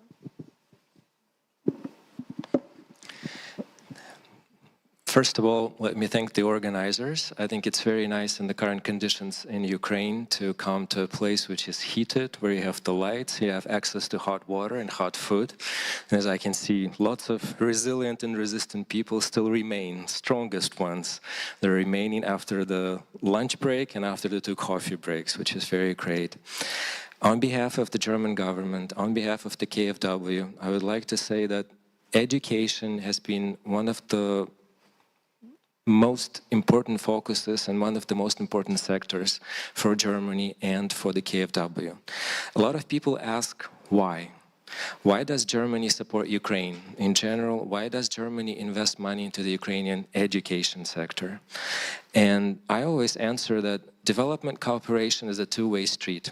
Unfortunately, current American administration sees it as a one-way street, and that's why USAID unfortunately was closed, because the American government believes that America only provides and developing countries are only taking. And I'm very happy that Germany, for now at least, sees this as a two-way street, because development cooperation is something that gives to both countries. It's not that Germany just invests the funds or provides the funds to Ukraine. It's also about learning from Ukraine how these funds are used, what can be taken from Ukraine to Germany, and how this can be implemented. For example, if you look at the energy sector, you all know that recently there was a terrorist attack in Berlin, which shut down part of Berlin. The attack was on the energy sector. Now, Germany is very advanced in terms of the energy sector, in terms of the energy systems. They put all their networks underground. They have extremely sophisticated software and hardware. How many people here haven't heard about Siemens, for example? Is there anyone in this room? I mean, haven't heard. Everyone knows Siemens, right? Everyone knows Schneider Electric, for example, or other German companies. That's because Germany is very much advanced in terms of hardware and software. But in terms of protection of the energy equipment in the current war, in the current war situation, this is where Germany can learn from Ukraine, because Unfortunately, the world is changing. Unfortunately, there are still countries in this world who wish to attack democracy, who wish to attack civil society, who wish to attack the European Union. And what European Union, what Germany and other countries can learn is how you can protect your energy systems, your hardware, your software from the terrorist attacks that can be initiated by absolutely any country in this world. As we see, our world is now fracturing. It's separating into separate pieces. So development cooperation is one of the anchors that could keep the world together. And this is why Germany supports Ukraine. This is why KfW, on behalf of Germany, especially on behalf of BMZ, the Federal Ministry for Economic Development and Cooperation, which provides us with the funding to Ukraine, that is why we invest the money into education. Our experience, current statistics, data and surveys show that IDPs who moved out from Ukraine and who are now currently staying in the European Union, in the United States, a portion of them will return.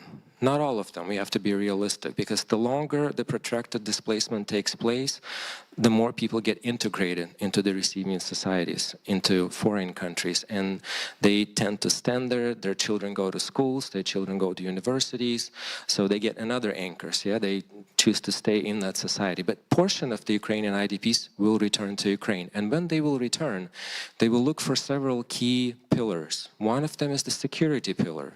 Will the security situation allow them to return? If yes, they will look for the education and employment opportunities, and they will also look for housing opportunities. When you provide people with education, employment, and housing, and these are exactly the three sectors the German government invests in Ukraine, through KfW, through GIZ, through UNICEF, through IOM, through various institutions, this development cooperation has the focus of making Ukraine better, making Ukraine more resilient, and making Ukraine being able to answer the challenges that we're facing in the current world. TVET education, and Marichka today asked a very nice question, how do you promote TVET education versus the university education? I was born in the Soviet Union times, and in the Soviet Union there was a saying that people who go to TVET schools are the ones who didn't get into universities. Now, when I sit down and talk to the TVET institution directors, when I meet the people from TVET institutions, they tell me, look, if you compare, for example, the Institute of International Relations in Kiev, students come there driving their cars to this institute.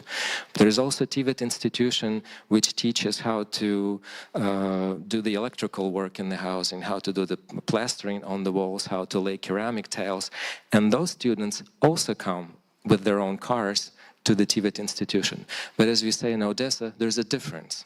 People who come to the International Relations Institute, their parents bought them the cars because they're the rich ones, they're the privileged ones. They come to Kiev driving their cars, they feel like they're the kings of the life. Kids who went to the TVET schools, they start to make money from the first year because they know how to make money with their own hands in real life. These are the skills that will allow you to make it in the current modern world.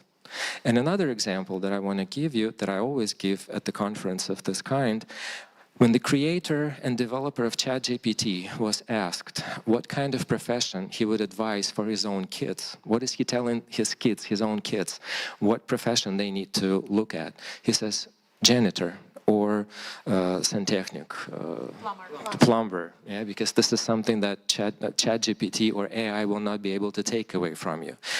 In construction, there might be 3D printers that will do the new technology and print the houses, you know, there could be some improvements and advances, but internal works, electricity, plumbing, and everything else. This is something where people will be needed. And this is where TVET gets the advantage over all the lawyers, financial managers, international finance managers, and everyone else. Thank you. May I ask you a question? Sure. Okay, and you help me with my question because I'm not sure exactly about the terms, but as you know, the reality of the German education, and especially with our high school students who are now immigrated or as refugees are in Germany, many of them are upset that they cannot enter German universities because of the language, lack of language excellence. So they are sent to some you'll help me with the terms vocational schools or whatever what, and for this reason they return to Ukraine so they can graduate from a normal school and enter a normal university. So even German, you know what I'm talking about, right? It's very widespread among German Ukrainian refugees in Germany. So why Germany could not even why even Germany couldn't sell this idea of vocational training to Ukrainian refugees? Well, I think, first of all, we have to understand that all IDPs are different. There are some kids that adjust really fast. They learn the language, they understand the culture, and they advance through the educational system. But then there are also kids who are facing difficulties. And it's not just about the Ukrainian IDPs. I spend a lot of time in the United States, and I know that in the United States, there's also a separate number of schools which are designed specifically for the children who are not able to catch up with the regular program. They have a specific school where they go to. It's a more relaxed educational environment, which allows them to, stand on their own feet, regain their confidence, and get the GED degree, I believe it's called in the United States. So I think what Germany does actually in this case, when the Ukrainian kids come to Germany and they're not able to adjust, because German culture in itself is also different from the Ukrainian. German way of life is different, the way Ukrainians live. I mentioned the heating at the start. In Germany, in the UK, in the United States, the average heating temperature at home, if it's 18 or 19 degrees, that's absolutely perfectly fine. It's not about being cheap. It's about saving the resources which are needed for the whole country in general. In the district heating, if you have the 19 degrees in every apartment, you're able to save much more natural gas. You pay less, and the country in general pays less for the. And this is the lesson that they're trying to convene to us, to the Ukrainians, because we still live in the Soviet reality. We're at 22, 23, 25 degrees. You can see when there is district heating available in Kiev, yes. In some cases, people open up their windows because it's too hot inside. They let the hot air outside. We're basically warming up, contributing to the global warming instead of saving the resources and energy that we need. So for those children who are unable to adapt, to adjust, and it's also partially because of the psychological stress, because of the stress that you have to move out from your native country, from natural environment to a different country where people speak different language, they look different, they have different culture. It's also stress, it's also psychological things involved. What Germany does is they put them in the transitional classes where kids have an opportunity to adjust and to stand back on their 2 feet. So I'm actually in favor of that, because you cannot keep the kids in the same class where everyone goes fast, fast, fast, and if someone is not able to catch up, you don't want to put people who are already in stress into additional psychological stress, because it could break the child.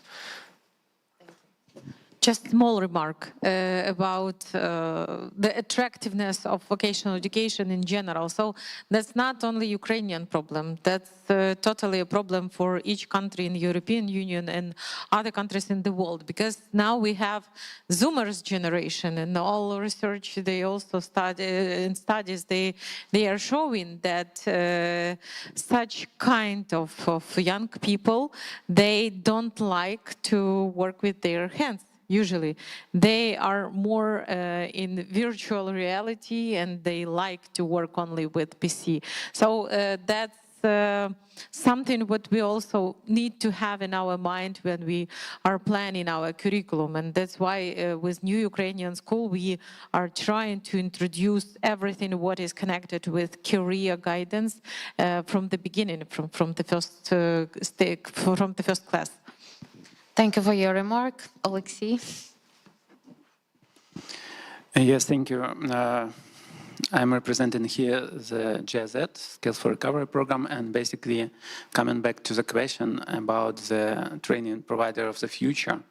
I would say maybe start with the phrase, I dream about the training provider that can be independent. And I started this journey basically looking back quite far away from this point of time. And colleagues from ministries, they remember how we contracted the first 16 VT providers directly to approach them, deliver the courses in connection with labor market needs. And I can share a lot of interesting story how we performed this project, and basically, but what does it mean to be training provider of the future? First of all, we need to understand what kind of the future we would like to have. And education and skills development, that is a point that can create this future. And it's not only about thinking about current needs, it's also about how to predict and how to tailor the future, building a new country. Here, I would say that the training we basically quite alone in the area of the vocational training and employment, and looking into this mirror, I would say that these two areas, they just reflect what we have in our society. We have some reluctance from the management side to change something. We have some expectations that someone from outside will bring to us solution for all problems, you know, like in this science fiction movie, where you can eat the pills, like, and could be taken out from the matrix. But that is not the case, you know. And we cooperate with a project like Centers of Excellence and also with KfW in different manner and have a consultation in our part. But the question here is that training providers, that is providers that have resources, knowledge, and rules. And I would speak here about rules not as a regulation. I would speak here about the rules, what society and local community would apply to these training providers. And preparing myself for this session, I just looked throughout our state database where all training providers registered and accredited, and we can find there some data. And it's interesting that it's not a secret that majority of our training providers, they are state-owned institutions. And now new VAT law, and you heard the deputy minister introduced a lot of innovation into this area. But the question here is that this innovation should be placed and acquired by the system.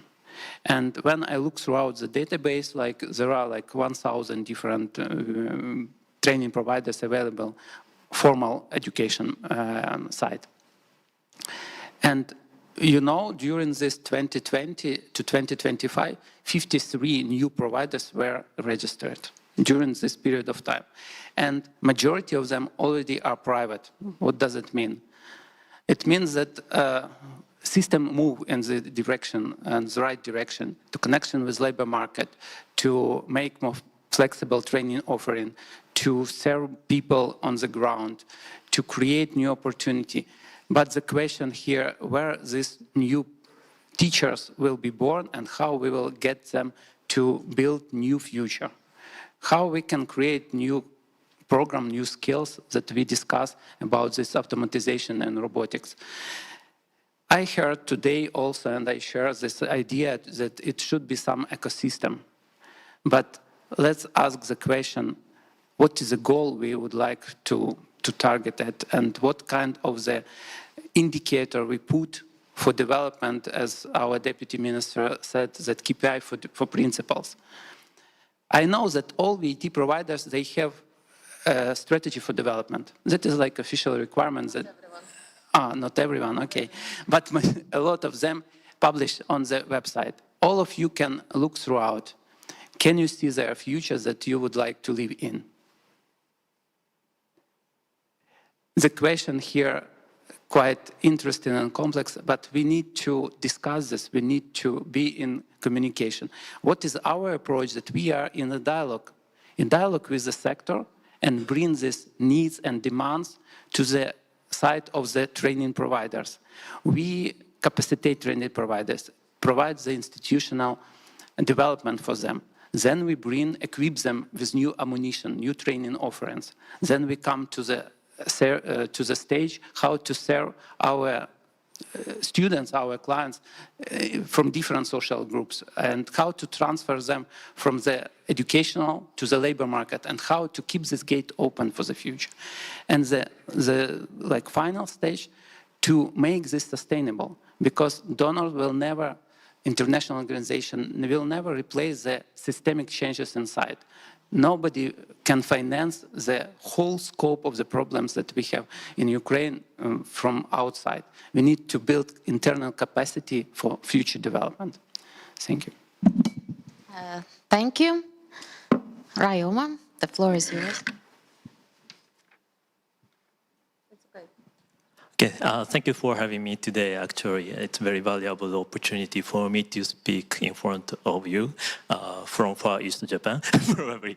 Yeah, and for answering your question, probably my kind of presentation about our organization's work. Thank you so much. So let me introduce kind of our project in Tibet. With Tibet. So definitely in answering your question, I'm talking about Tibet and how they could be for the good future training providers. First of all, JICA, Japan International Cooperation Agency, we are making various kind of projects like water mine action and debris management and so forth. And but amongst all, we have the pillar of a kind of we are centering human capital development as a kind of one of the pillars of our activities. And so it's natural that we come back to the Tibet activities here in Ukraine. And also in the kind of sector-wise, across-sector approach, we apply to focus on public-private partnership, especially in the context of Ukraine. We consider that attracting investment or support from technologies from private sectors makes a lot of sense. So for those two of the things in our program, let's say modernization of Tibet facilities with public-private partnership, it has come. And in this program that I'm introducing you, first of all, let me start from the inputs. So we are creating some facilities in the Tibet schools with a kind of partnership with Japanese private sectors.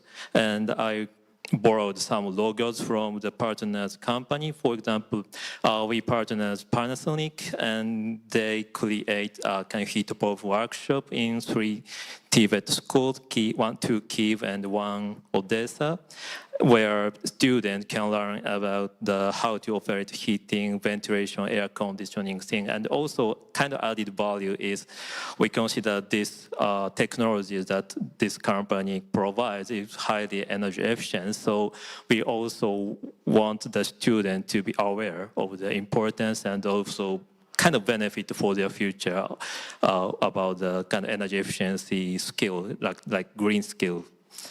And for Fujikura Yazaki, they are kind of car wire harnessing companies, and with them we are providing some training equipment for the electronics laboratory in also Tibet schools, where the student can learn general electronics and or networking of those electronics kind of things. And it's coming and not having yet implemented yet, but we are talking with this company, Fanuc. It's a Japanese company who are focusing on factory automation, robots, and robot machines. And we are probably kind of support the idea of Center of Excellence, things that we will be creating a kind of TOT facilities in future. That's what actually we are under discussion, but I hope we can present it to the public sooner or later. So that's what we've been doing, and how it helps for the future of Ukraine. So first of all, obviously, with modern facilities, we expect students get higher productivity, which helps them to get reach to the higher employability in the market. And also with the intervention of the private sector, we promote the skill matching with market needs. So actually market driver, which is a private sector, can support the Tibet schools to kind of instruct what is needed in the market, and also in a timely manner. And also efficient and inclusive learning opportunities. It's not always true, but in many cases, modern facilities or modern tools can be easier to manipulate. And actually, we witnessed it in one of our modules.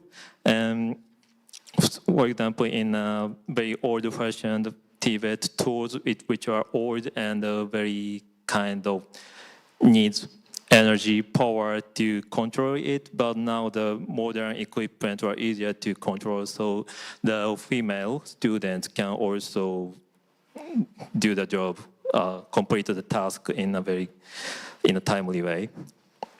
So these are what we do, and finally answering the question, I would like you to focus on the picture in the right bottom. This is the picture, and actually the students, young students, there are not a vocational students from vocational schools, but they are younger than them, and we invited them to one of the vocational education school with the help of UNICEF, and we introduced our Panasonic workshop, but not only the kind of its technology, but also kind of promote the green tech, the future of green tech, and how it's beneficial for their future. And among this occasion, we invited those youth to other vocational education department, and that came to my surprise that they really showed their curiosity in every kind of technique that's been taught in the vocational school. It was actually amazing. It was like they consider it like a kind of theme park. So in that sense, what I wanted to say is that the future training. So when I think about my childhood, I was also pretty much curious and be excited for the kind of technologies or skills that been totally new for me. And I had a very good aspiration for my parents who's working, and when I visit their workplace, it was also a very, how should I say, very valuable moment.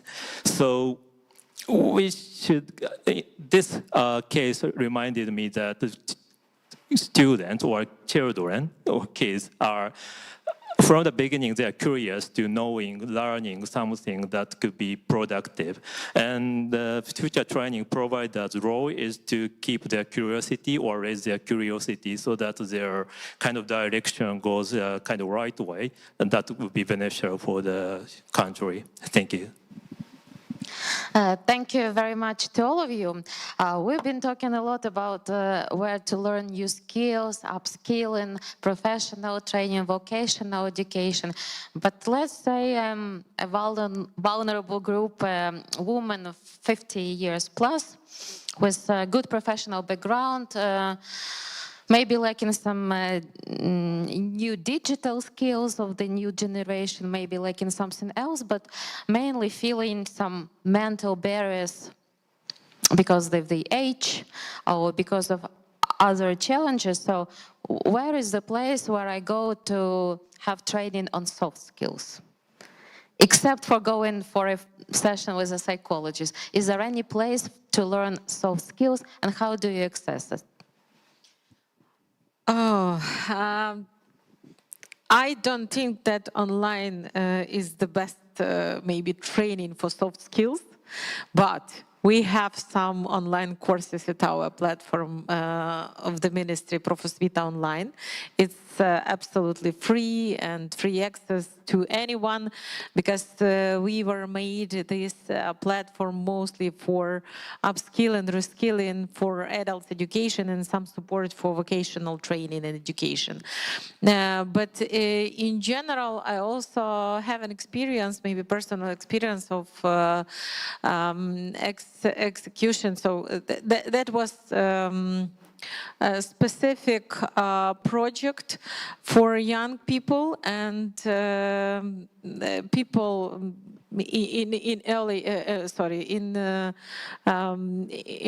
how it better maybe to say, in very honorable age, yeah.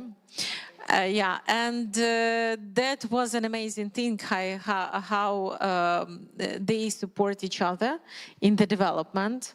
And today, I don't remember who, but told that really it's important to have this knowledge that can be shared and experienced from aged people. But of course, that was very surprisingly how young people ready and want to share their new technology with others. So I think that maybe that should be and would be a responsibility of civil society to engage different categories of people together and continue this training. As for formal education, I can say that with all this curriculum revision, we also add in additional hours for soft skills training, because that's not only for aged people, but also for those who are skilling now. And that's a request from all businesses and all employers to give more attention to the development of soft skills for each workers. Yeah.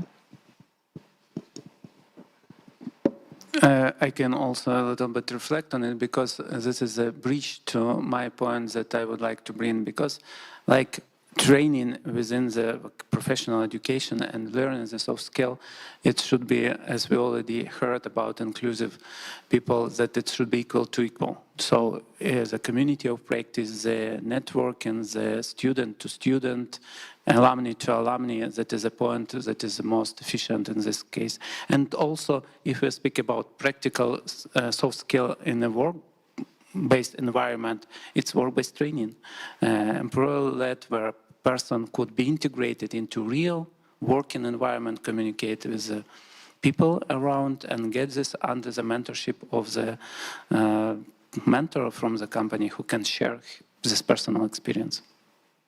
Vitaly, you would like to add? I think there was a perfect example during the previous panel when an NGO was presenting their outstanding work with the elderly people, and my only hope is that there could be a cooperation between the VET institutions and centers of excellence with the civil society and NGOs like that, so that once these NGOs and civil society institutions identify the individuals who are willing to upskill or reskill, no matter the age, because in Ukraine's recovery, we will need absolutely everyone. Most likely, we all will have to work for quite a long time and support Ukraine's recovery because of how many people left. Certain people will return. That's not the point. Ukraine will need absolutely everyone. So if there's someone who will be identified by these NGOs and they could be transferred to the State Employment Service or TVET institutions. I think what the government could do is the government could introduce the system which we now have in the medical system, where money follows the patient.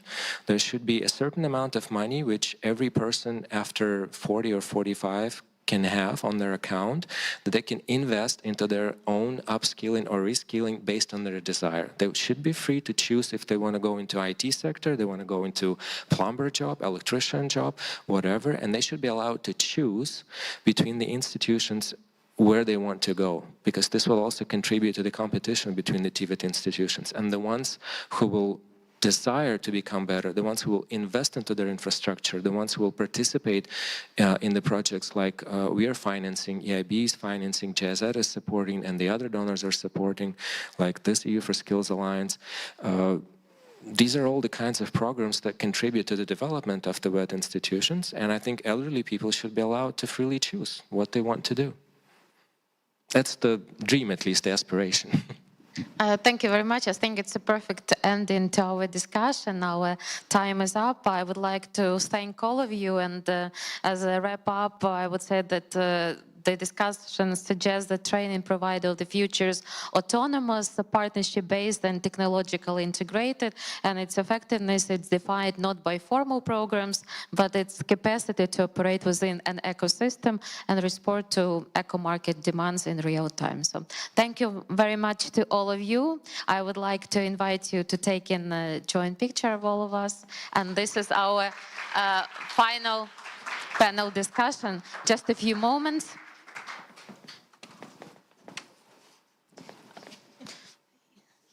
Okay.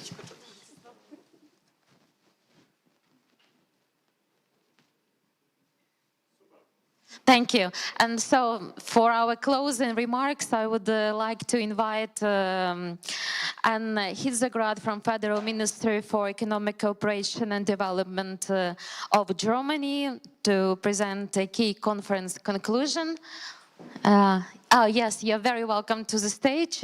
We had such a big program today with all three very interesting, I would say, panel discussions. So it's interesting to hear a person who've heard all of them and what your conclusions are and what your takeaway from the conference is, please. You can take a seat if you want. Yeah, thank you very much. It's difficult to conclude after such a rich day. First, I'd like to thank the Ukrainian government for hosting the Skills Alliance conference during these challenging times. I'm deeply impressed to witness how you move your country forward, despite daily airstrikes, power cuts, and cold temperatures. Please accept my sincere respect. And the three topics we discussed today are strongly interlinked. Skills of the future make Ukraine's economy more productive. Modern training providers become hubs for skills development and innovation, using new technologies and digitalization. And training providers integrate the needs of vulnerable groups in their offer. The Skills Alliance will continue the work on these future-oriented topics. There was a question also to Ukrainians abroad today. And from my outside German perspective, tackling the labor shortage in Ukraine remains inherently connected to the future of all those Ukrainians who now reside in European countries. More than 1 million came to Germany after the full-scale invasion, and others went to Poland, Czechia, and other places. They integrate socially and economically. And at the same time, many of them follow the developments in Ukraine very closely, and they wish to come back one day. It is their individual choice to stay or to return and shape Ukraine's economy in the coming years. And of course, finding a job is only part of such a decision. Security situation, finding a house, finding a school for your child, or health services are equally important. And you know better than me that internally displaced people face similar challenges. As a Skills Alliance, we can do something in this very complex situation. We heard a lot of examples today. We can skill, upscale, reskill people. And thus, we support the economy to become more competitive and Ukraine to become an attractive destination. And we can work towards favorable conditions for labor mobility. And thus, we enable people to live their choices and at the same time to contribute to economic prosperity. The Skills Alliance annual conference today marks the beginning of a new year of activities of this platform. We are all waiting for the date and place of the next Ukrainian recovery conference to be announced, but we all also heard that, as far as we know, it will take place in June in Gdańsk in Poland. And together with you, we will co-create the way to the URC. As a first activity this year, we will address the specific needs and interests of the private sector in skills development. And we will also like to continue our work on topics that are relevant for the EU accession process, such as the recognition of qualifications and common standards. I'd like to thank all Skills Alliance members and partners, many of you who are here today, others still are being online, after a very long day. I personally feel inspired by all the examples that were mentioned today. I learned a lot on how the Skills Alliance and its members can contribute to mitigating the labor shortage in Ukraine.